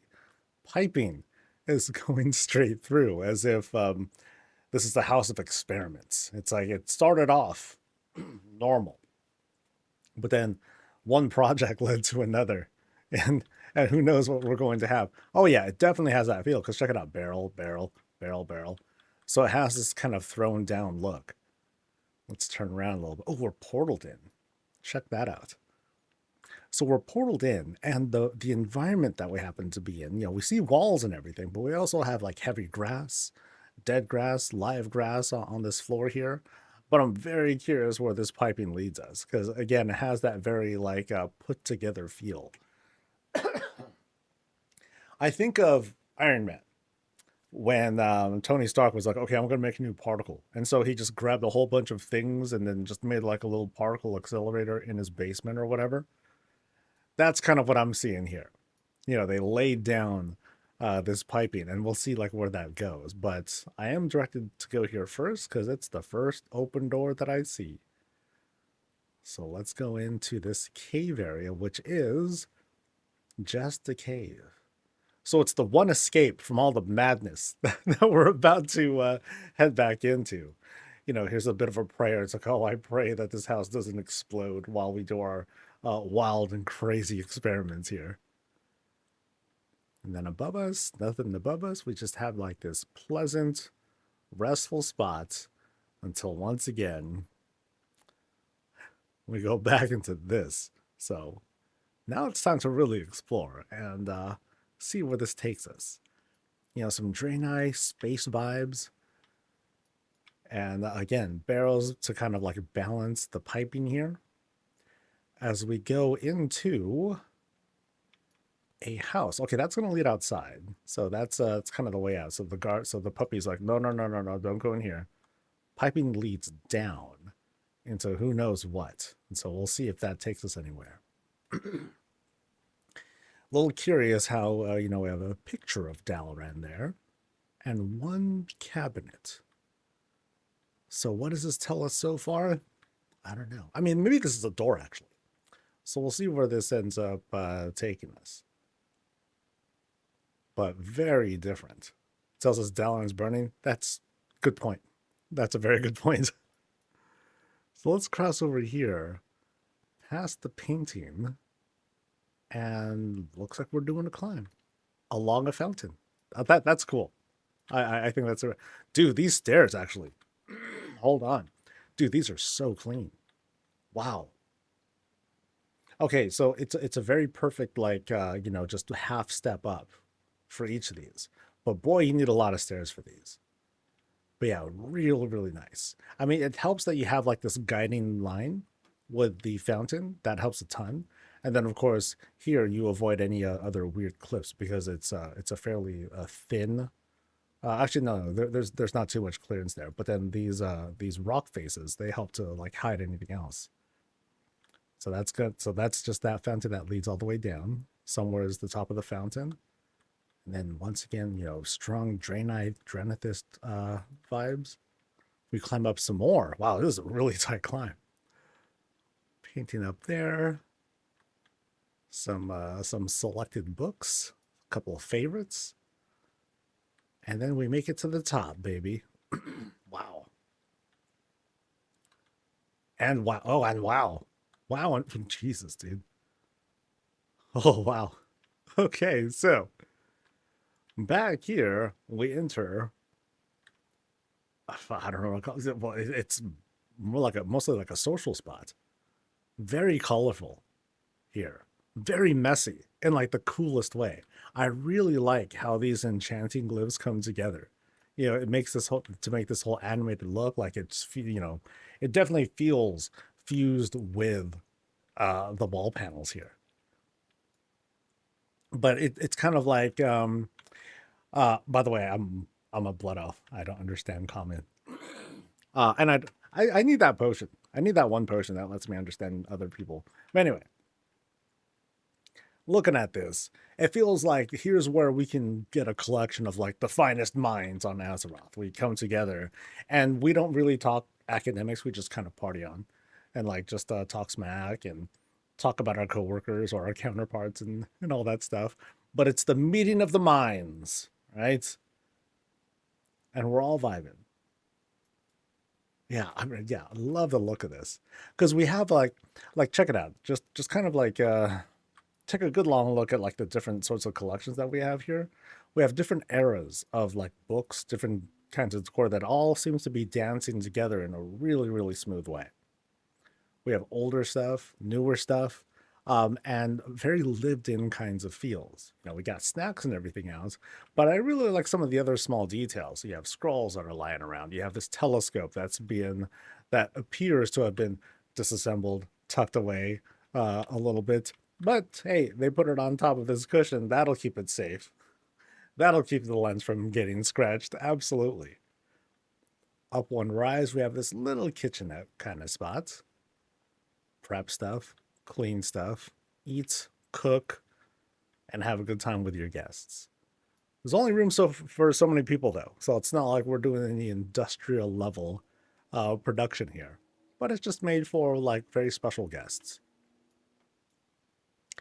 At a closer glance, we see that this is kind of a dome shape with all these draconic tables, and they all come together to, you know, note how they're joining together to make these kinds of shapes. Really cool. Yeah, I love how it's put together. We have this little social pit we could all hang out in, and then there's a trap door. Oh, that's sick. Oh, that's cool. There's a trap door, but then there's also a secret door that way. So should I go up or down? I think I'm gonna go down first. Woo! So what is down here? Ah. Okay, so maybe there is like a little more going on here. So while we're not cooking, we are drinking. Oh boy. Oh, we are stocked, dude. So here's where the real business is at. It's a wine cellar, dude. This is a crazy wine cellar. So that's what's being piped in. The juice, baby. There we go. Right through here. Oh, very neat. Because we had that big climb up with the fountain. It wasn't a huge climb, but we were climbing up, and now we're coming back down to like these different carve outs that have been made available. This is really neat. I really like the layout of this place. So here we got plans being made. We have creatures wandering around. That's crazy. I don't even think that was intended, but that's awesome. But yeah, training stuff happening here. So some serious business is happening out here, happening in this place too. This place is way more dense than I thought it was, because we're doing these big climbs up and then we're climbing back down again, which I think is really, really neat. And then right here, one target for playing around with. Great waterfall effect, but then I think we can kind of go around here too and continue exploring. My sense of orientation, shot. No idea where I am. I don't know where one room begins and the other one ends. Oh, wow. How did I... Oh, wow. That's dope. That's dope. That's where I was. I did the climb, but then there's this whole ledge that leads us back here. Oh, that is brilliant. Damn. Oh, that's good. That's really, really good. Oh, I love it. Love it. Because it's that whole single path that takes us around to like more. That is sick. So this takes us around here into, what is this? One vault and puppy lion spots. So this has got to be fun. What is in here? It's a workshop of sorts. Profession things are happening here. You know, here's like, you know, we're putting things together. They're curing it with like different sorts of fluids or whatnot. Or we're making the materials that we need to make more barrels for more wine. that could be it. And then what's this we're putting together here? Okay, different small things that we're putting. So devices, you know, you have the little hammer and all that. Putting things together. Yeah, we'll see. Very interesting room. Dude, the lead up into this room was like, oh, that was just master stroke stuff. Yeah, so we're very much in like the profession area. So, blacksmithing, engineering, all that stuff is happening here. We cross over inscription. And then bedroom. Okay. So maybe not every profession being celebrated here, but it is like its own like private bedroom spot. That's neat. That's neat. What a reward for all this exploration. And we're still going. Wait, we're outside. Oh, hell no. Oh, that's so neat. Wow. Okay, Sassy Dragon looks way pissed. Like, dude, what did I do wrong? Wow. Oh, that's good. That's so good. It's this whole climb. So here's like, oh boy, I don't know how it worked exactly, but like somewhere here, we entered, and then we climb out of this here. Oh man, wow, that's really impressive. So at some point we entered the skybox room. We just didn't know when. And then out here we have this great garden setup. Really bright outside too. It almost feels like there's like other lights here that are influencing the brightness of these platforms here. But let's just suspend disbelief and just go and just run with it. So down here at ground level, at least, you can appreciate this whole garden area, super filled out. There's the boss right there, just looking down and be like, ha ha ha. God, look at how impressed he looks. Oh, I am. This is crazy. This is so good, dude. So let's go through this garden area. I love it because it's a whole paved garden. And when we stay down here, at eye level, it looks great. Now, I need sunglasses, but it looks great. Because here's where I'm really directed at. Oh, coffee. Oh, delicious. Even have different syrups if you want to flavor it a little bit differently. And then right through here, we can go downstairs again because we're at this higher elevation, which is, oh, that's so good. That's really, really smart. So now we go down in the skybox room. Sick. Into the that's so good. So we would watch something, but we can't because blue screen. That's, damn. What is that? So, tables, shelves are being used to make these rooms. So, this actually does look like it says something. That's dope. That's so good. He even have like the window. Logo. That's sick. Oh man, what an entertaining build. Holy moly. Big old projector dealy. Nice warm screen setup. Because we have like the deep Bellameth browns, followed by even like this carpet here to help fill out space and help save some budget too. Yeah, really neat. And then what is this actually? Is this a fountain? I don't think it's a fountain. It's not that. It's not that. It's not that. No, this is the skybox. This is outside. That's so awesome. That's awesome. Oh man. Yeah, that's brilliant. Absolutely brilliant. Wow. That's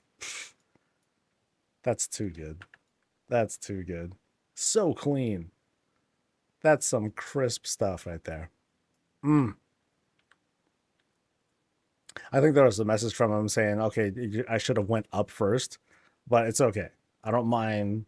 I don't mind walking back. It'll give me a chance to look backwards at where we came from. Because man, brilliant stuff with setting up the skybox room. So we climb down, and then notice how So here, like this wall, that's skybox right there that we're kind of going around. And then eventually, like at some point here, we're crossing back into like a regular room. Oh man. Great job. Great job. Like I was already like, ugh, at the whole crossing over part. That was neat. That was very neat. Yeah. So I'm just gonna go ahead and jump down from here. Oh no. Oh, I can go higher. Oh, dude. Oh, nice. So there's more to reward ourselves with. See, this is what I'm talking about with like rewarding exploration. Because note here, we have the yellow paint. The yellow paint to help us identify, like, yo, there's a secret up here. Go ahead and use this. Uh, and that makes it much more accessible. If I can get up here. Yay! And what do we get? We get food, baby. Oh, I'm sorry. I didn't mean to. She's doing her thing. But yeah, we got food. A nice, cool spot. And we're sitting here with the king of bears. But are they really the king of bears? Because the king is dead. So, yeah. Oh, well. All right. So let's head down and then up again. Because we're going to be doing that climb up into the spot. Into the next spot, that is.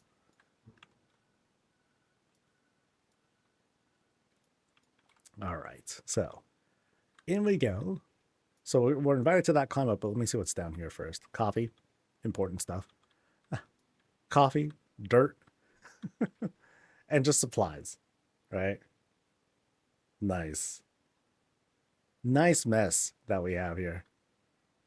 It's kind of a sign of like, okay, yeah, they lived here for a while, or they're like setting themselves up for like future expansions. Now, how we continue this whole theme of having the glyphed out walls here. It's as if up here is like it's like some sort of security thing. Like if you go up this high, then it sets something off or whatnot. So this is going to take us closer to the roof area. We come up here, we have this little climb. Boop, boop, boop, boop, boop. And here we sleeps with Snuffles and Reptar. And then there's like more to explore too. Great carve out. It's just a little ledge that they set up, roofed it off. Is it like a spaceship? Could be. That'd be cool if this thing detaches, right? If it was meant to kind of have that story, and then things just like take off. Oh, that'd be awesome. Oh, check out that Reptar that's chilling in the bag. Sure, why not? So many little details, and there's a lot of things that I'm overlooking that I would need to take a really like good slow look at stuff. Like, okay, we got this little Pandoran cherry blossom that's sort of sticking out on the side. There are little flower pots that are being put together. Look at the train going through the tunnel. That's sick. Lots and lots of little details that that are just dazzling. And now we have this other path that'll lead us up. Now how we have the kind of irregular climb with the stairs, but it doesn't feel bad at all. It just has this very unique shape to it. And even each step of this climb, flowers, flowers, flowers, flowers, flowers, until we get up to the top into this altar spot, which looks like we have a place to sit that they arranged. So here I am. And here we go, a paladin altar, complete with a little bit of an offering, perhaps to absent friends, perhaps a prayer before battle. Could be any of those things. Yeah, great topper. Now, they said in a whisper that there was something about a hot tub inside of, I think, inside of the theater room. So I'm going to go there really quick, and that'll kind of like, that'll round out. Oh no, they spilled stuff. Oh, accident. Wait, is that wine or mead, or is it like I hope it's not. It might have. I hope it's not one of the animals that like peed there. That'd be terrible. That'd be awful. All right, so I'll let the boss lead the way. Yeah, this illusion. Oh, so good. So I love that wind around. Like that layout is just so sick. So we're going, dude. I mean, look at all the real estate that we're going across here. It's a lot. There's a lot of distance you can make for yourself, especially in the skybox room. You know, you're going around and oh, a path. Aha. And then oh, that's so cool. And then we dip down into La Hot Tub. Okay, this is a great place to round things out. Excellent. Set the temp to not hot because I'm a big punk when it comes to really hot water. And we cook. Nice. Let me do the zoom out here. Yeah. Notice how high up we are. Like the mountains are there and everything, but never mind the mountains. I love that whole screen. That screen was brilliant. Absolutely brilliant. Yeah, thank you for showing us your place. Totally mind-blowing, dude. This, yeah, some of these twists and turns blew minds. That was awesome. Alrighty. Do I want to see what you're working on in the back? Sure. If you want to lead the way, real quick.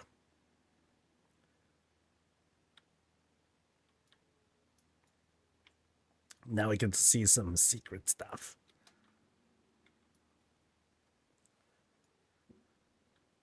All right. Woo-hoo-hoo. So a little bit of a sneak preview as to what they're working on next. As soon as we get what 1,600 more budget. Notice how we're climbing down from here. Oh, it's so windy here. That's really cool. All right. So this way, we've got La Fountain set up. All right. That's crazy because there's so much more here that we're seeing. And these are big pieces that we're using. Acacias, acacias, acacias, acacias. So this is bleeding through budget. So we're able to see everything that we've seen with just that. With just what was available. Oh, nice. So we have this other climb out kind of thing again. So we're climbing out of a tree. Oh, it's sick. So once again, we have this oh, my thing is totally gone. So once again, we have this this whole thing of being in an elevation. You know, we can kind of sort of see the actual ground down there, which gives us an idea of just how high up we are. And so now we have like this kind of illusion being set up. Nice. That's really cool. That's really cool. Whoop, whoop, whoop. All right. Yeah, I was really I felt proud of myself. A little proud of myself at least. When I did that whole thing with the skybox room. So like here's the start of the skybox, right? I felt smart when I did the thing where kind of like what's being done here. You go through the entrance here. For those who remember that build, um, you go in through here. You went into like this underground keep. You come out across the parapets, so you saw like the whole outside of this whole keep. You climb back down into the ruins, and then here you end up in like this totally other different space. So those illusions are always really cool to set up. And then here, really quick, there's a oh puppy. Oh, this is the entrance. Ah. Smart. Smart. Great layout. Great layout setup there. Yeah, thanks again for showing us. And then we're gonna see like what's next at some point too. So it'll be great when that gets posted. All right. So let's head over to the next spot.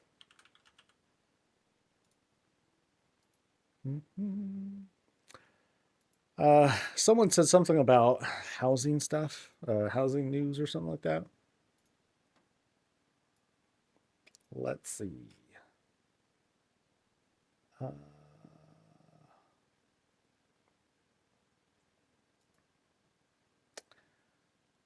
okay.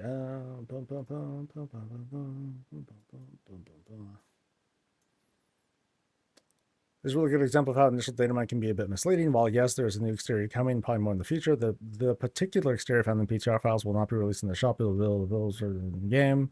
Okay, cool. Yay. It's why data mining is very dangerous. You know, it gives I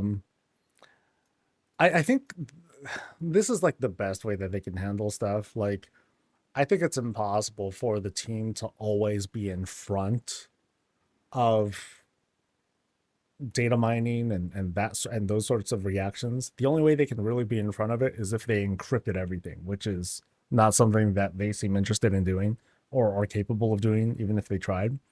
But I guess this is the closest thing we can do, is to just respond really quickly, and tell people like what the news is, so that way folks like Wowhead can spread that out. So cool.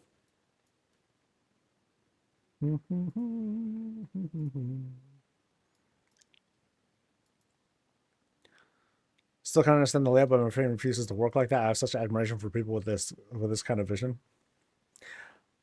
It's cool, huh? It's so cool whenever we can make things like that. Like during the break, the whole Kowloon City kind of thing. You know, super windy, very busy, and it was so high up that it took a while. If I think it got to that point, it took a while until I realized, wait, we've been in one room this entire time. What? You know, that's crazy, absolutely crazy. They don't want to do it. Can hide bits of a game for at no cost to them. I don't know. It's definitely a double edged sword, Britt, because the data mining happens regardless. You know, places like Final Fantasy 14, like they say, oh well, that has, you know, no one talks spoilers. It's the culture of things though. And I think with WoW, you can't really undo that. With Final Fantasy 14, people do data mine stuff. It's just that gets heavily suppressed and voted down and all that. But the spoilers, they are out there. Just like how add-ons that are like highly discouraged, but you know, people do use them to certain extents. So I don't think we can really get away from that anymore. We can't really close that box. The best they can do is like try to manage it as best as they can. So I'm glad that they're doing it fairly fast, um, uh, compared to like other times that they have not addressed data mining, except to say, don't trust the data mining. You never know what you're going to get. So, all right, folks, this is Wolfie's place. Now, Wolfie's place is pretty private because unlike, oh gosh, whose was it? It was Tamaria's first. Tamaria's place first. It was fenced off, but only naturally. Here they were like, no, no, no, we're gonna get serious. We got the fences too, you know. So they want to make themselves a very private spot, going into their little neighborhood in Founders. This is a very familiar spot. Yeah, seen this place a good number of times. Now, as we enter the lot, we have, oh yeah, this incredibly skinned place. We've seen this method being done in the past, and it's great every time. Where they take the Gilnean wagons and they just plaster the place with this. Doesn't matter how crazy it gets, whatever it takes. And especially now that we have like a little more available budget, we're able to effectively skin both the front and back of the house, right? Right? Right? Nope. But but they did their best. Okay. They did their best. Let's go back here. Let's go back here. Yeah, back to the awesome parts.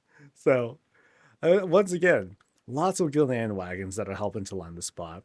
You can see how they use rocks, greens to hide some of the weird bits. Like, you don't want to see a random wheel or anything like that on the side. It's just really the backside that's particularly vulnerable uh, to the truth. Oh, check out the giant puppy. Oh, that's dope. Dude, that is one big mama. That's so cool. So we got multiple puppies, the multiple puppy rugs. So like one, right? No, two. There's one each, right? One, and then another one, and then that's, dude, that's smart. That's so damn smart. And then they added like little fire bottles, for eyes. That is so smart. Yo, dude, this is your takeaway, folks. Use it. Now you have like giant puppy if you wanted to. So good.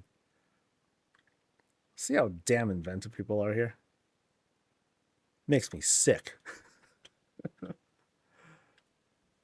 You know, some people are like, oh man, why didn't I think of that? Or, oh, I thought of that and then someone did it before me. You know, that kind of vibe. I don't really feel that, but still, I'm like, oh, that's just so good. That's so good. All right. So let's head inside, shall we?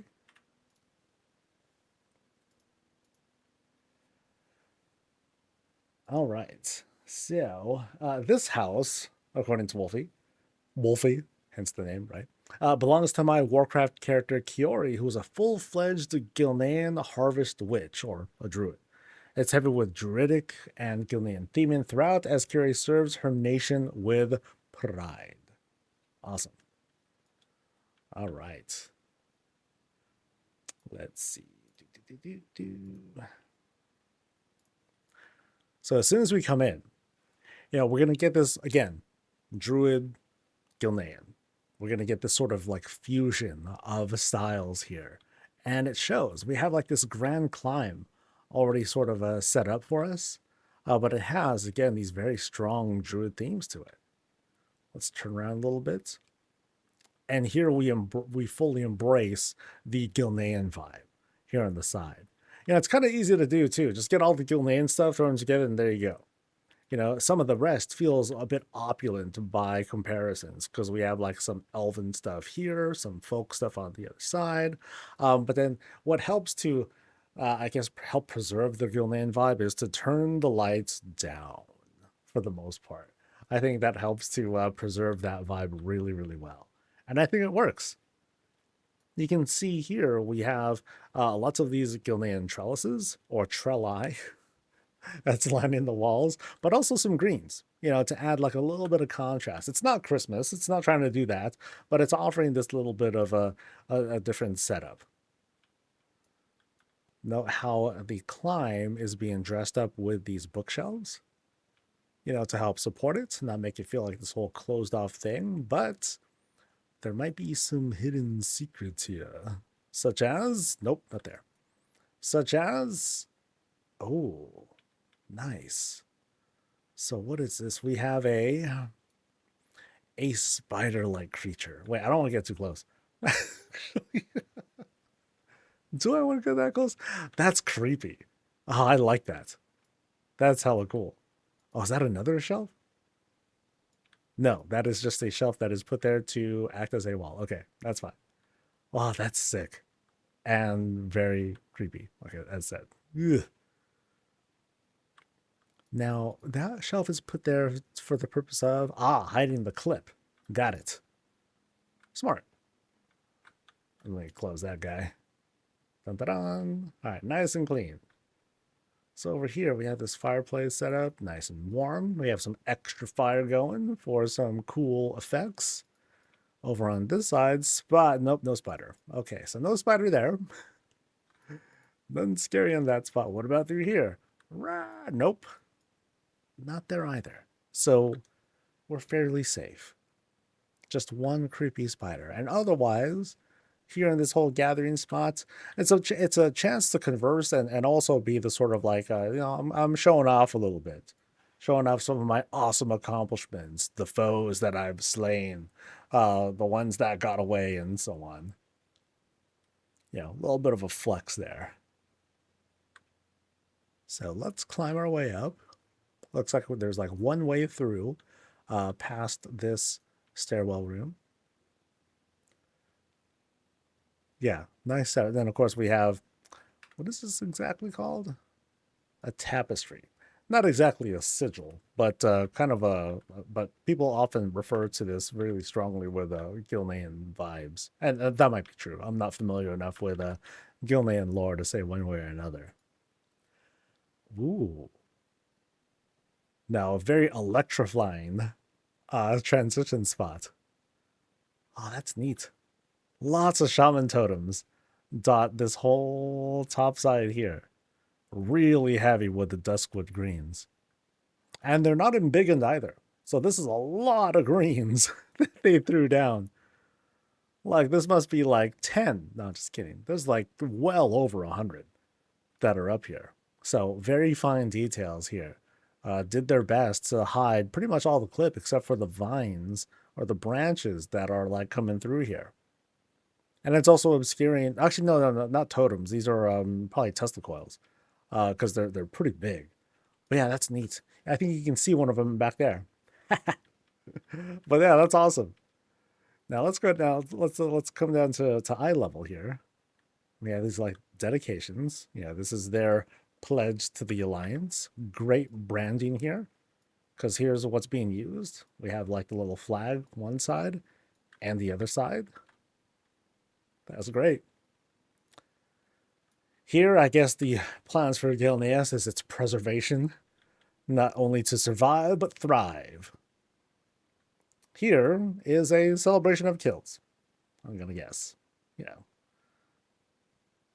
And there is what might be a TV. But first, let me get my orientation straight. So I believe I came from here first. So our pathing will lead that way, or that way, which also leads up. And we have a little rainbow thing there. That's cute. And then we have a pathway down there. And that looks like it leads down. So let's go. Not sure. We're going to go left. Looks like we have a very large build ahead of us. So let's explore. Oh, that looks like a little pet place. That could be cool. But first, let's go to our left. Note the branding here. Lots of use of these arches, plus the rug.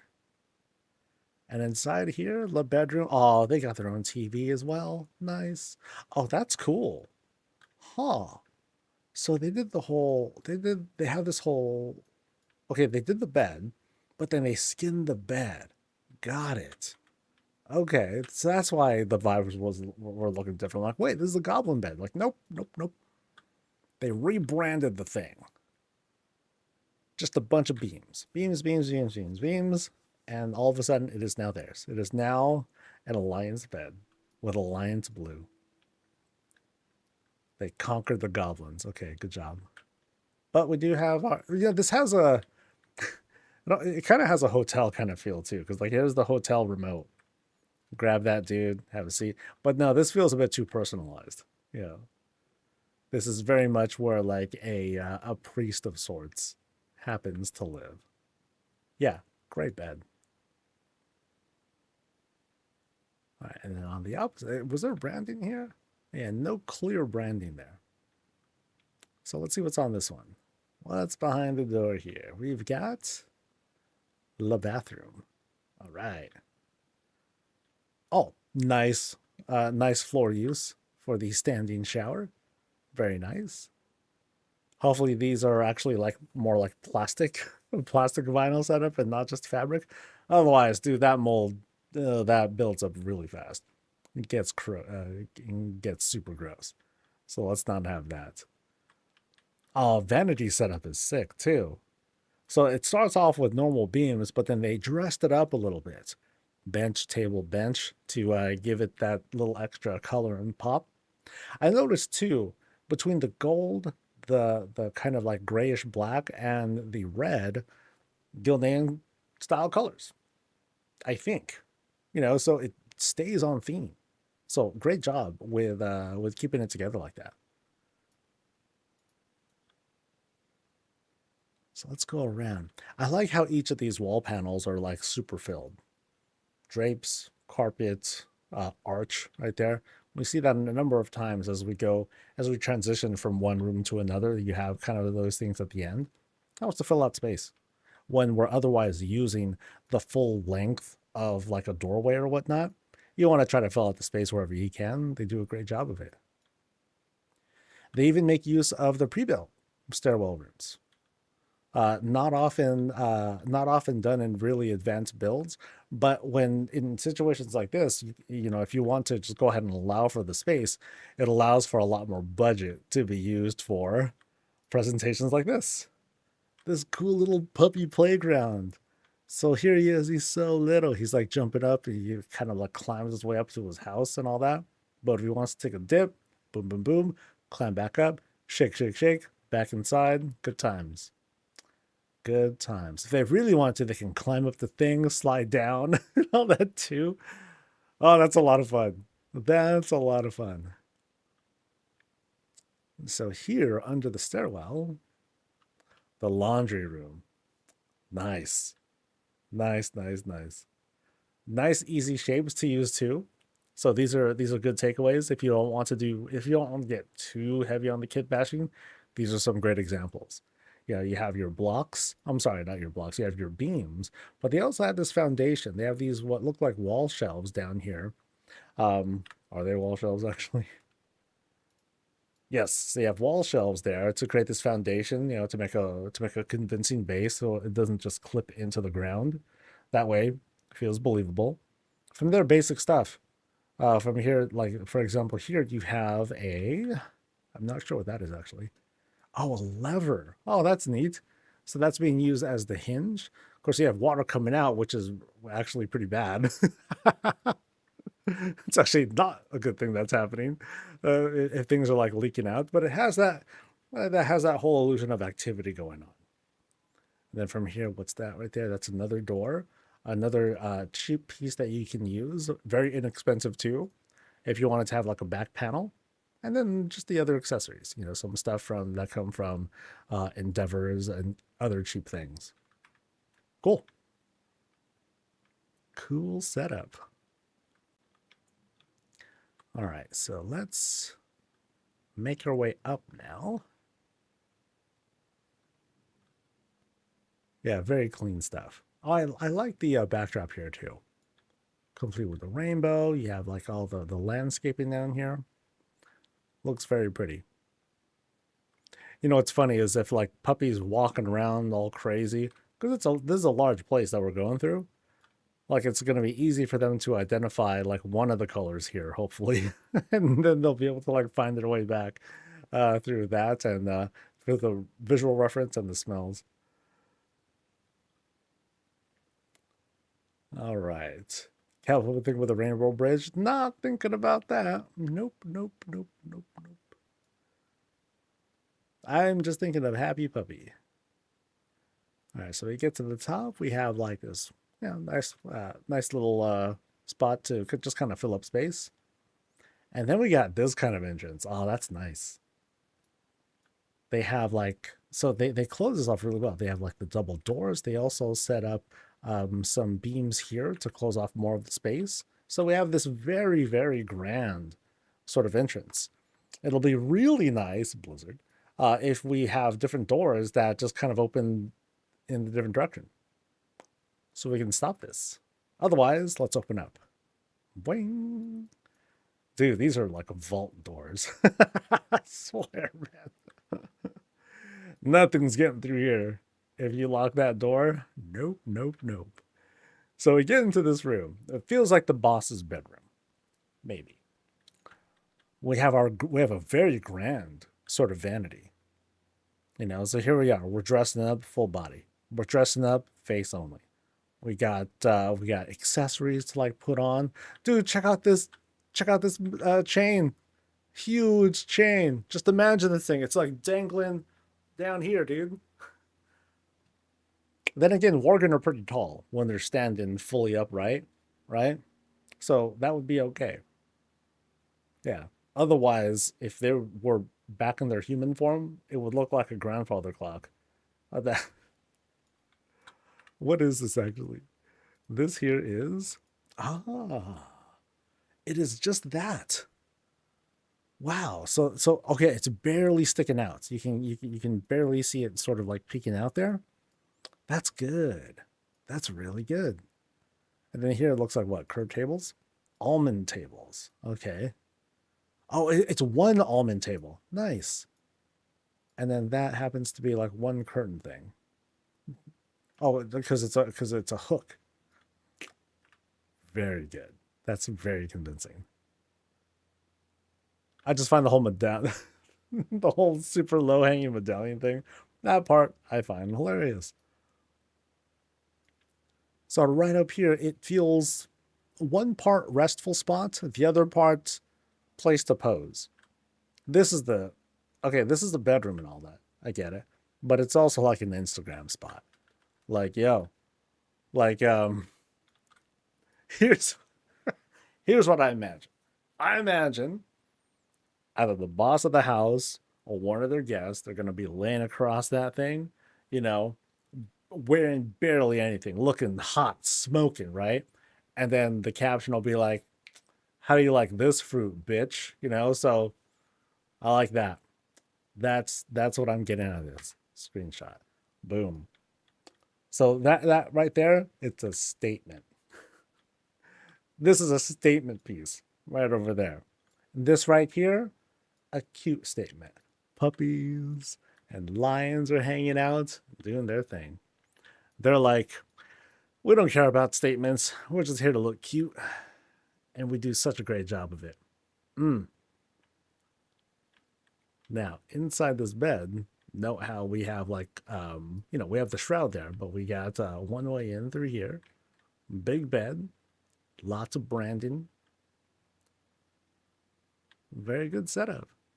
Nice and tight. Come out through here. Oh, I can see why the shroud's here because you got that super bright.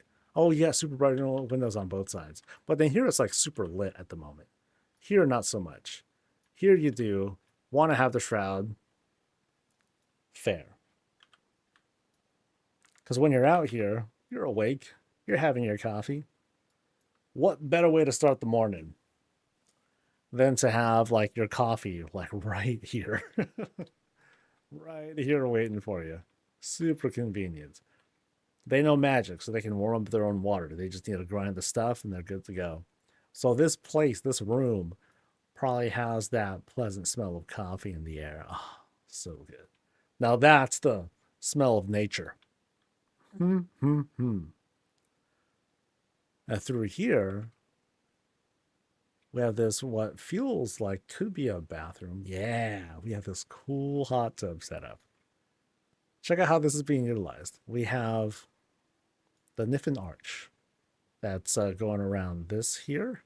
And of course, we have our fountain. Then we have our view of the outside. The moon is huge. You can almost tell. You can see the threads on this moon. Looks great. Yeah, really cool shot to climb up to. I like how flanking it are the advanced moon wells, or I keep saying advanced moon wells, large moon wells, but they have more lighting effects, so I call them advanced. But yeah, cool how they're like flanking the area here. I like what they did with this too. These are little elven tables flipped upside down to add a little bit of shape, and it looks like they're kind of carrying these trellises here. That's cool. Very unique with the setup. Now, of course, this is the bathroom. So, in this bathroom, it looks like we have a shower here. We have this double shroud. One thing here that's kind of like this sheer plastic, and then the other one for mostly uh, keeping people from peeping. Let's go through here now. Boop. We got our vanity and our toilets. Quite opulent here. You got your auto cleaning function. That's kind of how it works when it's a Moonwell that does that.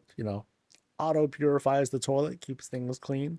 If anything, you're cleaning it just out of peace of mind. Just to feel like you're doing something. But don't worry, it's all good. Great stuff with the TP dispenser as well. All right, so we're out through here, and then we're going back to the bedroom. And now we're going to the other side. Let's see what we have here. Ah. So what better thing to have, next to the bedroom where you're possibly doing naughty things than to have alchemy lab? Because who knows what you might want to do here. And what are we doing here? Concoctions, imbibements, poisons, and probably secrets. All right. Yeah, a lot of possible illicit activities happening in this part of the house.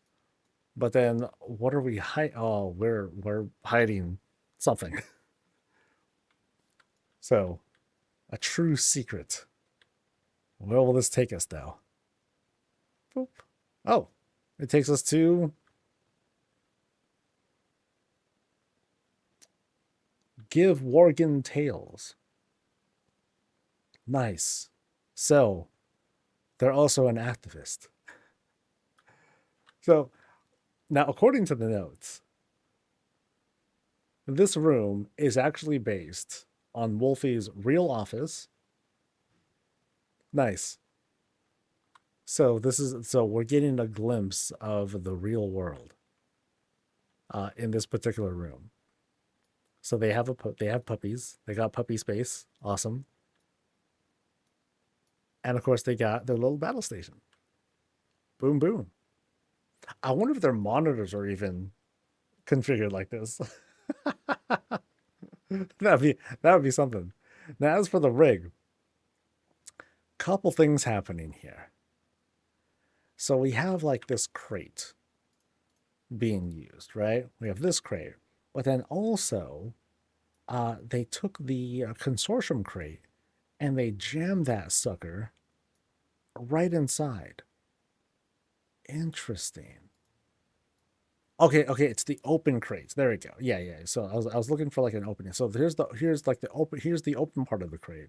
They jammed the consortium crate inside and then put in like some other doohickeys and stuff to, give it that whole living tower life. Nice. And the tails. Okay, that's adorable. That is adorable. And then there's another secret shelf. Nope, not really a secret. Just there to fill out space on. Oh, okay, that is not intended. That just looked like a secret. That's cool. All right, I'll need to backtrack just in case, because large place. I want to make sure I didn't miss anything. So we're here. Stairwell. Yeah, I'm pretty sure there's like what, two other wings to like check out. So we came from these were the two bedrooms. No, one was a bathroom, right? This is the bathroom. This here was the bedroom. Okay, so here we were good. Now we're transitioning. All right. So now we're going this way. Because why not? Why not? Here we're getting entertained. With games, with drinks. Opportunity to serve some folks. Awesome. See, wine is out, snackies and everything. Great stuff with the pool table. I've been seeing more of this where I'm seeing the filigree lights being used as balls as opposed to trying to like simulate real world pool. They're like, nah, forget it. This is the Azeroth pool, or we just play with like these magic light ball things. And then what do we have here? Got to navigate these sectionals a little bit. But we have our snacks, we got our smokes, and we got TVs. What's going on right now? Nothing going on at the moment. Right now, it's probably just us like talking, chilling. What are we talking about? Housing. The true fun of WoW. And of course, we got, what gaming room is wouldn't be complete without having some chess set action going. But now this is curious. So we have this whole shroud area, which I'm pretty sure is not gonna take us anywhere. Yeah, those are walls. But then here we have this immediate climb down, which I find very interesting. So we're kind of like climbing down a stairwell room, and then we don't know what's under us necessarily. But we end up climbing down a stairwell room and then into a skybox room. And there's a puppy. Oh, there's a little puppy constellation there. Nice. That's adorable. That's hella cute. Oh, and then there's big puppy. Oh, look at that. This one's being so proper. You've seen them, right? Where they're like, they have like their paws in front of each other. They're looking like very, okay, they're very, this one looks very intimidating, kind of pissed off looking, but I think they're being very, very good. Very good. Oh, this transition's awesome too.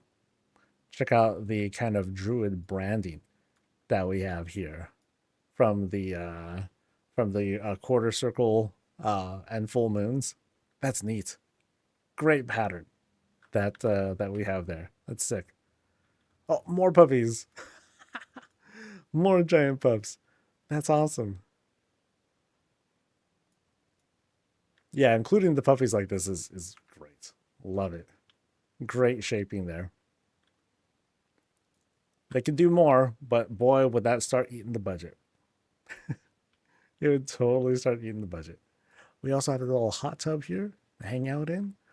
And like a big open space for like these giant dogs to run around and frolic and play and dig stuff up and cause trouble. So here it's like, okay, not so big of a deal to have like a lot of room in between. It's not for us, that's for sure. So here's a place for us to like nap as soon as we're done playing with the pups and we're tired and they're like, yo, we're just getting started. And so like, dude, they're big. They can easily just, they can just leap out of there and like kind of do their thing. Meanwhile, we're asleep. Yeah, really neat. Yeah, I love that whole raised, it has like an altar kind of feel, but it's not. It's a hot tub. It just happens to have like a really high ceiling to it. Yeah, really fun. Yeah, very interested in how this thing goes up. So I'm wondering, like, was there anything below here that I might have like overlooked or missed, or that we walked by and I didn't even notice it? Kind of cool. So now we're gonna go to our left one more time, I think. Yeah. And now we're feasting. So we're doing the gaming, a little bit of drinking. Here we're eating. And what's cool is we have this whole attached kitchen to the spot. Notice how we have like the platforms here to kind of separate us from dining room and the kitchen. And then we have a bunch of kit bash stuff. This is a super modern fridge. Holy cow. I feel like yeah, this looks to be okay, I'm not that tall, so it's hard for me to like hit the touch screen and all that up there. But if I could, then I'd be able to dispense like the water and ice and all that stuff. That's awesome. That's really good. Let's see, what are these? What do we have here? Okay, so we've seen this a number of times. This big blocky piece that's being used here. And the way that with the current lighting or the lack of lighting here, it gives it that really deep, dark look. That's awesome. And then down here, we just have like this door as the base. So see there, that ruins it. Let me just, oh, I ruined it twice. Okay, 3 for 3. Okay, we ruined it 3 times.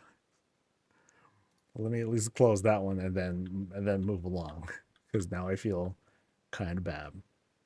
Now I think there's a microwave. I'm gonna guess it's a microwave. It has the whole glass door to it. And over here we have our full sink, easy kit bashing with one more kind of, okay, that's a door again. Don't click it. And then here we have another kind of fridge style. structure, or you can just, maybe they're like just cabinets or something. All right. Followed by the granite countertops, full spread of food, by the way. Nice. And then we have this somewhat kit bash stove. Here is a with a mirror up front, followed by the bench. We have a crate here, and then a number of these gear items. Actually, yeah, here we go. These upside down pumps that are happen to be used as grills. I've sometimes seen them used as like little knobs and other bells and whistles, but yeah, really neat use here too. What I kind of like about it is that the stove's not on. In some cases, people will use the upside down chandelier, which means it's lit already, which means you have like this glow that you need to kind of like play off, or just kind of like let your imagination just kind of go with it or forget about it. But there, it just happens to be off. No need to think about it. We know what's going on. Nice and easy. Great table spread. Food is still cooking. Things are being, folks are impatiently waiting to be served and all that. As soon as the help comes, take that stuff to the side, serve, and start noshing on stuff. But then here, a different sort of setup. Now this seems to be like the boss level conference room of sorts. So here we go. We're going to have our seat. And of course, the Puppy King. All right. Nice. And then here, what are we talking about? Of course, as said, the restoration of Gilneas. Like, what do we do? Destroy the Horde. Yeah, but what does that have to do with restoring Gilneas? I don't know, but we just got to destroy the Horde. That's long and short of it. Sounds good, buddies. Let's go. Whatever gets them excited. Kind of interesting. We have a guild vault right there on the side. But of course, this is like the boss level room. So you get this far, sure, go ahead and have a crack at the safe. And otherwise, we have some solid faction branding here. They rebranded the Horde chair very heavily, I should add. Here, let's take a closer look at this, because there actually is quite a bit going on here with this chair. We're going up a number of platforms. Of course, we have the big chair, super intimidating. We have different sconces, braziers being set up that helped fill out the space here. But then check out like this arch here. So we started off with some elven tables, some rounded elven tables. You have the draping that happens to be up top and also kind of overlaps the front, which makes it really cool. I really like how that comes together. It has a very cool fit to it. But then on top of the tables, you have these benches. You can kind of see how they're sort of like sticking out a little bit. And they're helping to skin that. At the top of the clipping here, or where you would otherwise see gaps between these two tables, you have like one more table there, one more like pillow there to just kind of like add a little bit to it. Nice. Really, really nice setup. And then we have like this shroud here. So you hide a little bit of the warrior branding just so you can preserve like this little piece here. Or, nope, never mind. It's upside down. There we go. And I clicked something. What have I done? What did I do?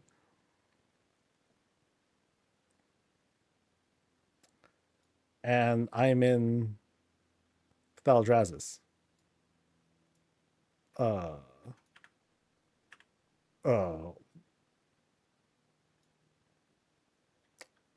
Where am I? Did I seriously hit a portal thing? I hit a thing. Yeah, that's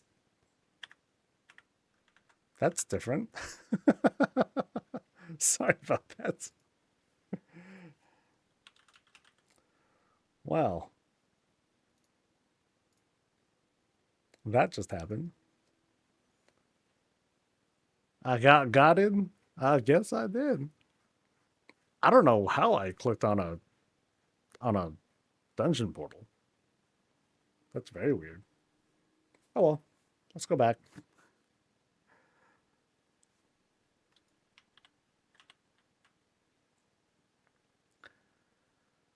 There are two of those in my place, but if you hit them, it's kind of like, they ain't subtle.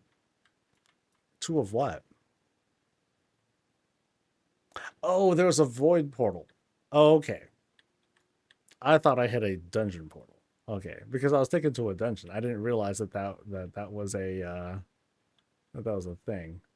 Okay, it was this way. So really, there's a void thing in here? Where?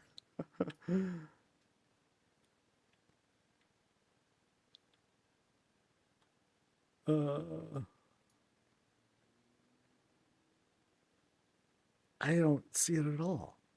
What? Throne, bench, chair. Oh well. That's my bad.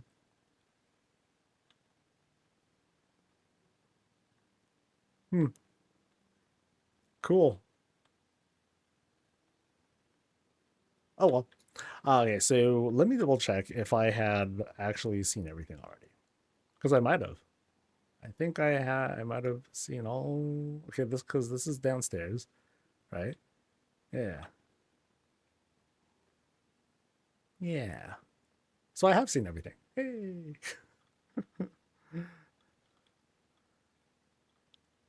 So that'd be a funny way to end the VOD, is if I like teleport, like, oh, that happened, and then dun dun dun dun dun dun dun, dun. Yeah, that'd be a little funny.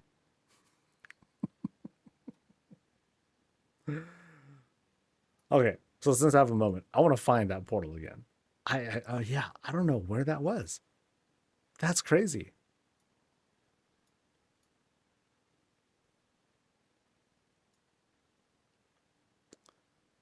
Because do you see anything like that anywhere?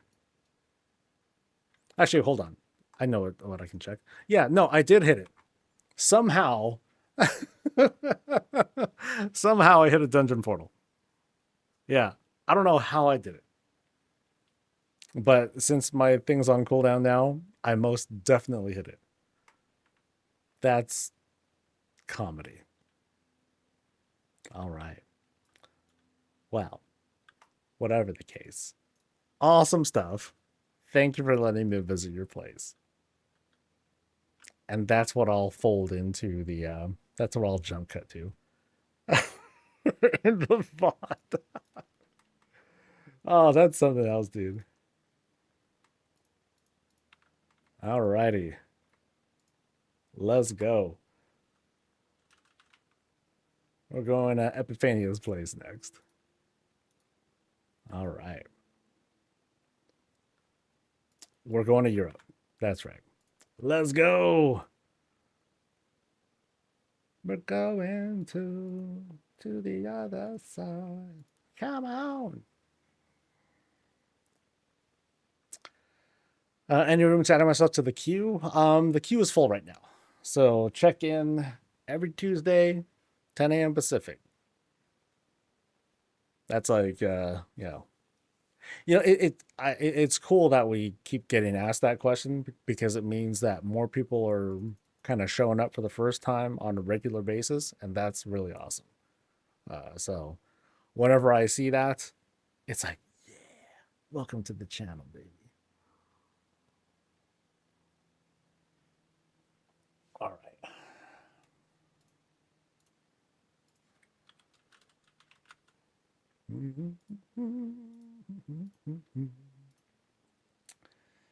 All right, we're going to 23. If we have time, I'll circle back and I'll go to, so Epiphany, like your second home is kind of a project home. Because if it's mostly a project home, I don't mind coming back once we're done. Yeah. I think we'll try to do that if we can. That'll be fun. Yay. Alrighty. Ooh. You know what I'm gonna like? I will like being able, It doesn't sound like it's a feature yet, but I'm gonna like it if someday we can just type in someone's neighborhood and just go there, if the permissions allow for it. That'll be fun. That'll be so cool. If or when that actually happens, because folks that just be like, oh yeah, just come to my place anytime, and then we can just be like, and then just do it. That'll be great. Right now we can't, and that's not so great. If anyone didn't want people to visit, then they could always set their neighborhood to private or set their lot to private. That's totally fine. But at least being able to get into those neighborhoods, that would be neat. But I guess it would be also really easy to brigade someone too and just otherwise flood a neighborhood, and that might not be so great. But oh well. All right, folks, this here is Epiphania's place.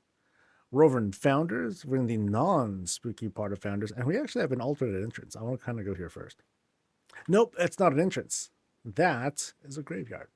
So, right up front, though, we have.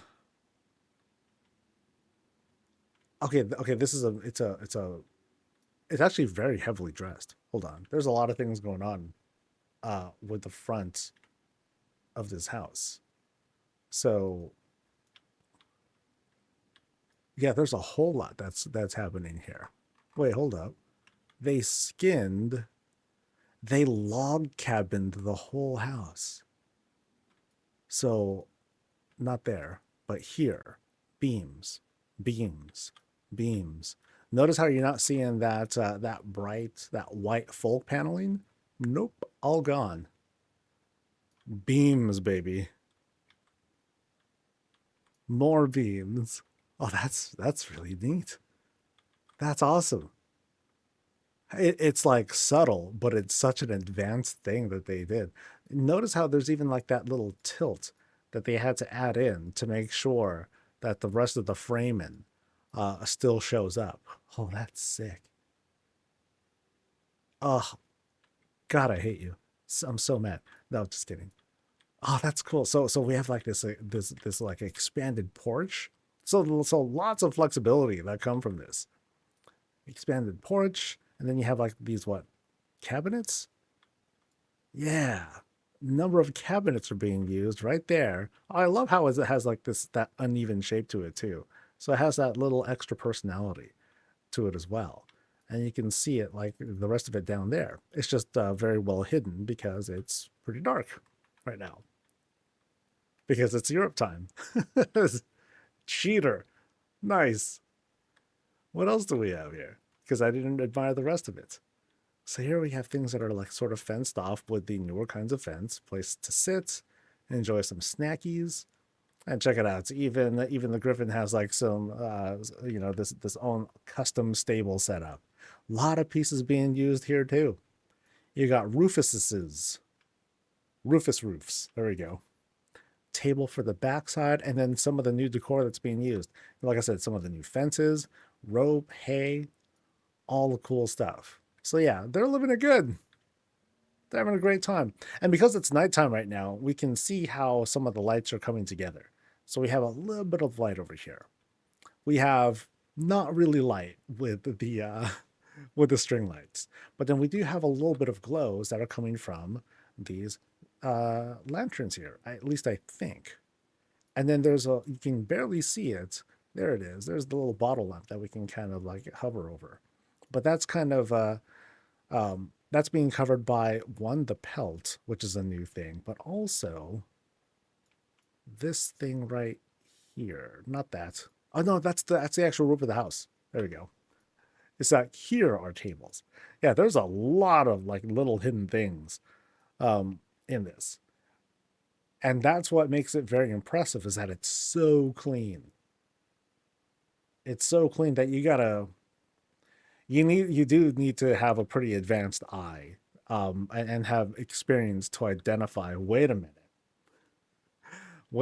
there's more going on here than it first seems. That's great.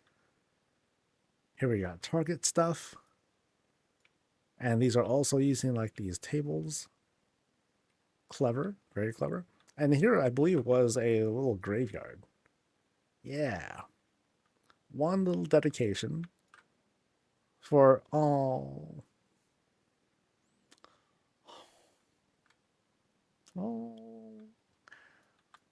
one little dedication for absent friend. Okay, anyway, get out of it, buddy. Housing, housing. Let's go. Let's go inside. Let's go inside. Yay, housing. Yay, housing.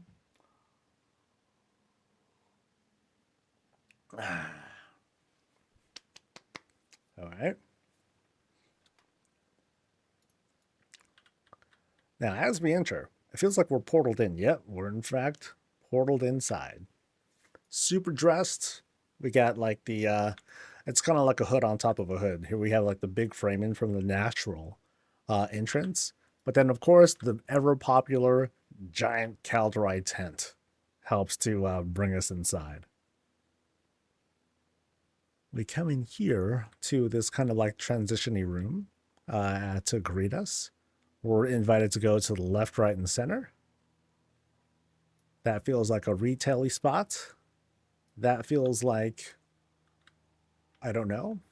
And that feels like the most. So let's go through here first. Boom, boom.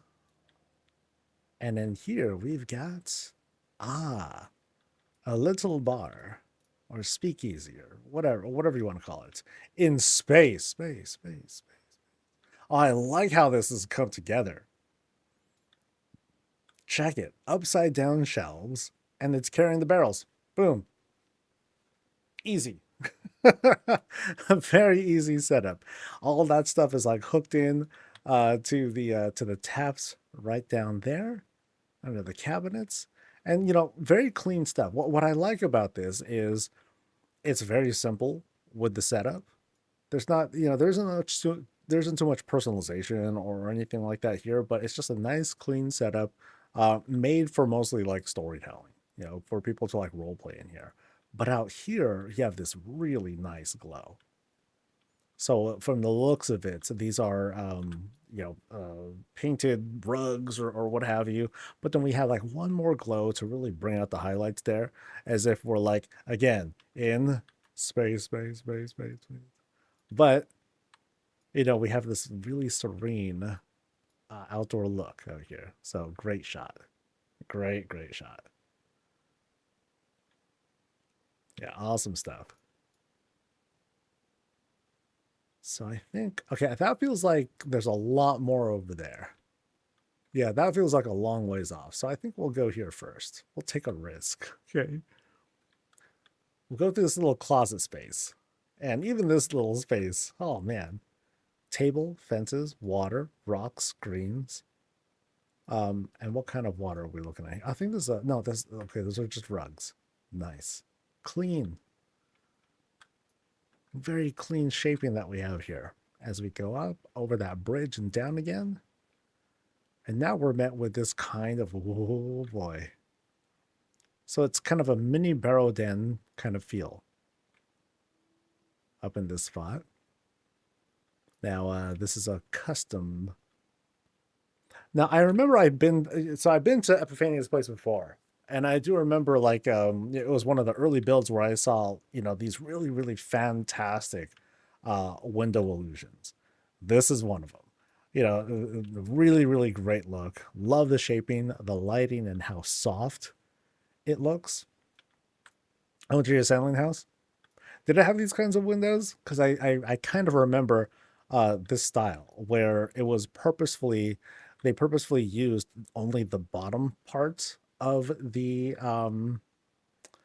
bottom part of the elven table and not like both sides. So in any case, I know I've seen a lot, but I know I've been to one of your places before. It was another great experience. Yeah, really great look here. Love the dressing on that. And not too overdone either. So over here, continuing on, we have a little double moonwell action. We got a big one, and then we got a little baby one for like the kids or the pets or whatever. Oh yeah, really nice setup there. What's that there in the corner? It's nothing. Okay, so really great looking moonwells. that we have on both sides here. Yeah, so we have like this little spot here we can just kind of hang out in. A little bit of privacy. So yeah, I'm just going to lean back here and do my thing while everyone else is wandering around, having a good time. Yeah, so it's a nice place to hide, the way I see it. So let's check out what's in this spot here. We have a thing to read. Excellent. One little spot for reading or prayer, you know, any of those things. Up here, oh, that's kind of cute. We have like the little bear rug up there. And another place. So this is a place that for someone, if someone has the hops for it, they can go over there, like hang out. Down here, though, is where they might be working on some maintenance, gardening stuff. And another outdoor illusion there that they were able to kind of carve out for themselves too. Doesn't need a lot of room, but yeah, they really gave themselves only that much room to add like, oh, hey, let me just add some flowers there. Like that'll be it. And that's really effective. So let's climb up one level. Boop, boop, boop. Past the little cat tower and reading spot. Let's go up to the next landing. Boop, boop, boop. And up here we had some options. Oh, holy moly. Okay, that's an option. Gee, that's a lot. We're going there later. Let's go up here first. This might be safer. Maybe not. So let's go. Let's head through here. So, oh man. So we're getting like these really, really strong natural vibes. We're kind of leaving the barrow den sort of setting. And now we're going into like this, we're going into strong Herondar vibes. Yeah. Oh, that's so cool. Oh man. Herondar stuff is great. It reminds me of troll stuff, where they have like these really, really big pieces. Oh, we're going outside actually. We have these really big pieces that command so much of the space. They have such bright colors. It's so vibrant that it takes over like anything else.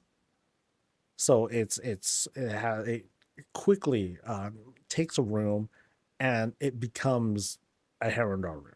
Yeah, the character that comes from it is so strong. And then all you have to do is just lay stuff down, and you're pretty good. Kind of like with troll stuff.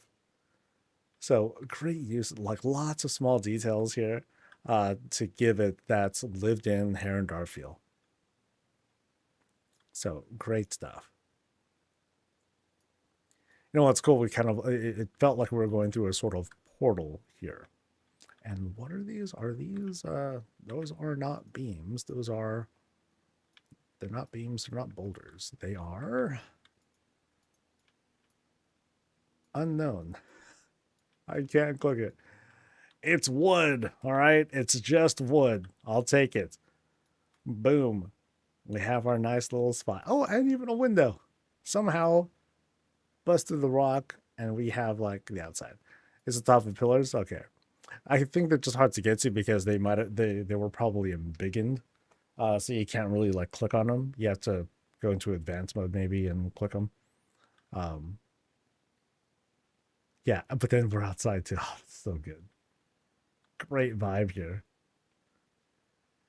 It's kind of funny because you know, there's only so much of the outside that we're looking at here. You know, we start off maybe around here-ish when we like go outside. We start going across, and like there we go. There's the outside. So we get like little peeks out here. Yeah, great shaping that we have here. That's so good. Love how these large trees, mostly acacias, because they're like the most sprawling out of them, how they're coming together to pretty much hold everything together. You know, a lot of the time, and I've done it too, like the cave just kind of like holds itself up. But whenever we see the growth coming through here as well, it provides like this really cool contrast. Love it. So let's return to the barrow den. Go across. past the little library area, climb down, and then we have another crazy climb plus plus another floor above us. But we're gonna wait for that. Let's go around here real quick. To the bathroom. Hey. No, maybe not a bathroom, but it feels like a bathroom because there's our vanity. And then we have this sort of curved climb up into, oh, here we go. Nice.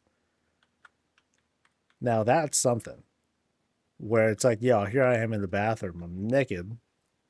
And again, this is something that I've seen in a lot of Barrow Den kinds of builds. You have like the whole hot tub, bathtub area, but it's very much not private. You have at most a little trellis or a shroud that's separating you from here, and otherwise the public areas where other people are like hanging out. So can we go in here? I don't think we can get any higher than this. So, but then we do have, we can observe like some other ledges up there as if there's going to be more. And then of course there is the sky over here. Great stuff with the mostly rounded rugs. Yep, rounded rugs are dotting the spot with a very, very minimal clip. And then we have like stars all over the place. Great glows. Great glows. You know, some people, they opt to go for those crafted pieces. Sometimes though, you got to be strategic because like those crafted pieces, they're very pretty, but they only take up so much space. And so when you want to try to fill stuff out, you got to start making some budget decisions. It's like, okay, do I want to have this or do I want to have it be different and sacrifice something else? And so those are decisions to be made. Now we're going into this kind of next part of the Barrow Den spot, but it feels a little bit more closed off and has these very heavy themes. This is very pretty. Like this shot. Oops, there we go. I'll do it one more time just in case. Really pretty. So check out the contrast here, or like the different themes that are happening here. Here you have like these tables that have been, I'm pretty sure, have been dyed into this kind of this purplish color. So you have like that kind of distinction. Pan over to the left a little bit, and things move over to a bit more of a natural light. You still have like some of the pinks going there, but then you probably have some yellow lights that are happening around here too, between the sort of lights that we have here from the braless string lights to some of the other lights that are existing here. So really neat. Here, let me pan back some more because it's just really nice.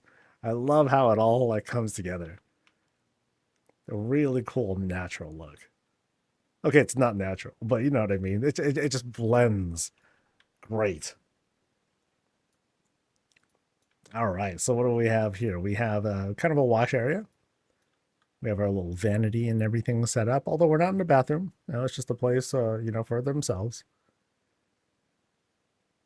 Lots of cool branding up here, even with like the troll stuff. Takes up big spaces, but really pretty though. Notice here, as we're going into like into this area, we have two of these priory trellises as we cross over. So we kind of like step in to this kitchen area. Like check out the grand stove on this thing. Fish are going and all that, but it's big enough that it's going to a doorway. And just in case the fish are still alive, you got your special oven mitts so that you can handle not just hot things, but things that are still alive. So that'll finish them off.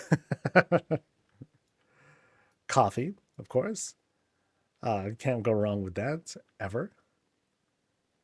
And over here we got our additional prep table. Snackies, breads, other goods. Nice. Yeah, great glows that we have here in this spot. And then when we're done, we gotta grab our stuff, bring it over to our buddies here in our little, kind of the opposite of a conversation pit. This one has a little bit of a, this one has a bevel of sorts. And we can snack over here, talk smack, hang out with the lions and other little animal friends that we got. Yeah, very interesting things we have here. So we have, are these multiple beams? I can't tell what this here. Yeah, those are in fact columns. Okay. So a bunch of columns that happen to be set up there to help kind of wall off the water coming from this fountain area. God, the details here, dude. It's nuts. That's cool. They even have they even went as far as using this as just a platform. They just wanted like a nice rounded platform. But it's a fountain. It's just like flipped over and shoved down there. Oh, that's cool. So let's climb up the stairs. So stair, Gilman walls, make up the rest of the surface here.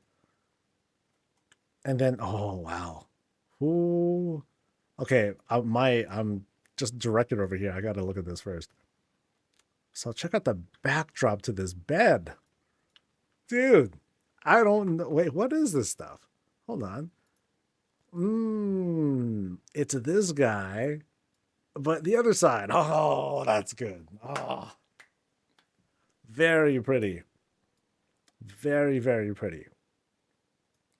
I can easily see this being used where it's like, okay, they take one and then they take the other one, and you can have what looks like you can have most of this stick out, and then you can have like this whole rounded thing. Oh, that's sick. That's so cool. I love this thing. Love the colors on this thing. Excellent. You know, it really brings home the intent with this build. You know, you have like these strong druidic vibes that I'm getting out of this. The feathers, they add a lot to it. That looks great. And then right next to it, kind of a modern, kind of a modern shower. Because yo, I'm rugged, but I ain't that rugged, yo. I gotta use soap. Sheesh. So here we go. You know, we have like this nice fusion of modern amenities along with the magic of Warcraft. So that's great, dude. That is great. To me, it's almost comical in a good way. You know, I love how there's that contrast. So here we go. Let's go ahead and just kind of air dry. We did our hair this time around, and so we're gonna let ourselves dry up in front of the fire, read some stuff, enjoy some coffee. You know, a girl needs her shots. Hey, same girl. We don't we all? But yeah, great stuff. Great bed. Love that.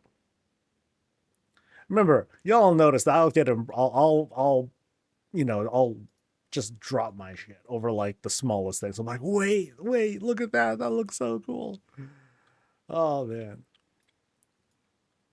the little things can be immensely impressive and fulfilling too. Can't forget that. Not all the time do we need to like one up each other with like, oh my god, here's this crazy kit bash thing. No, here's this crazier kit bash thing. Sometimes we can really wow each other with, you know, what could look like the simplest things. All right, so I went up here already. I did my retreat back from the Herondar spot. That was the whole public key area. So we're going to make our way down, I believe.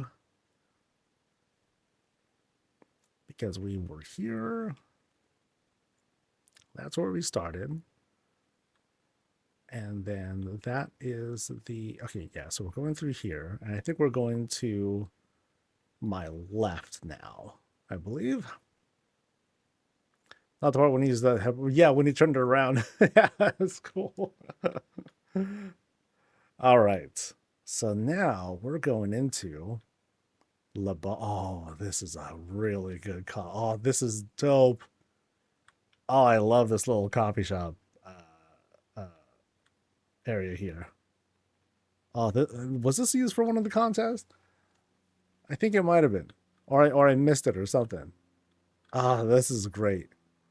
Great stuff. It reminds me, it was not. It reminds me of like a mall area.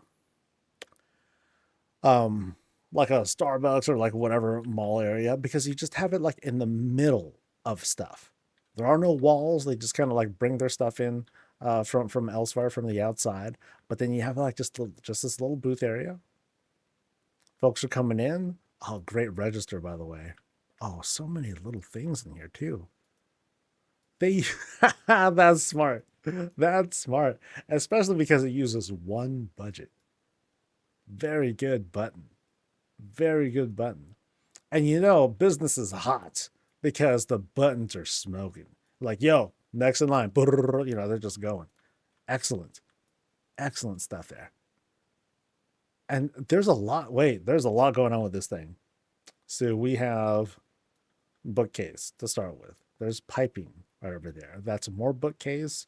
Here is the treasure chest, which I can't open up. I know that. There's the lever has been flipped. Okay. And then here's what I believe is a bench. No, it's a wall shelf.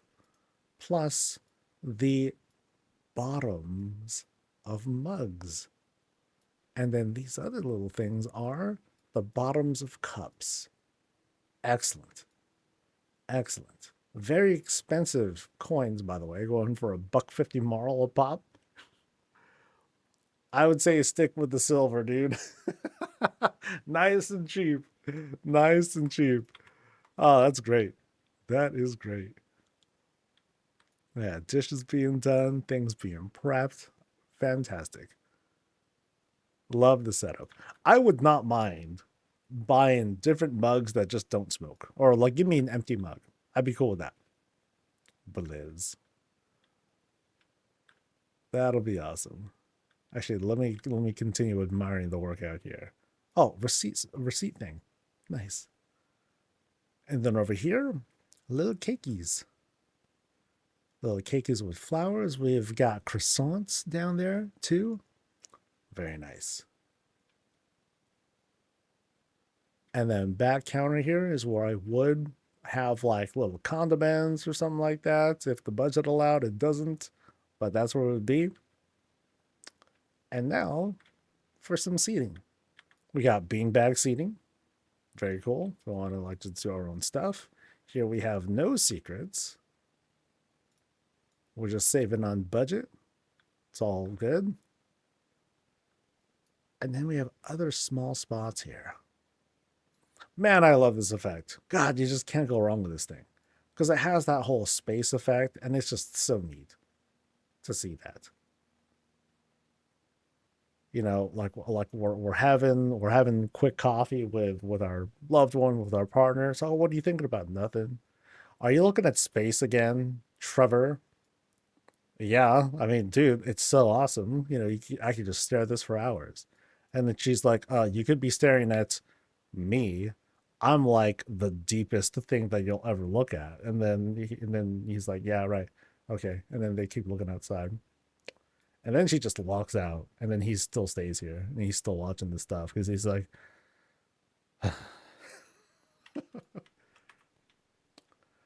that's how it goes sometimes, you know? Sometimes you just want to zone out. Oh, here's something to zone out on. Oh, yeah. Now here's something to enjoy. Window mastery. Excellent. Oh, okay. It has this a little added illusion. So I think the shot is like this right here. Boop. Great, great stuff. So we start off with like this kind of bluish, like, am I able to label this? Vortex teal is the base right there. And then we just have like some yellow lights, whatever that is. Actually, it might, is it that? It might be that ceiling light that's doing most of the work. There's multiple ceiling lights actually. But then it's not being used as a light necessarily. It's mostly being used as a flower on top of the lily pad. It's an ochre light. Ochre light. Oh, there it is. Ah, gotcha. All right. That's cool. That's cool. They're awesome lights to work with, dude. They're awesome lights to work with. All you need is one. If you want to get like that nice subtle sort of glow to it. And then it creates this whole gradient effect. Oh, masterful stuff. I really like what they did with the tree here too. It's like winding inside, and then the people inside here, they're like, "Oh, what do we do about it? Whatever, just let it grow." This tree is. I'm sorry, I was gonna say this tree is part house, which I guess is kind of true. This house is part tree, is what I meant to say. Both statements can be true. Okay. Yeah, great window work. Yeah, awesome contrast there. Here in this other private area, oh, okay, now this is really closed off. This is a bit more my vibe, where we have like fairly dark areas, fairly quiet. We have the whole imagine like the whole the kind of like thick cloth above and in front of us to absorb all the sound. So we can have like quiet conversations here, intimate talks and all that stuff while Merkel there stares at us. Which makes the whole trying to have a conversation really awkward because, I'll be like, yo, is everything okay, Merkel? And then she's like, no, it's all good. I'm just talking. I'm looking over there. I'm like, no, you're looking right at me. I can see you. And then Merkel's like, what, you want me to just like cover one eye or something like that? This is how I look. You got a problem with that? I'm like, oh, sorry. Okay. So then we'll keep talking about real estate. So there you go. Yeah. See, don't be fooled. Merkel can look at several things at once. Just keep that in mind, okay?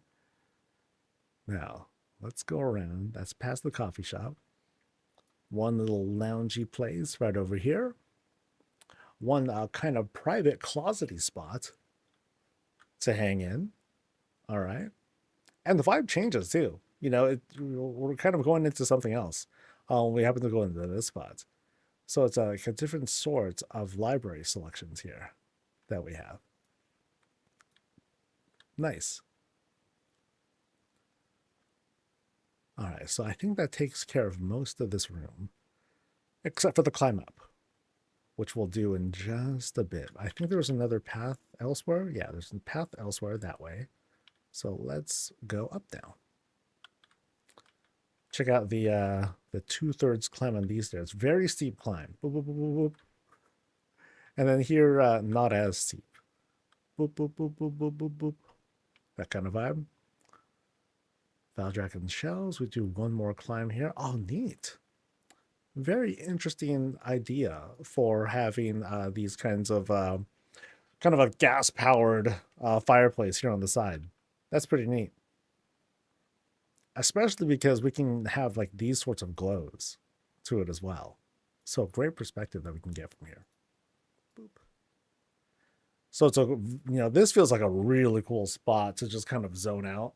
Here I am. I'm going to kick my feet up on that chair. I'm sorry, on that table, grab the book, start reading through, fall asleep. I will totally fall asleep. I know it's bright and everything, flickering lights and everything, but it feels so warm and chill up in this particular spot that I can't help but want to just doze off. Never mind how much coffee I had. It'll just drag me down in the best way. All right, so we were there. And we haven't gone through, wait, we have gone through there. So I think this is the last wing. Yeah, but we still got more to look at. So we're going to go through this hallway, this transition, plus the tent, and into this outdoor light. Oh, nice. Interesting. Now, this is new.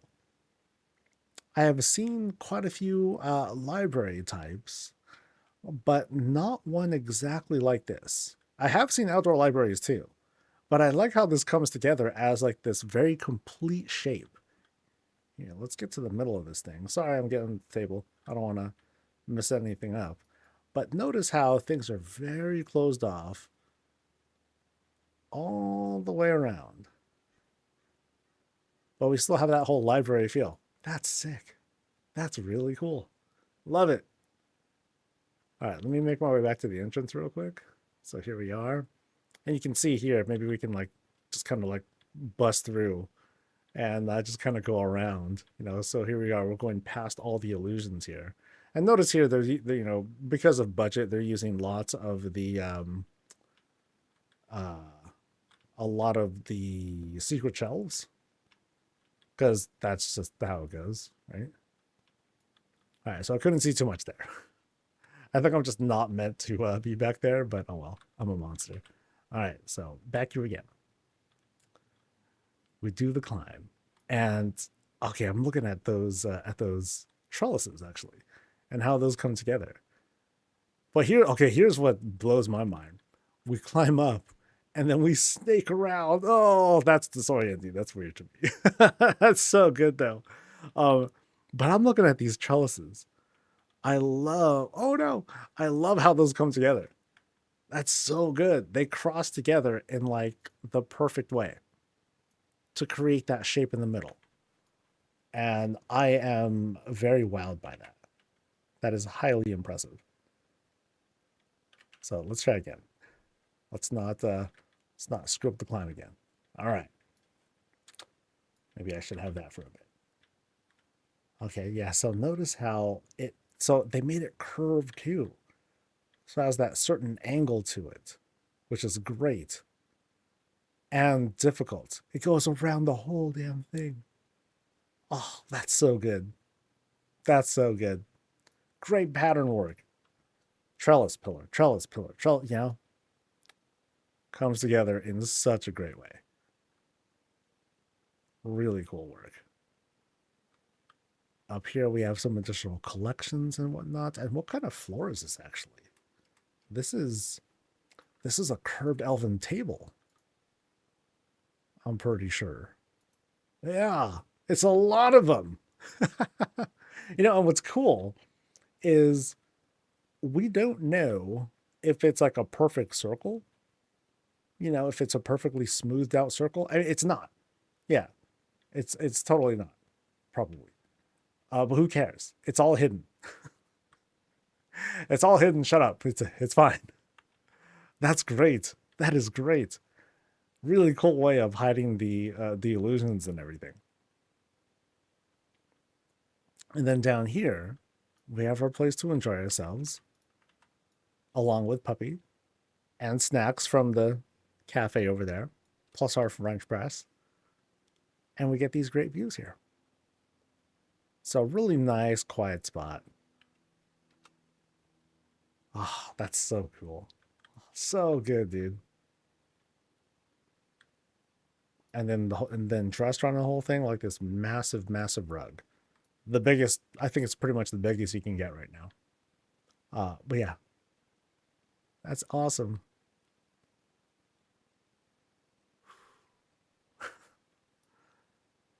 Have I seen everything?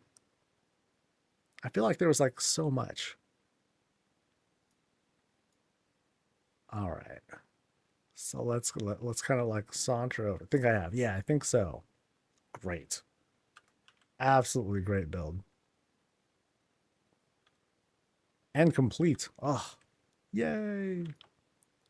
Yeah, thank you so much for showing us. Dazzling from wall to wall. All right. So we'll see what time allows. And we'll see if we can check out Epiphania's project house later. We still got 2 more places to look at though. We ain't done, baby. We're going back to the US for more adventures. Yay.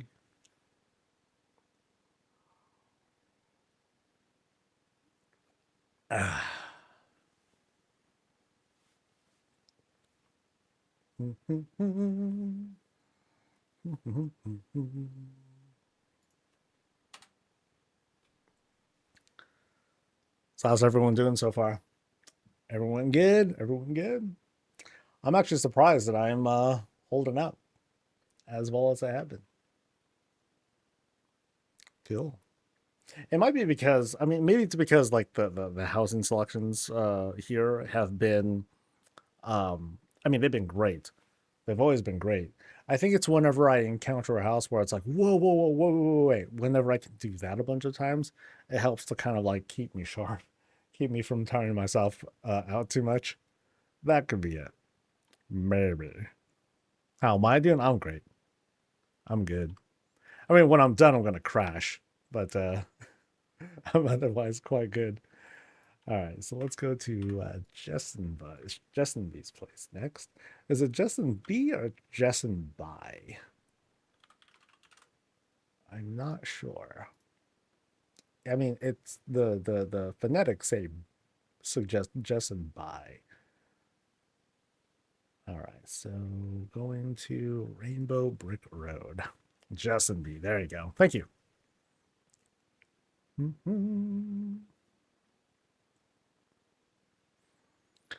I'm running back and forth between a basement cleanup and the stream low. Now, keep in mind that while the individual VODs for all these visits, it's going to take a while before they come out. This place is, these streams are automatically archived on YouTube. So you can always come back here and view the entire view the stream in its entirety, uncut, complete with breaks and everything. And of course the in-between banter. And the in-between banter is when I usually cuss, you know. Shit, you know, that's sort of thing. All right. Enough of being a goofball. Time for serious vibes. Oh, I think there's the boss. Yep, there they are. Nice. Good item level, by the way. Excellent. Oh, and look at that. A local just happens to show up being all creepy vibe and all that. Yeesh. All right. Oh, ooh, wow. What is that? Are those feet? Okay. All right. All right, folks. This is Justin B's place. We're over in Founders in one of the favoritist plots ever. This is plot 0, right next to the water. And we've got something else. Because back there, I swear I can see like chicken feet or feet of some sort. So we'll see what's there in just a bit. Let's start here, though. We'll start here. As we come inside, paving stones take us across to the super expanded gazebo, as well as the house itself, and them suspicious feet that are right there. One of them happens to be caught in a trap, it looks like, but we'll see what's going on there in a bit. First off, little tent space to hide in from the giant chicken. I'm sorry. That's really distracting. But yeah, we'll have ourselves like a bit of a meal. We'll go across really quick into, okay, it's not a super gazebo. It's more like, okay, here at the bottom area, hot tub that's been set up. And then up here, we have another one. So this one actually looks like it's upside down. It looks like an upside down gazebo, almost. But then here we do this climb to an upper level where we can have some snackies and wine and what have you. And it looks like we need to go up here and across these wall shelves.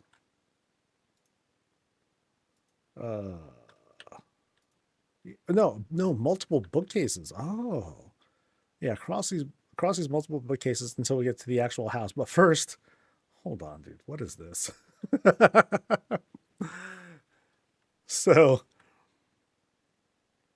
this is the Baba Yaga reference. Okay. You know, funny enough, I think Baba Yaga, I think John Wick. So, oh, that's a ball and chain. Ah, okay.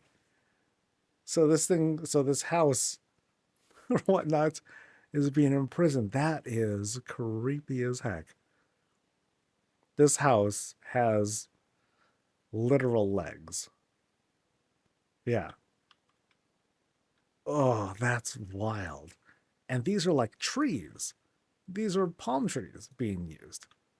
So palm tree down here, right? And then this is another tree. Oh yeah, it's another palm tree. All right. So the house is the Baba Yaga, and then it's a coven of witches, per the notes here. That's freaky.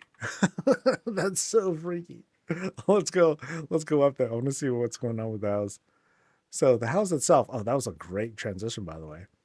These are shelves, by the way. Shelves that we were just running across. So we can kind of see here the house itself, a little unkept. We got some growth popping out the sides from like all over. Wild. Yeah, even from like the other ends too. So it definitely has personality, to say the least. Plus windmill up top. Wow. All right, I'm very curious what we're gonna. Well, there's a void thing right here too. As if it wasn't freaky enough. Okay, it looks really weird when looking at it like straight ahead from this angle. Of course, we can see how it's an orb, but at least the way that the 3D effects land here makes it really mysterious. That's neat. That's neat. Now let's head inside.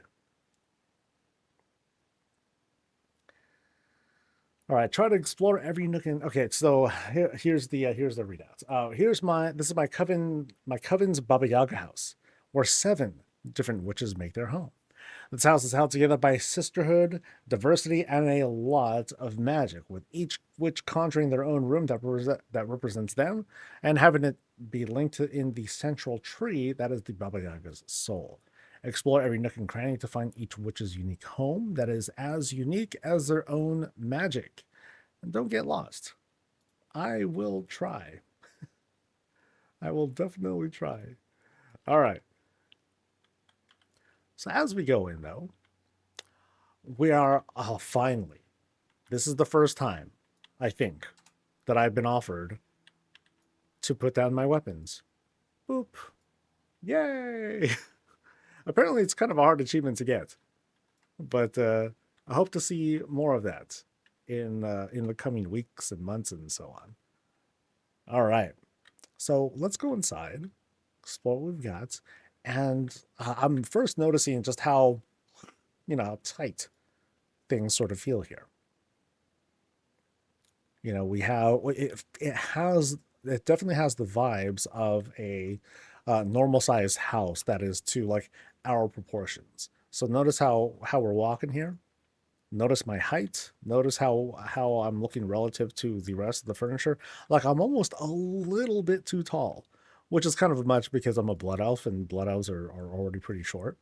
So yeah, the proportions are great though. I usually tend to run into builds where it's like, hey, look, and I'm like trying to jump up to the top of the fridge and all that, which is all fine when it's just being presented, but it hits different and it feels really touching and it really shows not the quality of a build, but just kind of like how much thought they went to the proportions whenever things are actually sized to something that is, well, our size.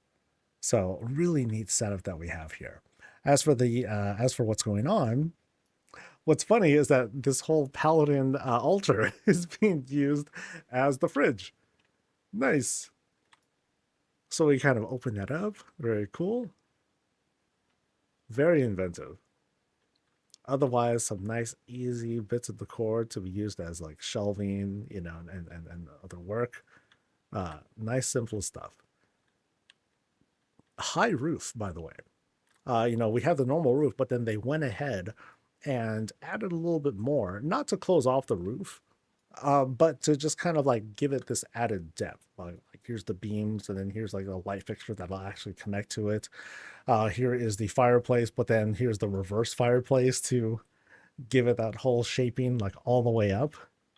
So that's great.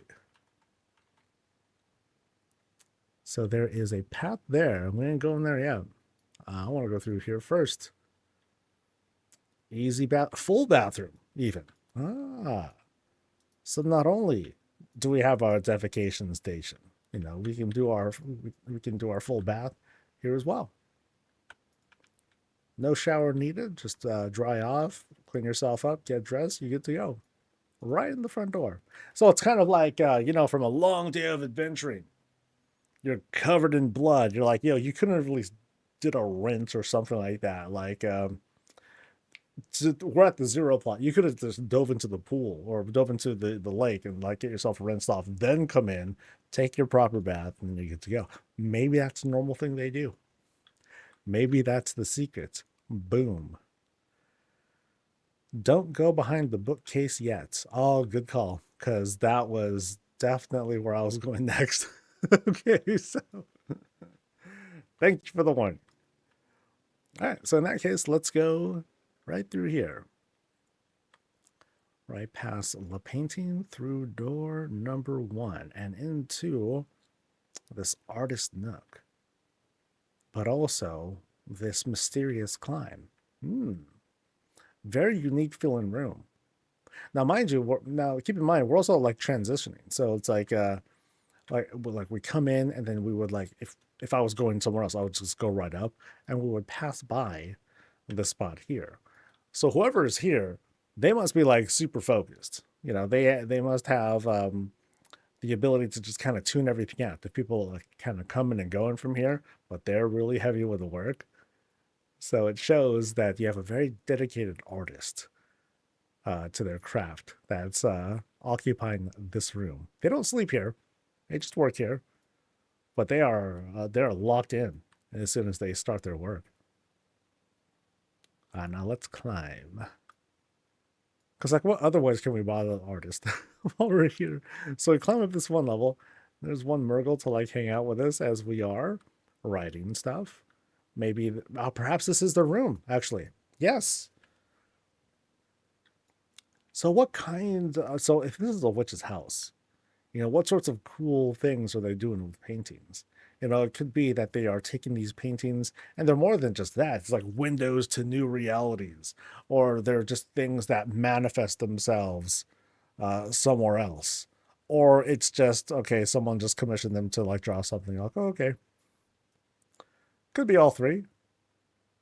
Oh my God, that's a big Murgle. So we got little baby Murgles plus Snuffles, and like here's one that's hiding. This one's like, I'm too scared of like the big one. He's so big. He's huge. So here's a big Mama Murgle right over here. Awesome. And then from here, the top of this area, it's using this this tent as the top here. Nice. So let's make our way down. Back downstairs, back to the artist area. So yeah, so this whole area is in fact their room. Maybe the Murgles are like their assistants or something like that. All right, so I was told to go to that spot last. Okay. They said not yet, but I think I have no other choice. Now I'm going to venture into, now we venture into mysterious stuff. All right. Okay, I really like this shot here. This has this so this is, wow, I didn't realize this. But is the Torghast thing, is it giving off white light? Because I'm not familiar with white light anywhere except here. Interesting. If so, that can have some certain applications. Not too many, but some, because there aren't too many spots where you have natural white light. That's all I got, though. All right, so let's go through. So we've been teleported somewhere else, somewhere mysterious, and somehow I'm being led to believe that these rocks are brown. Wait, how? Okay, so, yeah, that's cool. They're not brown. Oh, wait, shut up. Are they? These are paving stones, actually. No, they are. Yeah, no, okay, they are painted. Okay. Oh my god, I was losing my mind. Because I at first I thought, oh, look at the boulders. Wait, these boulders are different colors. No, wait, they are not boulders. They are paving stones. And paving stones have a certain kind of art to it. They're much harder to place than just regular old boulders because you got to make them face the right way. Whereas boulders, you don't really have to do that. So it's a little bit harder to achieve, um, this shapes like these without lots and lots of effort because it's so easy to clip things and make things look funny. But this looks great. So it's kind of like a hollowed out tree of sorts. It's not trying to be rocks in this case. It's trying to again be in maybe like an old tree or just the closest approximation to a hollowed out tree, and that looks great. That's really really cool, and it goes up really high. Wow. Okay. So if I turn around, so we transition from that whole cave area. There's like one giant statue. Oh boy. All right, buddies, we're in for a climb. This is a very cool tower we're about to climb here. Actually, wait. No, there's other stuff down here. Ooh, mysterious. So what do we have here? So before we even do the climb, okay, I'm not going to click on that. That feels like, okay, that's the void maw. Don't click that. That's going to cause trouble. Okay, so from here we have options. Oh boy, this is sprawling in like a really cool way. Usually we're seeing, okay, let's go through this wing. Let's go through that wing. No, let's go through this like weird cave of like green stuff. No, let's go through this cave of like rocky stuff. Yeah, this is neat. Very, very unique presentations with each of these paths we're going down. And as we go through here, boop, we enter freaking hell. We're in Molten Core. Yay! My favorite place. Welcome to hell, buddies. Oh, we're outside too. But yeah, welcome to hell. where where the this is where we roast the coffee. So we got natural roasted coffee that comes from this spot. Right? Here's our sauna. We can do our thing right over here. Very nice. I mean, this has a Block Rock Mountain sort of feel, right? Block Rock Mountain / Molten Core kind of spots. Great presentations, by the way. I love how, notice how these lava balls, it's taking that part of the lava ball and because of the clipping and everything, it has that feel of like the lava flow that's going down a certain direction. That's neat. Very, very neat. Very much not something I should be walking anywhere close to. But so cool. And now we're doing a climb. And this is a skybox room, so there's only so far we'll be able to get from here, at least maybe. So we make our way up this kind of like Black Rock Mountain climb into the area above. And what we have here is this really nice nighttime vibe. So we've risen above all of that. Actually, I can't get a look from down here. Yeah, all that craziness down there into a place that's, much, much cooler feeling. Nice open air, water's flowing and everything. Very pretty. Do I sleep here at all? No, it just seems like I hang out. All right. So, oh no, there's a bed. Ah, ha, ha. Okay, so is a bedroom. So what does the Witch of Hell do? Oh, you know what she does, or they do, because we'll just give me guys. So you know what they do? They run Molten Core. They're going for Thunder Fury. Duh. What witch or anyone wouldn't want that? Some witches, I think they have practical needs, such as legendaries. I mean, who doesn't get excited over that, right? Yeah, really neat outdoor spot. All right, so let me pan back around, back through here.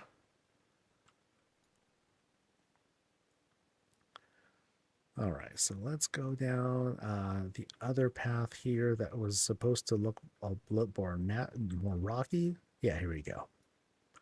Spiderwebs are giving me some vibes, as well as the Necrolord stone. But let's do this climb. Oh, wow, very steep climb too. If it was wet at all, I would be slipping and falling here. Ooh, okay, so troll vibes, perhaps. This climb is very neat.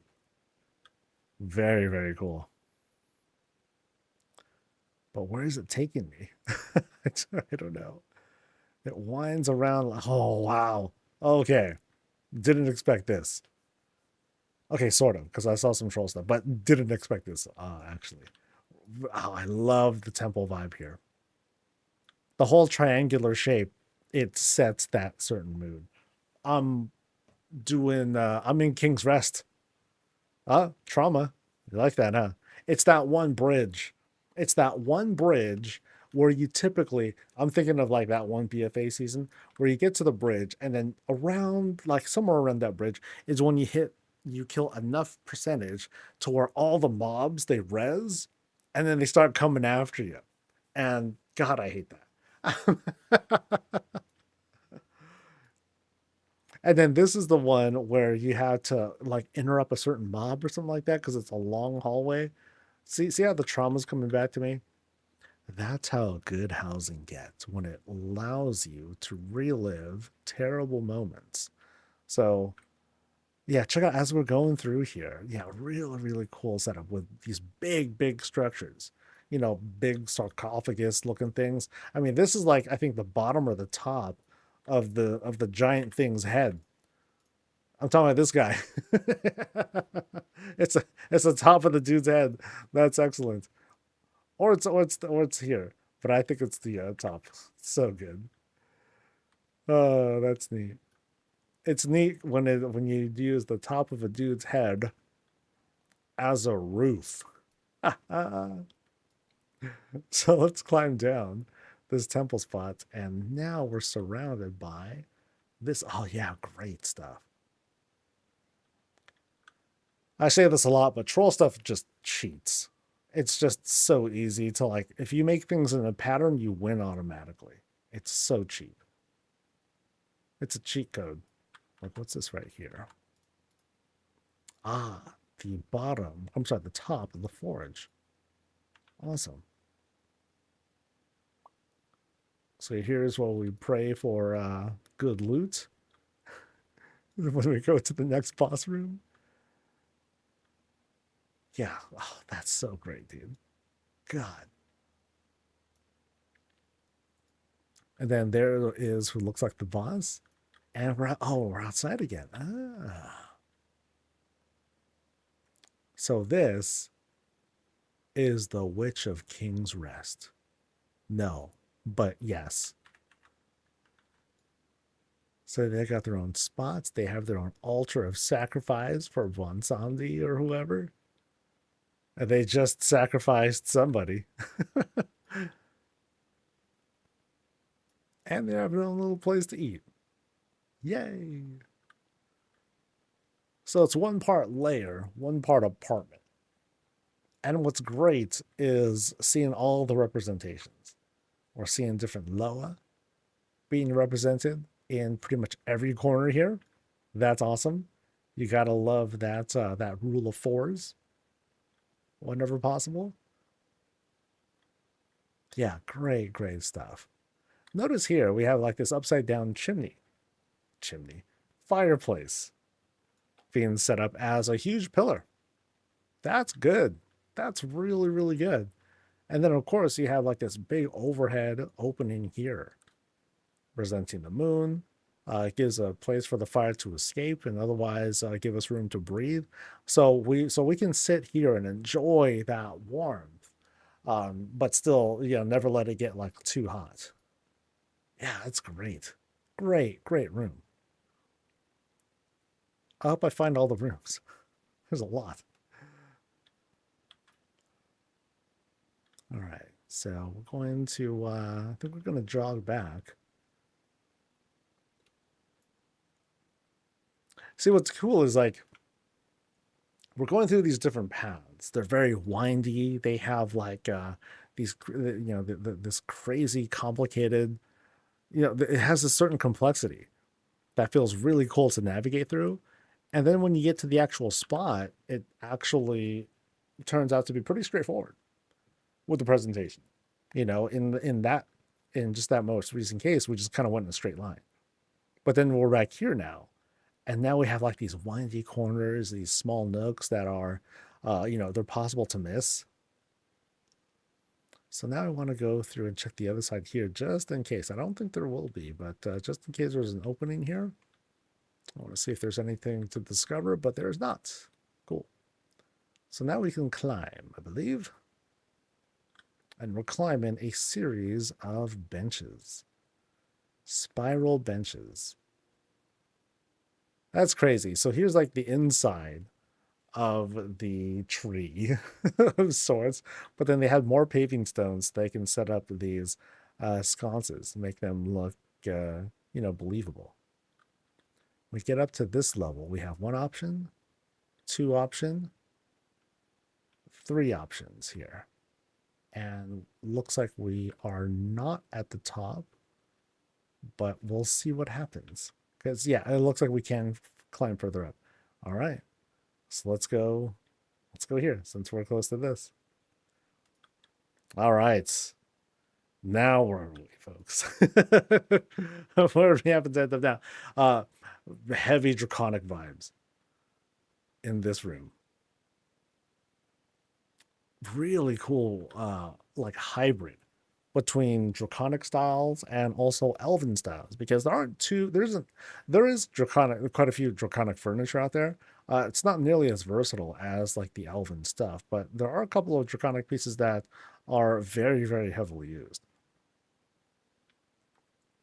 And as for right here, we do have we quickly got to the whole bedroom setup in this room, but it's also serving as a lab. Huge alchemy stuff is happening here. As for what exactly, who knows? Is it for innocent people? I don't know either. One would say that for the most part, it's all about the experimentation, the joy and exploration of the unknown. But let's go across here, past the bedroom area, and into, boop, a weapon closet. Yes. But then also kind of through the shroud here, if we kind of navigate through. Oh, okay. Okay, this is right here. Okay. So we kind of like sneak across that. So that was a bathtub that was accessible. And then here's like the other forge, or the other side of it. All right.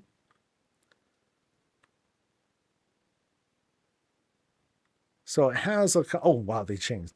So we have,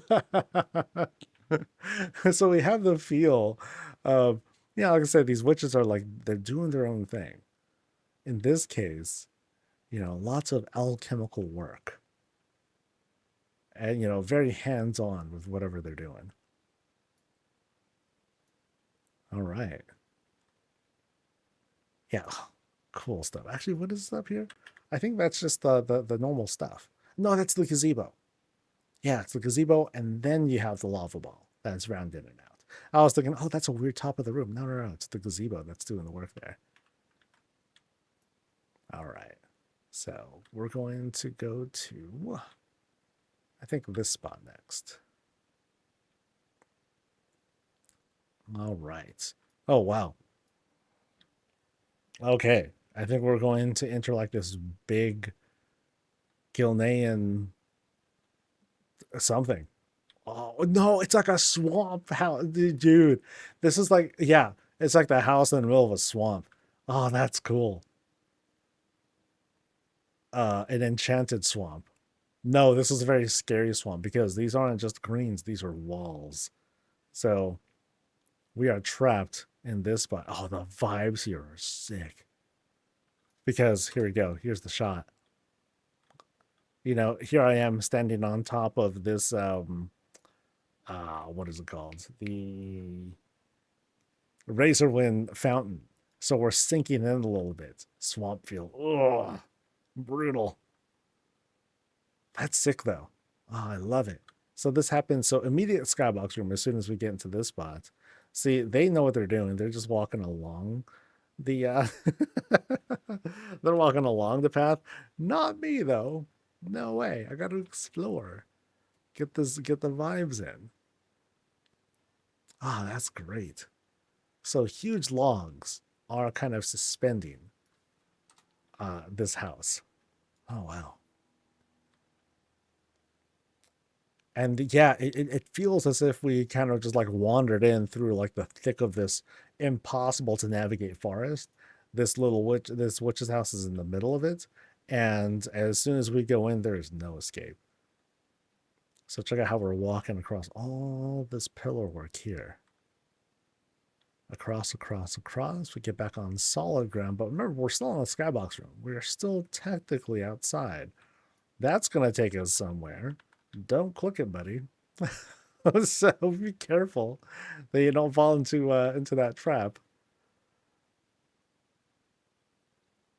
And what we have here is their own brand of concoctions. So they got a little swamp jutsu going on here. You know, the techniques of the bog. I almost expect to see like some sort of you know, swamp looking monster, like this whole seaweed demon dragon thing. But first, we're going to be climbing a whole bunch of these stairs or wall shelves. It's actually kind of a grand climb too, but it's also very practical. You can see how they're being semi-suspended with the chains here. We walk on what is presumably a leather floor. Leather as in hopefully animals and not people. And then we climb through this Gilnean wagon and into the bedroom. Huh. That's crazy depth. I love how this comes together. So remember, I'm pretty sure we saw this from the outside. So like there it is. You can kind of see where I came from right over there. And what's neat is just how this all comes together and feels realistic. It all comes together. That's awesome. That's hella good.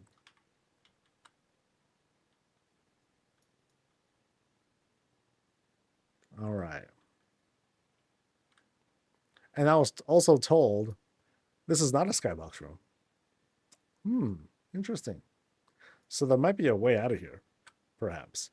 So here, let me climb down. So there's the moon that they set up. You can see the crescent over there, of course. Stars above. Yeah, I thought I was in a skybox room. Wow.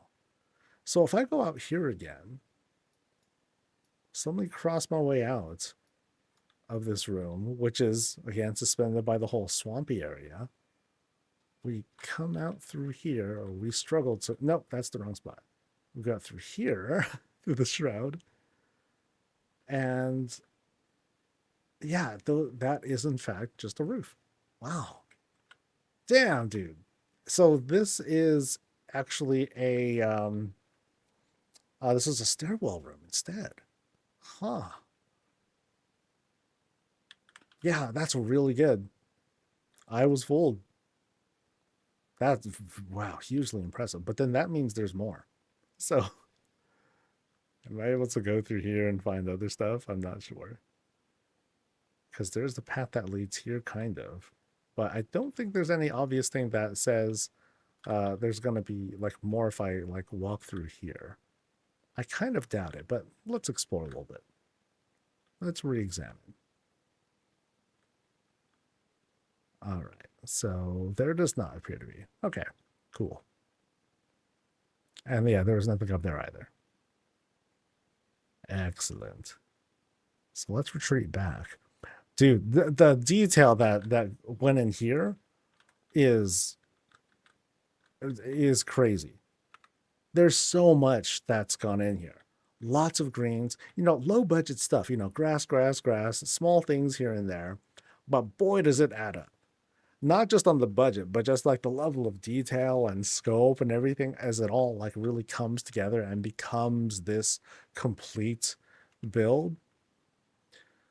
Like, there's a lot of times where people will get started with their house and they'll have like a couple of big things in it. And they're like, okay, it's cool, but it's, you know, it's just not quite there yet. And it's going to take forever and blah, blah, blah. You know, that's how it always starts. You know, it always starts off with these simple pieces. But then once you start building and really putting things together, you'll be shocked with what happens when you have like these complete pieces put together.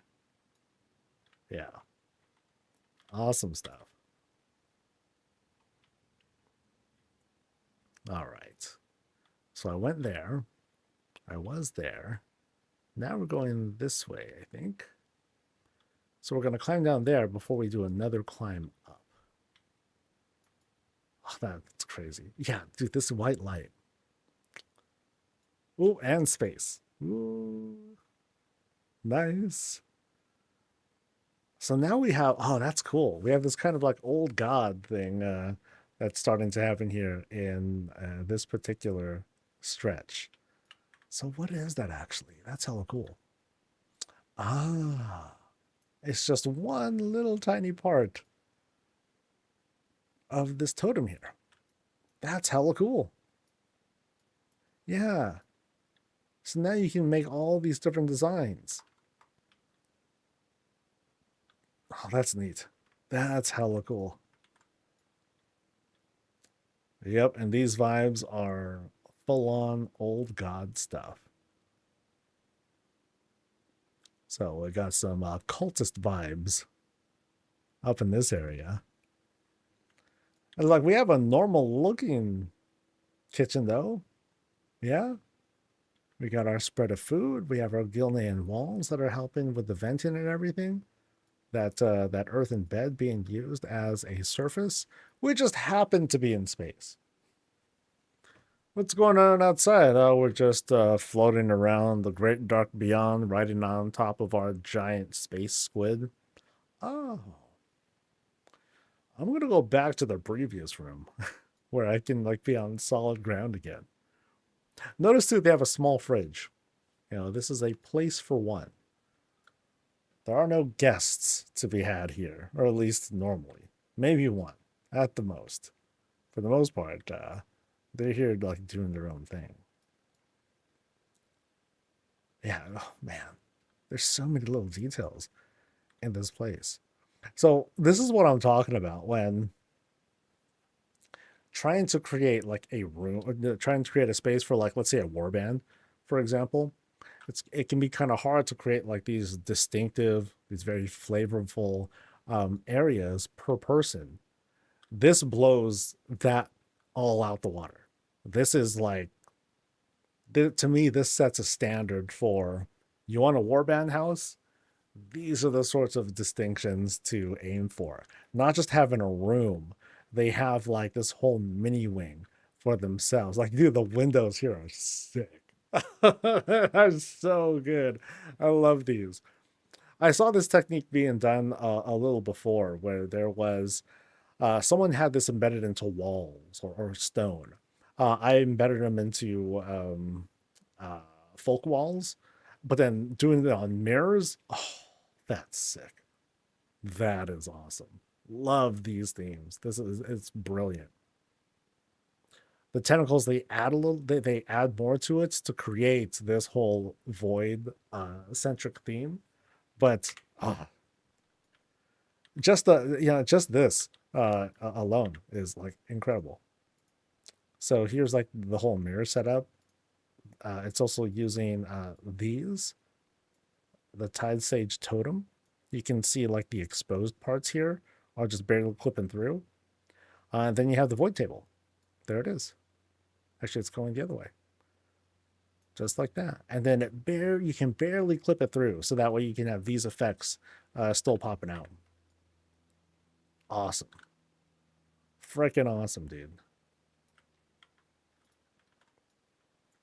And then right through here, a very modest bedroom which is kind of odd. Very modest bedroom by comparison. It's like, okay, here you go. This is our dark workshop. Dark Heart's there just chilling like it's nothing. We're outside. The vastness of space is just right outside our windows. But then you got basic bed. Because you know why? Because that's all you need to sleep. You don't need like this. I need to sleep on literal tentacles and all that stuff. It's not that crazy. Okay, it's not that crazy. Oh, but that is awesome. Like I said, this really sets a new standard for like a warband house. Great, great stuff here. Where the hell did they get the budget? I I don't know. There's so much in here though. All right, so I think we're ready to climb up now. So up we go. Up these rocks, up the acacias. Okay, things brighten up a little bit. We see the roof. Yay. And up top here, okay, is just the roof. Yay. No, we're not done. There's like other stuff. Okay, so anyway, what's down here is place to sleep, place to sit. So you can say that because this place doesn't like portal us anywhere. I would say that whoever is living up top here is a bit more social than some of the others who prefer to be isolated in their own spot. But let me climb here, I think. Yeah, because there's someone up here. One of the bosses. And here is the burn book. I get it. I wouldn't be so surprised if among the 7 folks that live here, some of them are like teaming up against the other. There's like some sort of like drama kind of thing. You got to have your cliques. You got to have like your besties and all that stuff. You're going to play favorites. And in here is the burn book, where the boss here, admit it, they're writing all the dirt. You spill the tea right into that book. You know what I mean? So the time comes if anyone's like trifling, it's like, yo, I got all this on you. See, look at that. She's looking right at me. She's giving me that mean mug, dude. Look at that.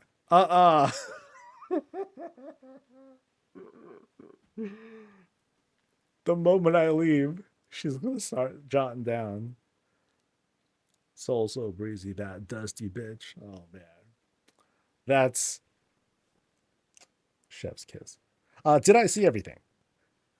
Did I see everything? Because this is a lot. This is a whole lot to see. I have. Awesome. Awesome. Awesome. Okay, she's not looking at me anymore. Okay, we're good. All right.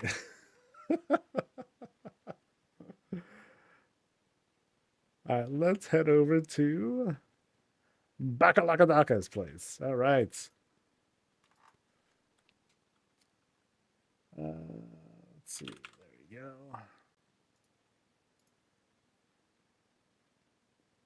And we're going to 0. Are we that surprised? From 0 to 0, baby. 6 hours of house was on next. I'm so sorry. Oh, why? Is this oh, this is supposed to be the last one, huh? Well, it might be the last one. If I'm filling up for it, then I might go back to Epiphania's place. Because they have a project house. So we'll see how that goes over. Now, what you do have, Bakalakadaka, is a long blurb. All right. Here we go, dude. Here we go. No, this is great, dude. Thank you guys so much for going on this ride with me. For those of you who stayed the whole time, y'all are nuts. But I appreciate you. All right, folks, this is Bakalakadaka's place. I am not kidding. That is the place. And I'm going to read the blurb first. All right, I'm going to present the house. Boom, boom. Hey. And here's the blurb. I played my druid, Baka, for short, for over 20 years since the day of the vanilla launch. Friends I've made throughout the years interchangeably call me my real name and Baka. I respond to both. That character and I are one and the same to some friends. I wanted to build a home that I myself, with all my hobbies outside of World of Warcraft, will want to live in, while also representing what my druid would build. Friends, astronomy, conversation, art, wine, my alts, they're all important to me. I built the house to represent those and have a space for each with the budget permitting. Built on plot 0, which again, popular spot. The house is primarily a night elf aesthetic. There are grand spaces for friends to gather and quiet corners to read a book or paint, even. Be sure to look up as you enter from our real life love of astronomy and the constellation that hold meaning for me, and feel free to explore. You got it, buddy. So, plot 0, baby. We know how this goes, and it's always fun to see. I've seen many plot 0s. This is one of them. And it's always fun to see like just so many different variations of what people want to do with a house by the river. In this case, they're not trying to really like own the spot. However, note how the water, it leads down into the water. So that's a different that's a different kind of ownership that they're taking with this. I've seen lots of different things where people would build like their docks kind of and kind of connect it here. This is a unique thing. I don't think I've seen it done quite like this before. So very clever with what they did here. Let's go back inside, or let's go back to the plot. So we'll start going to our left first, and then we'll go back around and check out that whole river connection again. So as we go in, we have, again, a good number of greens that are dressed around the front of the house mostly to bring things together. I'm pretty sure most of the budget went into setting all that up. But on the side here, they don't want to leave things alone either. We have the beginnings of growth here. Growing season for these flowers, it's going on all the time. But with this fruits and whatnot, things are coming along quite nicely, if not quite done yet. Over here in this storage area, actually, I gotta give props. This is one of those few times when this storage area is being used as a storage area. I usually see this as like the bottom of a ship or a spaceship or something like that, or a big hat. Not often do I see it used as a shed. So, see, you're a good boy. Sometimes you're used for your intended purpose too. So, let's go back around. We see the water somehow, because magic, is coming from the house itself, and then from there flows all the way down into the river. Notice how we have like some of the cool water effects with the pillow lilies right over here. You can see some of that effect going on. We'll keep going down the path. Notice how we're connecting this to the ground by using a whole bunch of paving stones. Kind of a common tactic, but of course, hugely effective. Folks love it. And then from there, we can see the secret end right there. See that flaw? I'm just messing.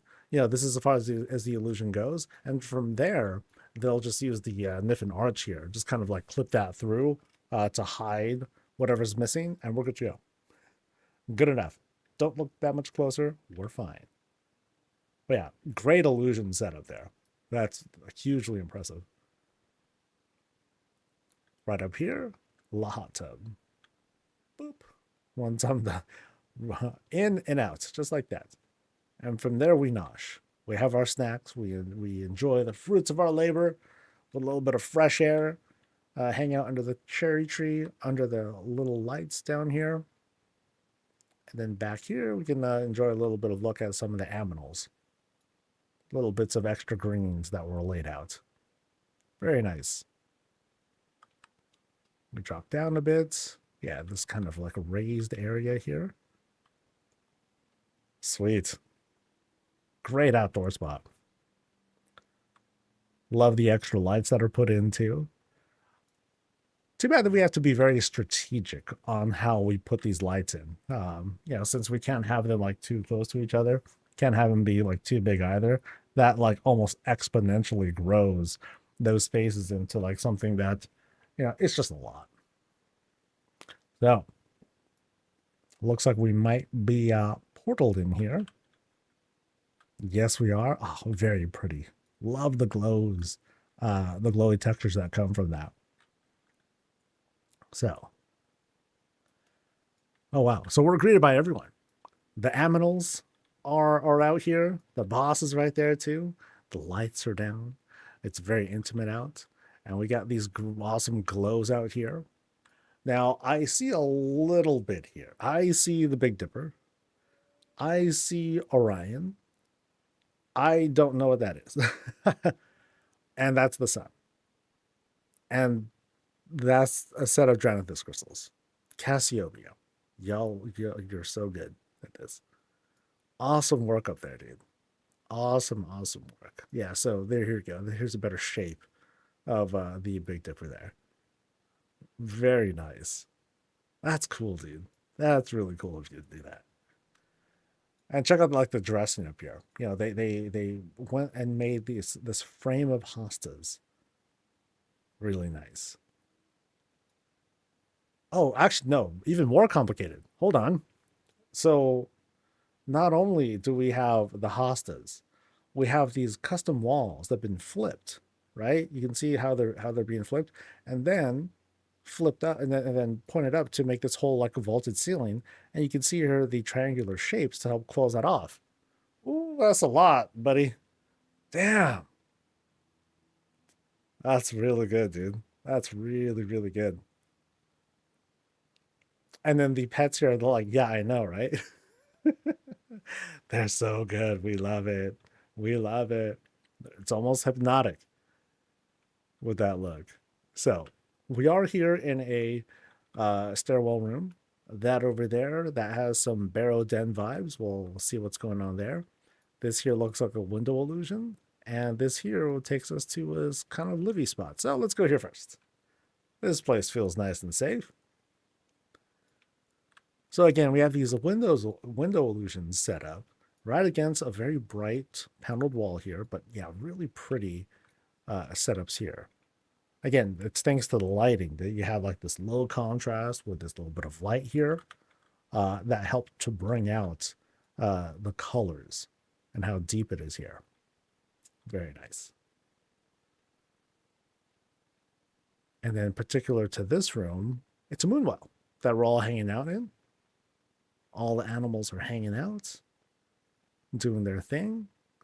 Or maybe they sleep here for all we know. I'm pretty sure they have their own beds like somewhere. So let's go through here first. And we have gnomes. Yeah, helper gnomes are over there. Now, first off, you know, we have little side areas here to, you know, like they described, little reading nooks. But here's where the gnomes happen to live. So what are we doing here? They're just guests, you know. After all, you know, druids, they are friends to pretty much everyone, as long as they are kinds of the environment. I'm sure they're no exception. A great window that we have right up here. It's totally like a portal into something else entirely. We have our crescent. We have this, I don't know the term for this, guys. This whole crisscrossy thing. I think that sounds good. And of course, we have this rounded window outside. Great glows between not just the lighting that's being used here, but there is a shroud. There is an embiggened shroud that's helping to add a little bit more texture there.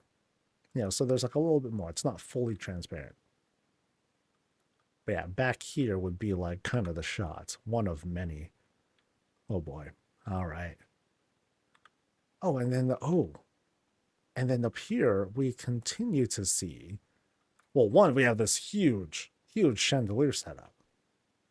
But out here, while it's harder to tell if there's any constellations out here, we do have like another basically outdoor room. Never mind the beams. Let's pretend they're not there.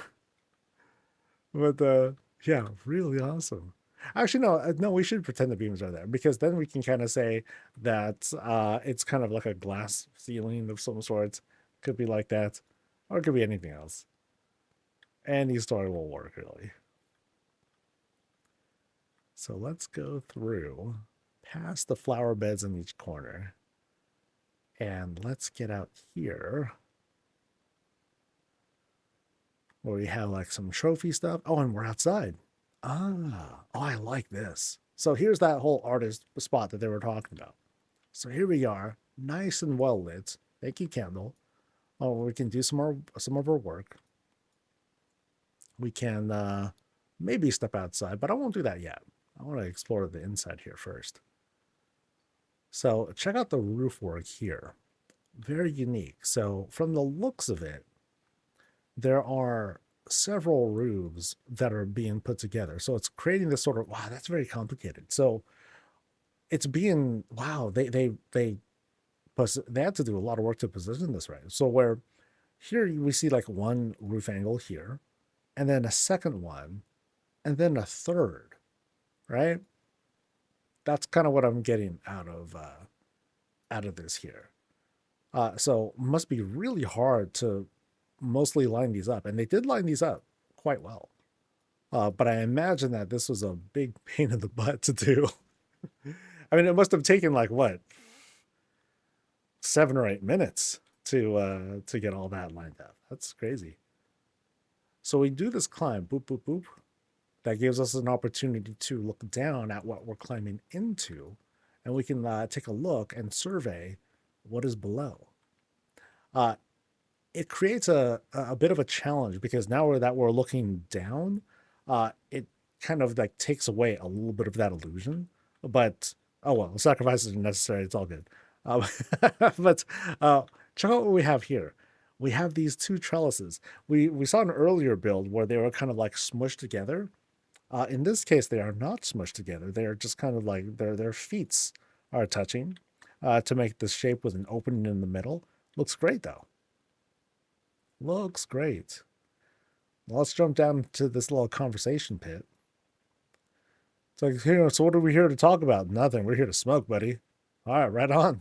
So it's a smoke pit now. But of course, it has a high enough ceiling that no one's gonna get too thrashed over here. Yeah, really, really nice setup. Yeah, it gives an opportunity for folks to like walk by, do their thing. Yeah, I like that a lot. Out here, room for snackies, make some observations, or if you want to just take a really, really good look at the tree, that's all right. Oh, and here's where the snacks come from. All right, little prep table for things. Yeah, nothing extra. And then here's the path that we were walking around that we could have like just kind of like jumped through if we really wanted to. Then here's where the illusion kind of ends. And let's do a little half lap around the skybox room. Around here, we have this sort of makeshift, you can call it a hot tub, you can call it a moon well, that just isn't, that just doesn't have the Caldrai arch on it. Here we have more veggies, or they are people that turned into veggies. That's definitely possible too. I mean, gnomes. We saw garden gnomes, right? Who knows? For all we know, these are the garden gnomes that died. And because they're garden gnomes, when they're buried, they grow fruit. That's really gruesome and plausible. So let's keep going around the possibilities here. So this happens to take us to a new sort of structure, but we're not going to be able to see what's inside because it's, you know, a dead end. But if there's a way to go through it someday, that'll be awesome. But yeah, fun garden setup, and you know, and it happens to be a place that's underwater. Interesting. That's cool. That's cool. So let's jog our way back here. Yeah, that's a lot of work. Oh, and the window. Oh, dude, check that out. Oh, that's so disgustingly good. what I love about it too is how you could still see like the back of the skybox room, and so they dolled that up, made the cool design using the that one night phase structure. And then what is that in between? I think that's just a part of it. No, that's not a part of it. Is that the ivies? Nope. Don't know what that is. But whatever, that's cool. Oh, it's another one, I think. Oh, that's so good. Oh, it's a fence post. Oh, two fence posts. Oh, I get it. I get it. How they like curve together. That's cool. Oh wow. Really pretty. And I really like how it just happened to work out with still showing the skybox stuff. Yeah, that's great. That is absolutely great.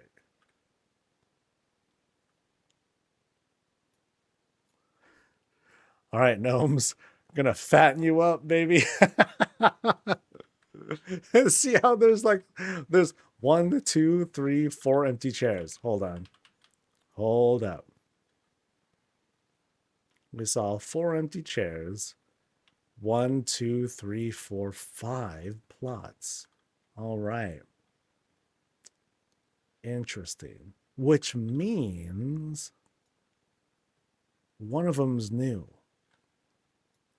What? Yeah, I think this guy's new. Hey, new guy, go ahead and sit here. Yeah, blah blah blah. And it's like, then they'll find out later, who's gonna get chosen in the lottery, right? Some brutality happening in here, maybe. Maybe. All right. So we enter the Barrow Den.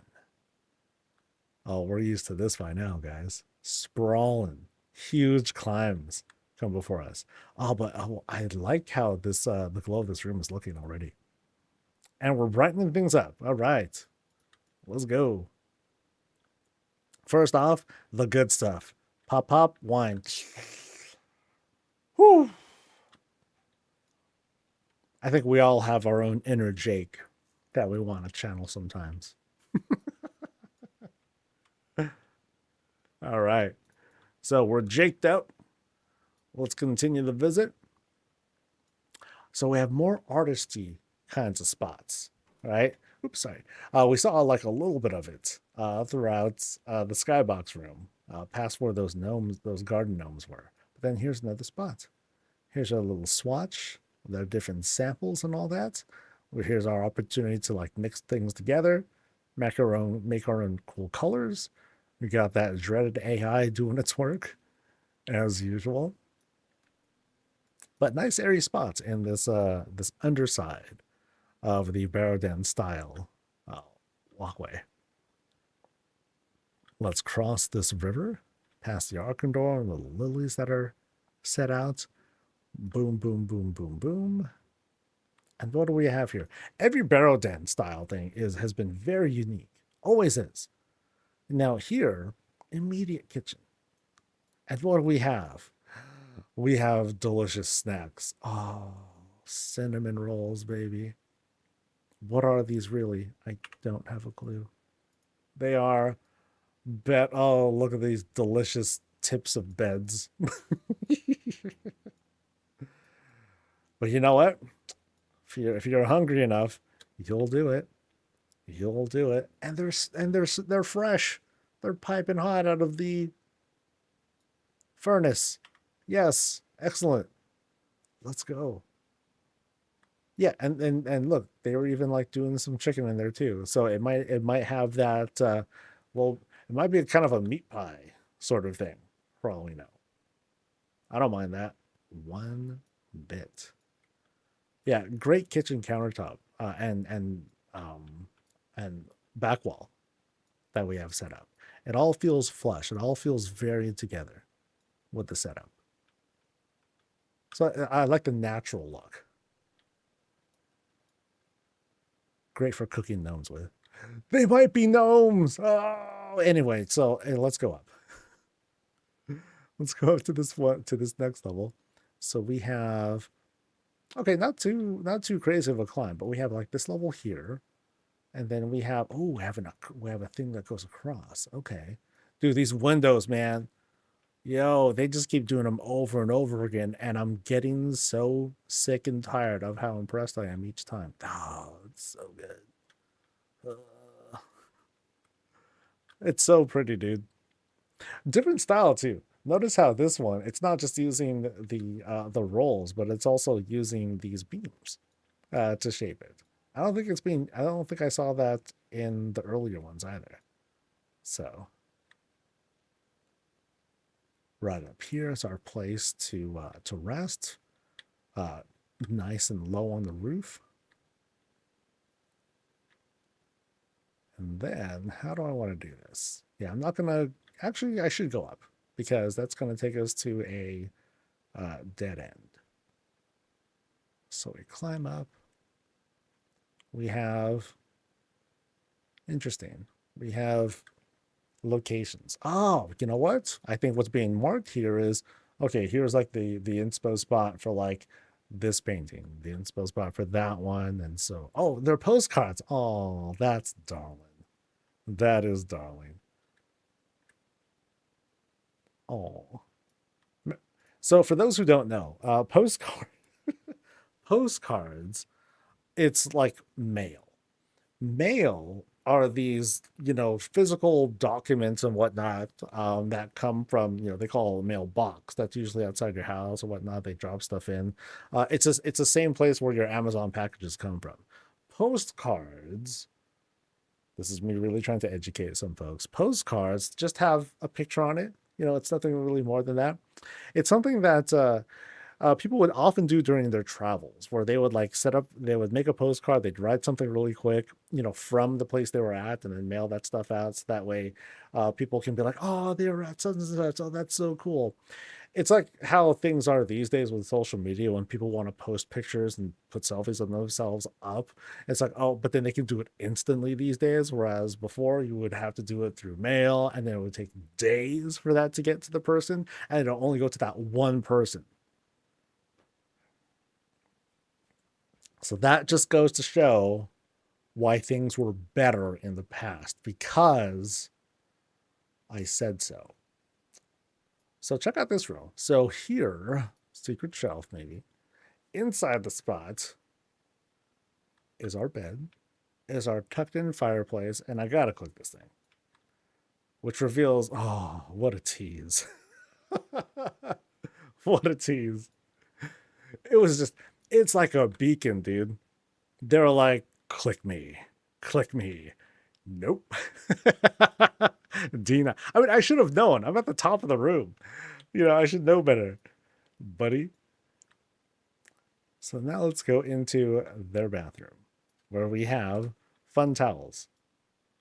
Oh, no, they're not moving. Oh, come on, fun towels. Oh, they're not fun towels. Okay, so they're not going to move. But we do have our nice, pleasant bathtub. Plus our vanity. Dry off. Take a look at how awesome you look. And let's make our way down. Because now we're going to be going down them other paths. We'll see where this takes us. All right. Oh, so that way we can't even go across. So that is something we're going to eventually go around to. So we came up from those stairs, came up here. So now we're going to go down this path. That's going to take me that way. And then there's another path that way. Whoa. Oh, what's that long thing? Oh, yeah, whatever. So we're going to go around here so I can make my way around to another one of these cool windows. And check out this right here. That's neat. Check out how these lampposts, they're just kind of like dancing around and making its own sort of like encroaching shape to it. So think of these as it's like the ivies, but just crazier, right? So these ivies are like, oh, look at us, and then these things are like, yeah, look at us. So these are like, so check it out. The way that it looks, it's like this burly arm. Like, oh, look at how big and strong we are. Someday, ivies, you too will become just like us, right? Something like that. So even the plants, remember, talking to plants is cool. Plants talk to each other too. That's what I tell myself. So Another great job with this window. I notice how it kind of feels like it's taken into account the altitude. We're on a higher floor. We still have one of the ivies here, but with the way that the tree density looks, it almost looks as if, these are growing against like the window and everything, but we're at this higher elevation. And if so, great. And if not, it's a cool coincidence and you should just play it off like you knew what you were doing. So, but preferably, the former. Great stuff. Great stuff. It makes for like a great wall deco because that way you save up on so much budget where you might feel like, ooh, what should I put here? Let me just go ahead and put this stuff here because this costs 3 and it could easily cost that much or more to put other things on there. So great stuff there.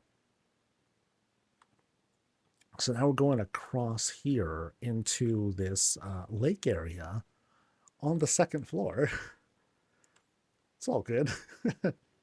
Magic, right? And that leads us kind of across. So it takes us kind of across the area here.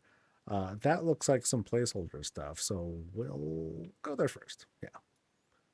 So where does this lead us? So, oh, hey, look at it. Hey, these are the new flowers, I believe. The something weeping something. Bellflowers. There you go. They look pretty good. They look pretty good. A little understated, but I mean, can't really help that. So as we go across here, so here is the gathering spot that overlooks the other part of the Barrow Den area. So here we are. Here's all the cool folks. The folks in the cool club who are like hanging out here, smoking, drinking, having a good time, admiring the art, checking out the cool wall stuff, things that have been collected, mostly drinking, and having a good time. Back there, placeholder. An imagination of like what's to come. Perhaps it's Death Knight related stuff, eh? Or it's actually through here.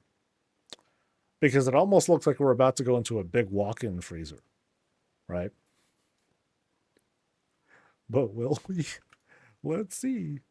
Oh yeah. Okay, so things chilled out. But it's it's not the kind of contrast that suggests, okay, now that you're here, well, there's no escape, buddy. You're gonna die. It's not that vibe, but we definitely have a shift in tone here. Because now it's blisteringly cold outside. And then here's like the boss's chair. Or a gnome's chair before they get tortured and turned into fertilizer. But here's potentially the boss's chair. Nice setup. Really, really nice setup. Great way to top off this very druidy kind of home. But hey, it's yours, dude. It's yours. So these like alt bedrooms, that's cool because they sleep on that chair. I or in the coffin. Yeah, or in the coffin. One or the other. Now that could be one of them. Or they meant for that to eventually be bedrooms for the alts. That's cool too. All right.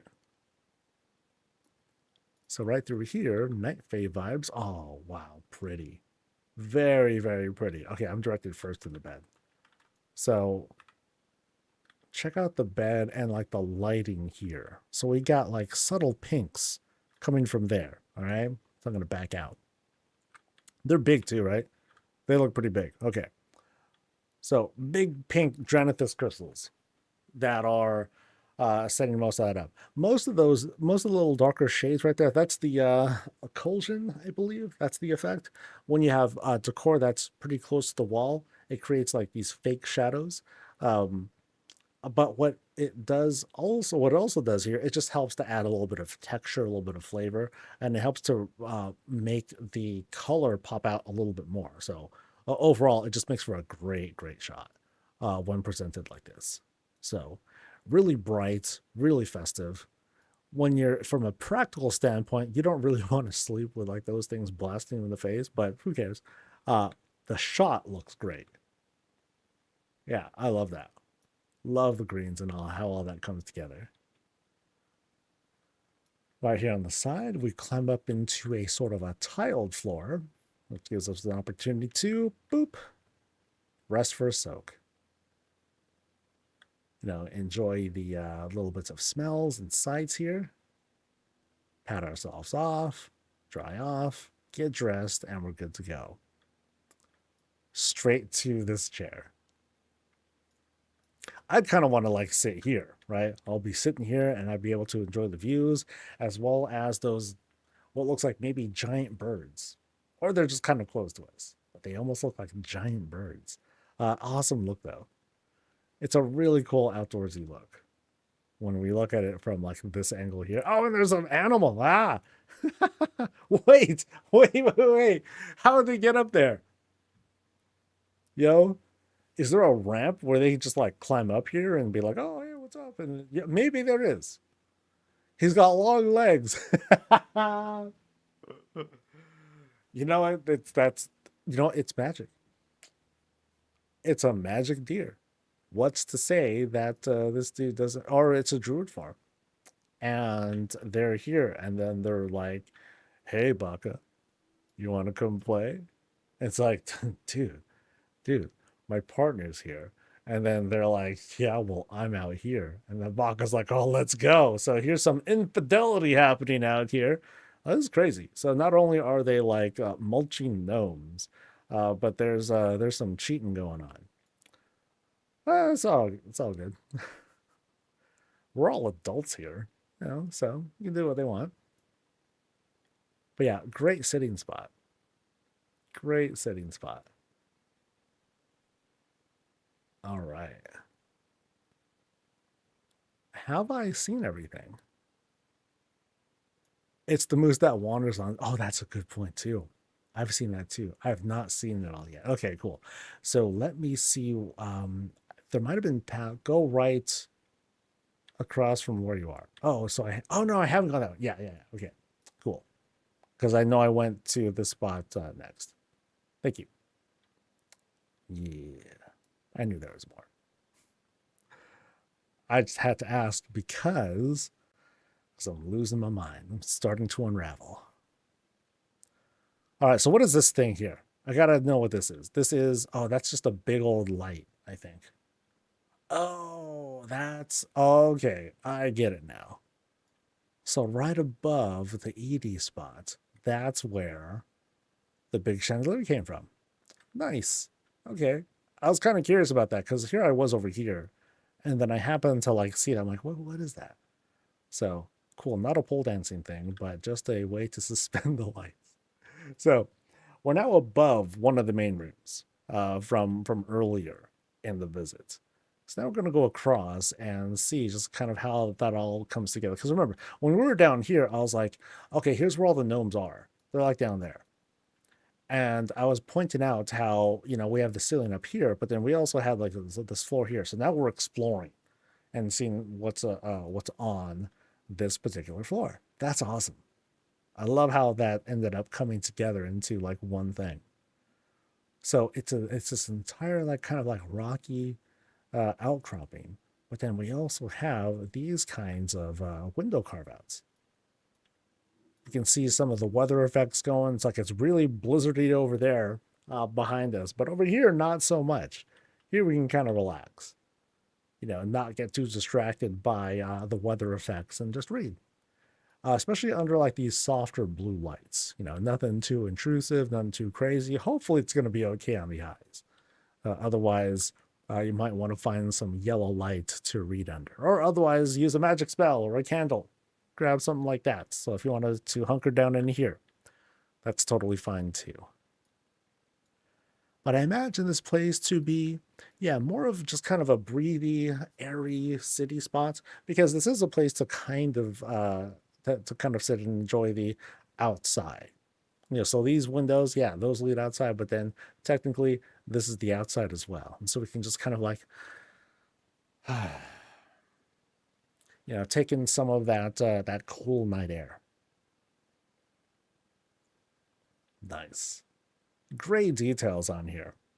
Love the way that things kind of like naturally come together, and then these fences were like were built around it to you know, for safety reasons and all that.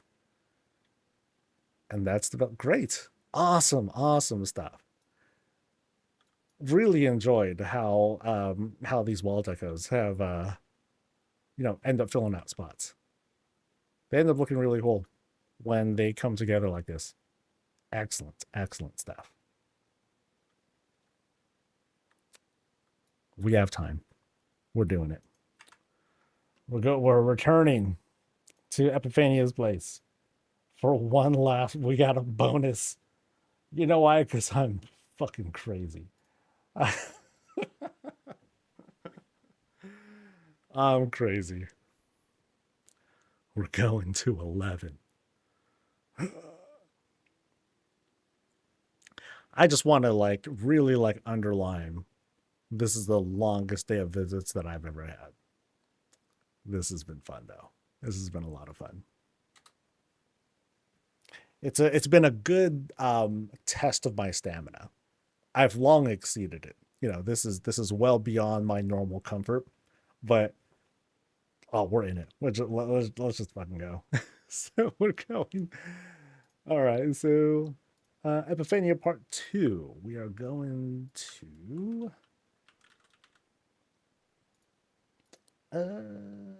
59. We're going to Project House. So I don't expect a 30, 40 minutes visit. Or am I? Am I holding up? I'm doing all right. I'm doing all right. I'm totally gonna shut down. And the takeaway from this is, you know, 10 is a lot. 11 is more than a lot. But I can definitely handle, I feel like I can do more than 5. So yay. It sucks because one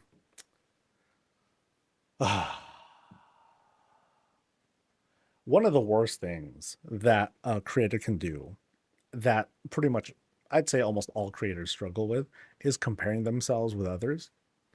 I'm I'm actually very not knowledgeable about what my counterparts do. I am not the only person that does housing tours. Some of the folks here who are watching, they do their own sets of housing tours for themselves, or going with groups, and you know, everyone has different styles. So I don't know for the most part how people do their work. I've seen like glimpses of what some others do, but in the back of my mind, I think to myself, you know, I'm going to do the best things that I can do. I'm going to present myself the way that I want to, but also I want to dominate the space. I want to own it. You know, that happens too in the back of my head. And so there's that hunger, I guess, right? There's that hunger, there's that ambition that anyone who's been bitten by that bug, they have to carefully manage and kind of like struggle with, and also be conscious about. So that's why I'm kind of sharing this with all you folks out there too, because I really like doing this. This is a lot of fun, and the best way for me to keep doing it is to continue to improve on it and grow and become like, you know, one of the favorite places to be if someone's looking for a place. Ooh, let me check out some housing stuff. Like, what's good out there? Ooh, there's this whole ass channel, not ass channel, but a whole ass channel that's full of this stuff. So part of me doing a big round of visits here is testing the stamina, and seeing how far that goes. Hey, Panji. Um, and see what we can do with it. So, welcome back to Epiphania's place. Actually, well, this is a different place, but we're here checking out Epiphania's place. There we go. We're going to check out her other place, which is more like a project house. But in this case, well, let's see what we got. So the place is walled off. Okay, this is a okay. This is a familiar place over in Razorwind, where it's a very isolated spot. It's fenced off. Well, it didn't have to be, because, you know, this cliff is a great fence on its own. If anything, the fence is to make sure you don't fall your butt off. Unlike here, you get out. So here's Epiphania coming out of the house, comes out right here, very isolated. No one's around here. All of a sudden, turns into like Superwoman or whatever, and then blasts off. That's sick. That's sick. They don't want to do it from the upper landing here because that would potentially damage the house. They got to go out here and then eat off. So got to do that. Very well dressed greens that help to kind of like hug and help secure the house in here, making it feel like it's been a part of the house, been a part of the plot the whole time, as opposed to it just being like, kind of like stuck down. Down in here, though, they tucked in for themselves a nice little dining spot. It's a little ways away. You can't just access it from anywhere. You have to go out, back, and all the way around just to get to the spot. And what are we staring at? The wall. Because you know what? Sometimes you just gotta like disconnect, man. You just gotta disconnect and remind yourself of just how, small the world can be. Because we know how big the world can be. Sometimes we just gotta like enjoy like the little bits of solitude that we have for ourselves. Enjoy a quiet moment against the rocks, less sound than what's out there because we're close enough to it, Out here we got some work going on. It's raining, but can never have too much water. Gnome is doing its thing, fertilizing the place, pooping. That's how they do it. Now you know the lore. As for the flowers and plants, things are going nicely. Thanks, Gnome. Plus the poop. All right. Greens on the side of the fences. Let's do this climb and see what they have on the side here. One place to sit. And then here, very minimal stuff. It's more like a storage area. And then up here, actually, we have a table up there. Interesting. Actually, I think it's because the table is probably smushing through the floor. So let's see. Oh, yeah, there it is. So here's the table that's being sunk in through. And then, boop, here's our bathtub. Oh, and okay, and here's the flight point up here. Ah, got it. Okay. So, in case they wanted to fly off, they have set up a flight point right here. That's pretty smart. Okay. Or they would just, explode their way out right at the edge of the cliff. Nice. Nice. All right. So what is going on in this place? We go in. Oh, we're like teleported in. We just kind of get spit out by this crystal ball. And then here we are. Really like how this foresty area is coming out. No one's cleaned this up. There are no gnomes who are helping out here. But yeah, lots of growth on this side. It feels like we're sort of outside. We're going through like this sort of stable-like area. And then here's how we actually enter stuff. And so there's the boss. Hey, hot. Let's go. Oh, delicious. Oh, they look, okay, so what do we have here exactly? So they are definitely croissants. But then they also have like an additional thing on top of it. What is that? I can't tell because the sconce is getting in the way, so I'll never know. That's okay. They're empanadas. I was almost going to say they're like, dude, they look like giant freaking pot stickers. I'm like, no, that's not it. Empanadas. That's good. That's good. Especially because there's 4 varieties. So you got your, I don't know, chicken, pork, beef, probably vegetable, one of these. I don't know what order it's in. But, you got to have like some variety there. Nice. Very nice. Oh, they even have okay, here's the bigger example. Boom, a drape. that's being used. No, that's not it. It is, okay, it's the cushion here, and then the drape. It's what's being used here. There we go. There we go. This is what I'm talking about. The little fuzzies right there. Excellent. That's the pressed part. Excellent. Excellent work, dude. And we got our prep. Nice. So we're prepping the tortilla and everything, and they're rolling up the good bits. Oh, that's great. That is great. So they're rolling up a chicken one, it looks like. Nice. Oh, that's cheap, though. They're using straight up hay. Wow. That's, I bet you, they're charging like $8 per empanada, and they put hay inside. That's brutal. But you know what else that is? Business. That's business for you, dude. That's how it goes. At least it looks like they're using real meat. So there's that. But you gotta like, yeah, filler. Exactly, right?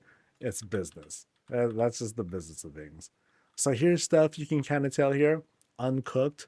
They're ready to go into the deep fry. See, it's funny how I'm just like panning around. I already know what's gonna happen next. Here's like the deep fryer. Industrial as heck.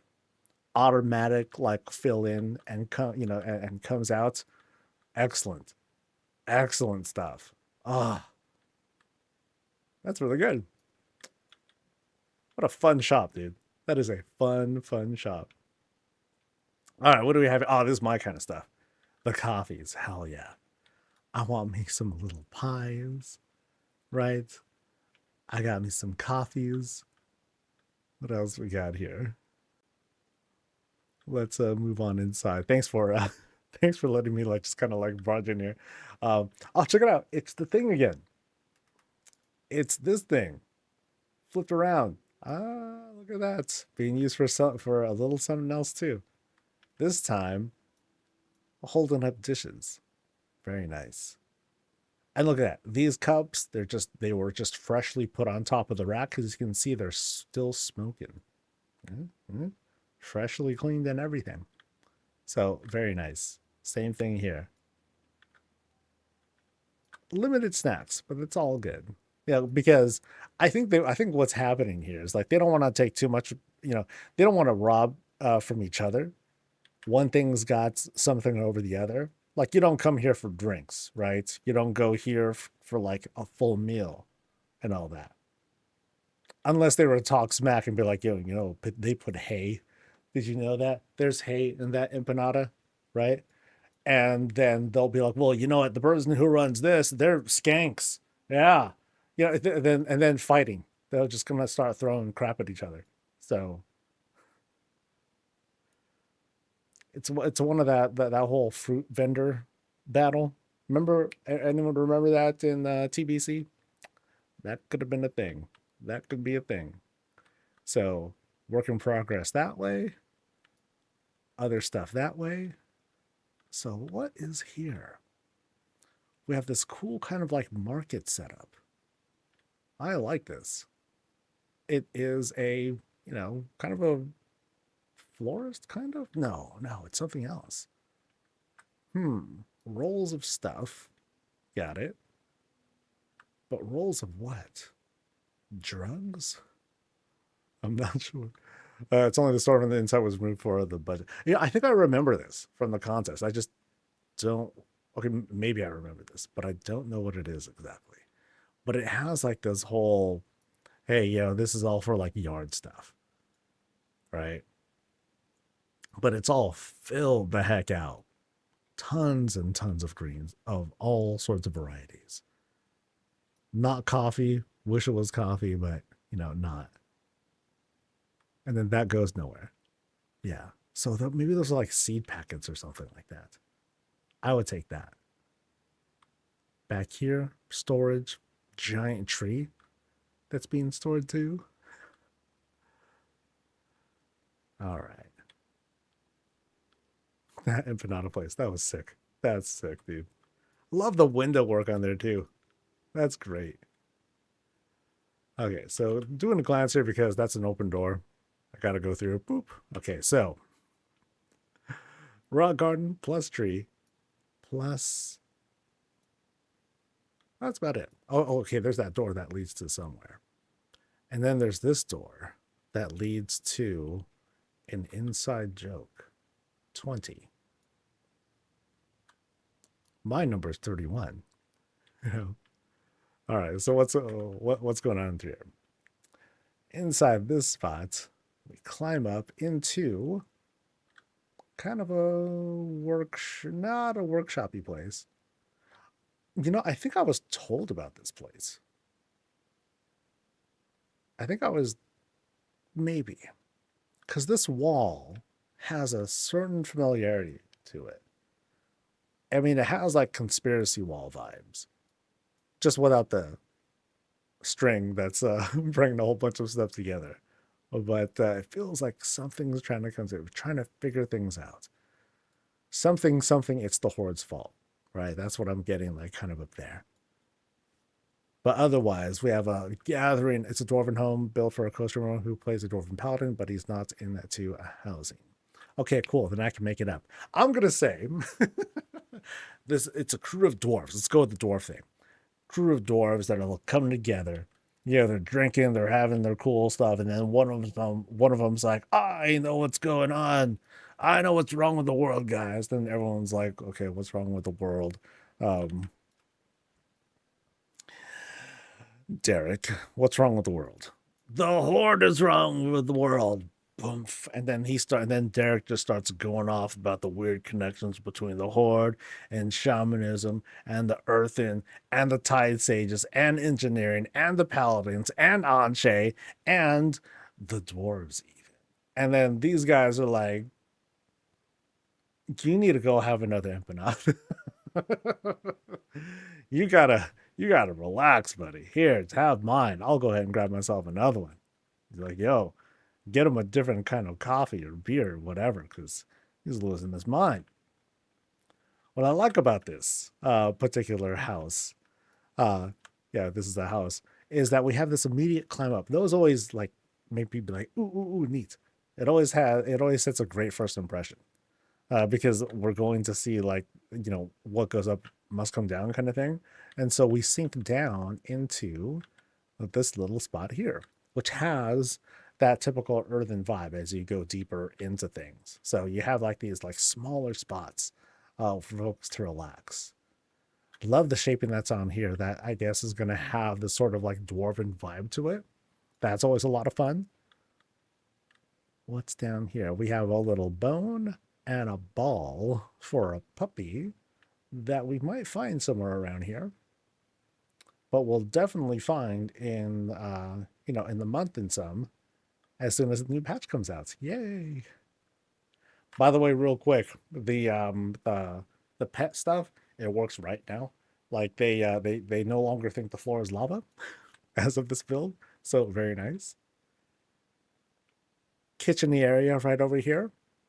We're almost walled off by beer and other similar beer, coffee. All right.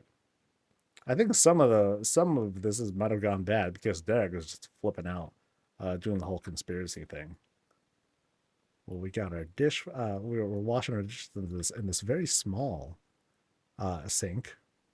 Food prep right over here. Nice and tight space that we have here. I dig this. It's cool because this almost looks like a single piece. Like this thing can be lowered down and it can feel like it's a complete boop. It feels like it would fit down there. His guild is Toxic Pandas. Oh, that is a name. All right, so let's oh wait, what are these clothes set up? Oh, nice. Lots of little things set up here. Jackets, scarves, cloaks, perhaps? Yeah, that's neat. Bootses right down there. Now let's do this climb. Okay, that's a cool... Okay, now that's neat. That has a strong dwarven vibes. I mean, look at all those doors. That's a lot of doors being set up there. But the shaping is just great on that. It's so clean. That is really, really clean. All right. And then what's up here? Oh, wow. Oh, that's real. That's a really good shape. So here we have a bunch of the Freywood tables, as well as these regular tables, patterned out to make the roof. That's really sweet. You know, so then we have like these sort of like complete shapes here. Oh my God. Hold on. Oh, see that? This is what I long for, Blizzard. Oh, this just makes me mad. Seeing this just makes me mad. You know, Twitch clip that. I'm gonna make sure I save that and play for them. This is what you're making. How you're making me feel. Damn it. Oh no, oh, that's awesome. Here we go. Boom, boom, boom. Bathroom. Sit in the hot tub. Try to relax. Stare at the shields. Get tense. That's the kind of conflict that I'd be feeling. Yeah, yeah. Oh man, God, how I want to put up shields somewhere. That'll be so cool. Seems something got buggy turn. Oh, don't worry about that stuff. Don't. It's still biggie. Ah, and of course, big paladin energy right here. Nice. Love how these glows end up coming together. Looks great. Absolutely great. Kind of have that warrior branding there too, but it's all good. Warriors are just paladins that haven't really got it just yet. Almost there. Oh, very smart. These shelves being used as pillars. Yeah. It's this shelf here. Yeah, that's really good. I like that. I really like the side of this. I didn't realize it had this very unique texture here. You know, you could even skin this if you wanted to, because you can see how the beams are prominent here, but then why would you? That just looks sick. Yeah, I like that. All right. So I think we're ready to retreat from here.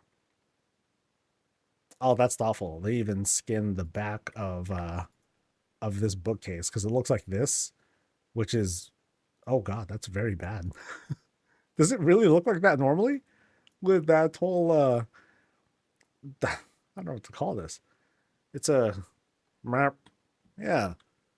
Do all of these have that map right there? They do. Wow, that's dude, Blizzard, come on. So very thoughtful putting putting a cover on that. Sheesh. I mean, that's one thing out of like so many different decor that they put out. So can't be too can't be too mad at that. All right. So now we're going this way. We're making our way across. Past the shop. Past that stuff. Past the empanaders. Oh, cute. Hanging basket. I like that. And now, oh boy. Wow. Oh, what a setup. Okay, it puts the rest of this outdoor area to shame. Like tons of detail. I love the very strong like yellow lighting that we have here. But let's go around first. You know, so we're kind of coming out here. Wow, great illusion setup. Oh boy, greens are massive. You know, we're going across here. Lots and lots of green setup. Everything's covered, but it's all just dressing. You know, we have this kind of park feel. We can sit and be like, well, slurp, slurp, slurp. Oh, it looks so cool over there. But yeah, this outdoor area, mostly, like I said, just to kind of help enhance the inside when looking out. But it's pleasant to look at too. You know, it's a lot of stuff. But now let's climb in. Table, table, table, table. Rounded shape here in this one last like nook sort of area. Yeah.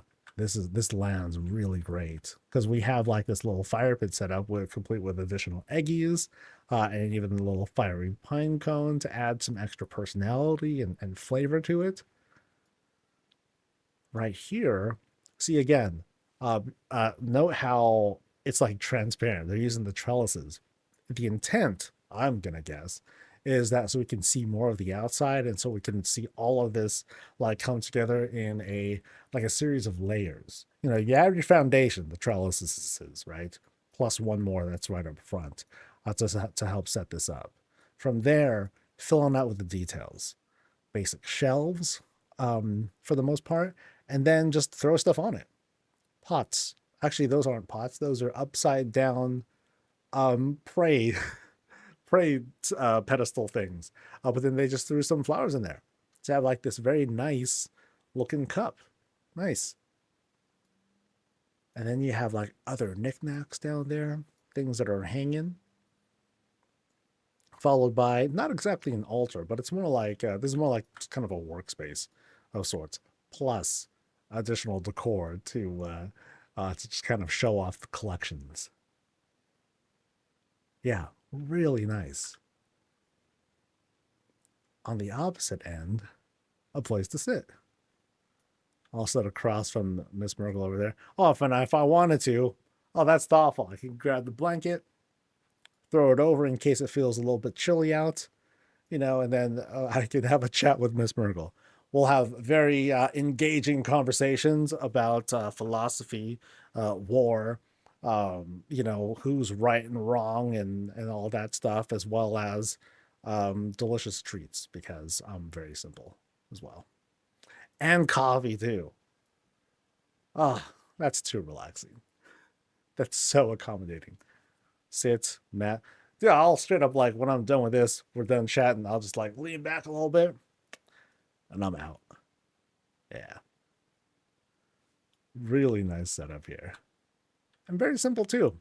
Like I said, the dressing starts with foundations. We start off with the trellises. Boom, there's your walls.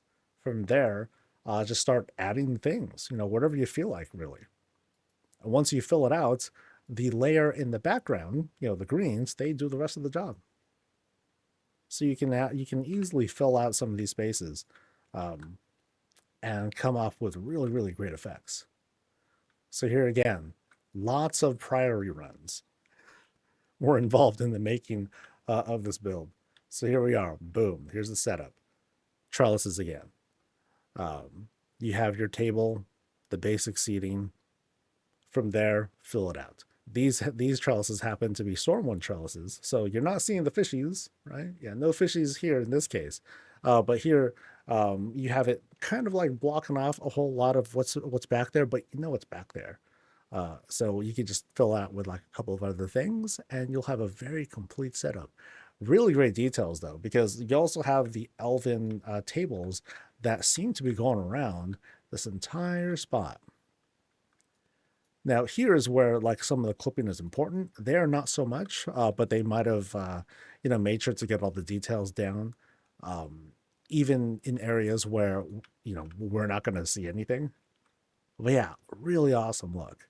Then when we pan back, we see like the whole spread. We look up a little bit. We can like this whole portrait is just sick. Really great. All in one little spot too.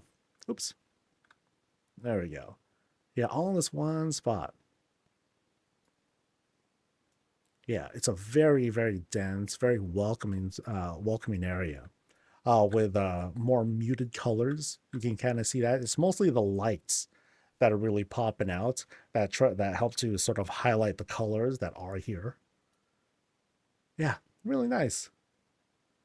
Yay! Great way to end today's visits. Whew, we made it. We made it. We survived, baby. Woo woo. So today was great. I can't sing my praises enough. It was a great thing that the WOWKEA folks let me visit their places. I reached out and I was like, yo, can we do this? You know, and then it took a while to finally get the list and all that stuff together, and to finally get all these down. But this has been such a treat. I missed something you probably want to see. All right, let's see it. Let's go. Let's do it. It's probably coffee related. So, or please don't be sad, puppy. Please don't be sad, puppy. Please don't be sad, puppy.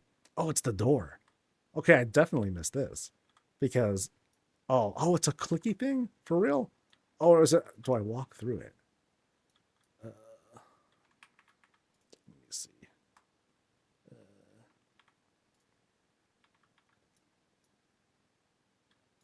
Bottom left.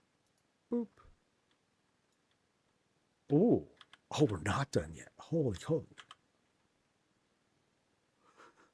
Dun, da, da, da, dun, dun, da, down, down, dun, da, da, da, dun, dun, down, down.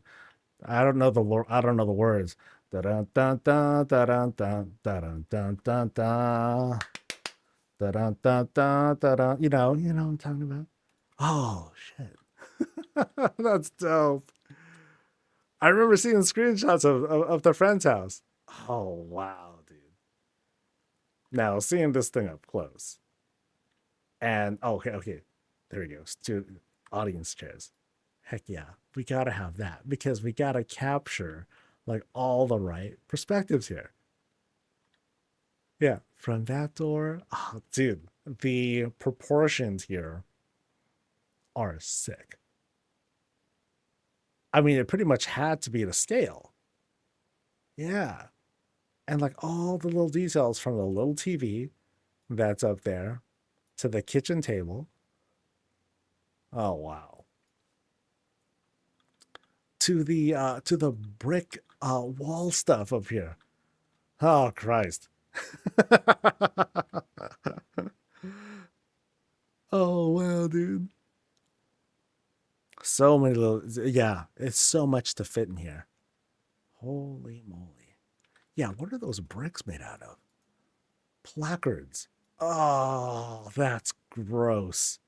That's so good. This is disgusting. Wow.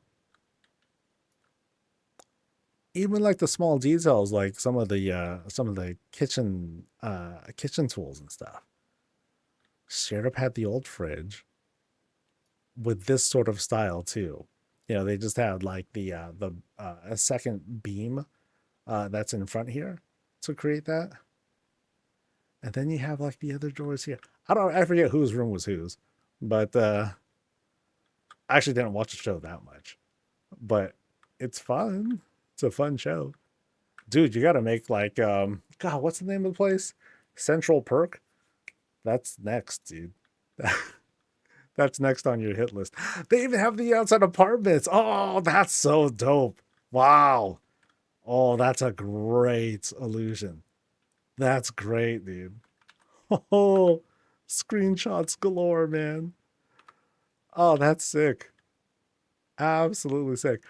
So it feels like almost weird how we're going into this rendition of the set, and then you kind of have that feel of, okay, I feel like I'm on that set and I'm seeing things from these different point of views. So it feels, yeah, it feels really wild when it comes together like this.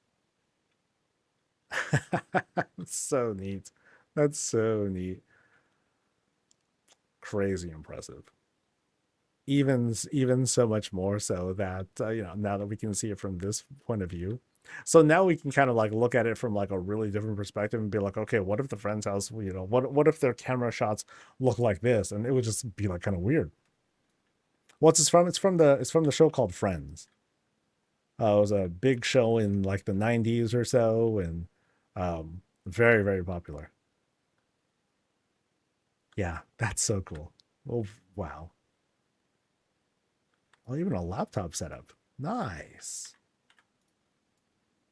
So we got a doohickey right there doing its thing. Even like a good number of keys have been set up too.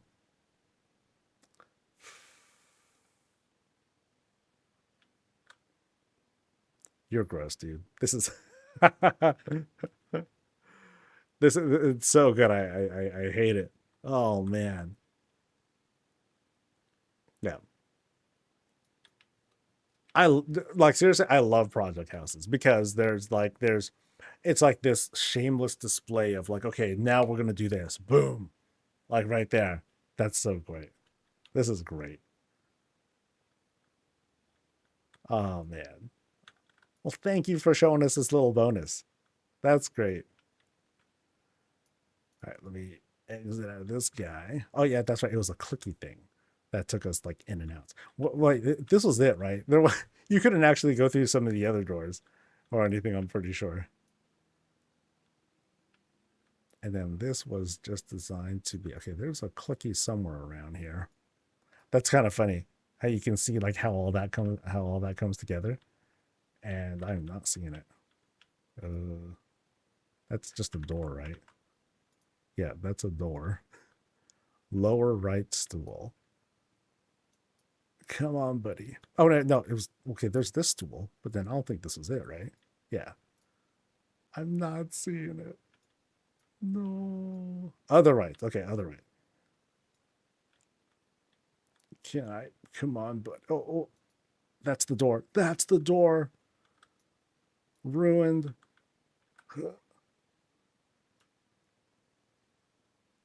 Okay, what's odd is that my okay. Actually, wait, hold on. Oh, that'll do it. Yay! Oh yeah, see, I couldn't get to that. That's Buster. Although my interact key is not lighting up. Enable interact key, sound cue.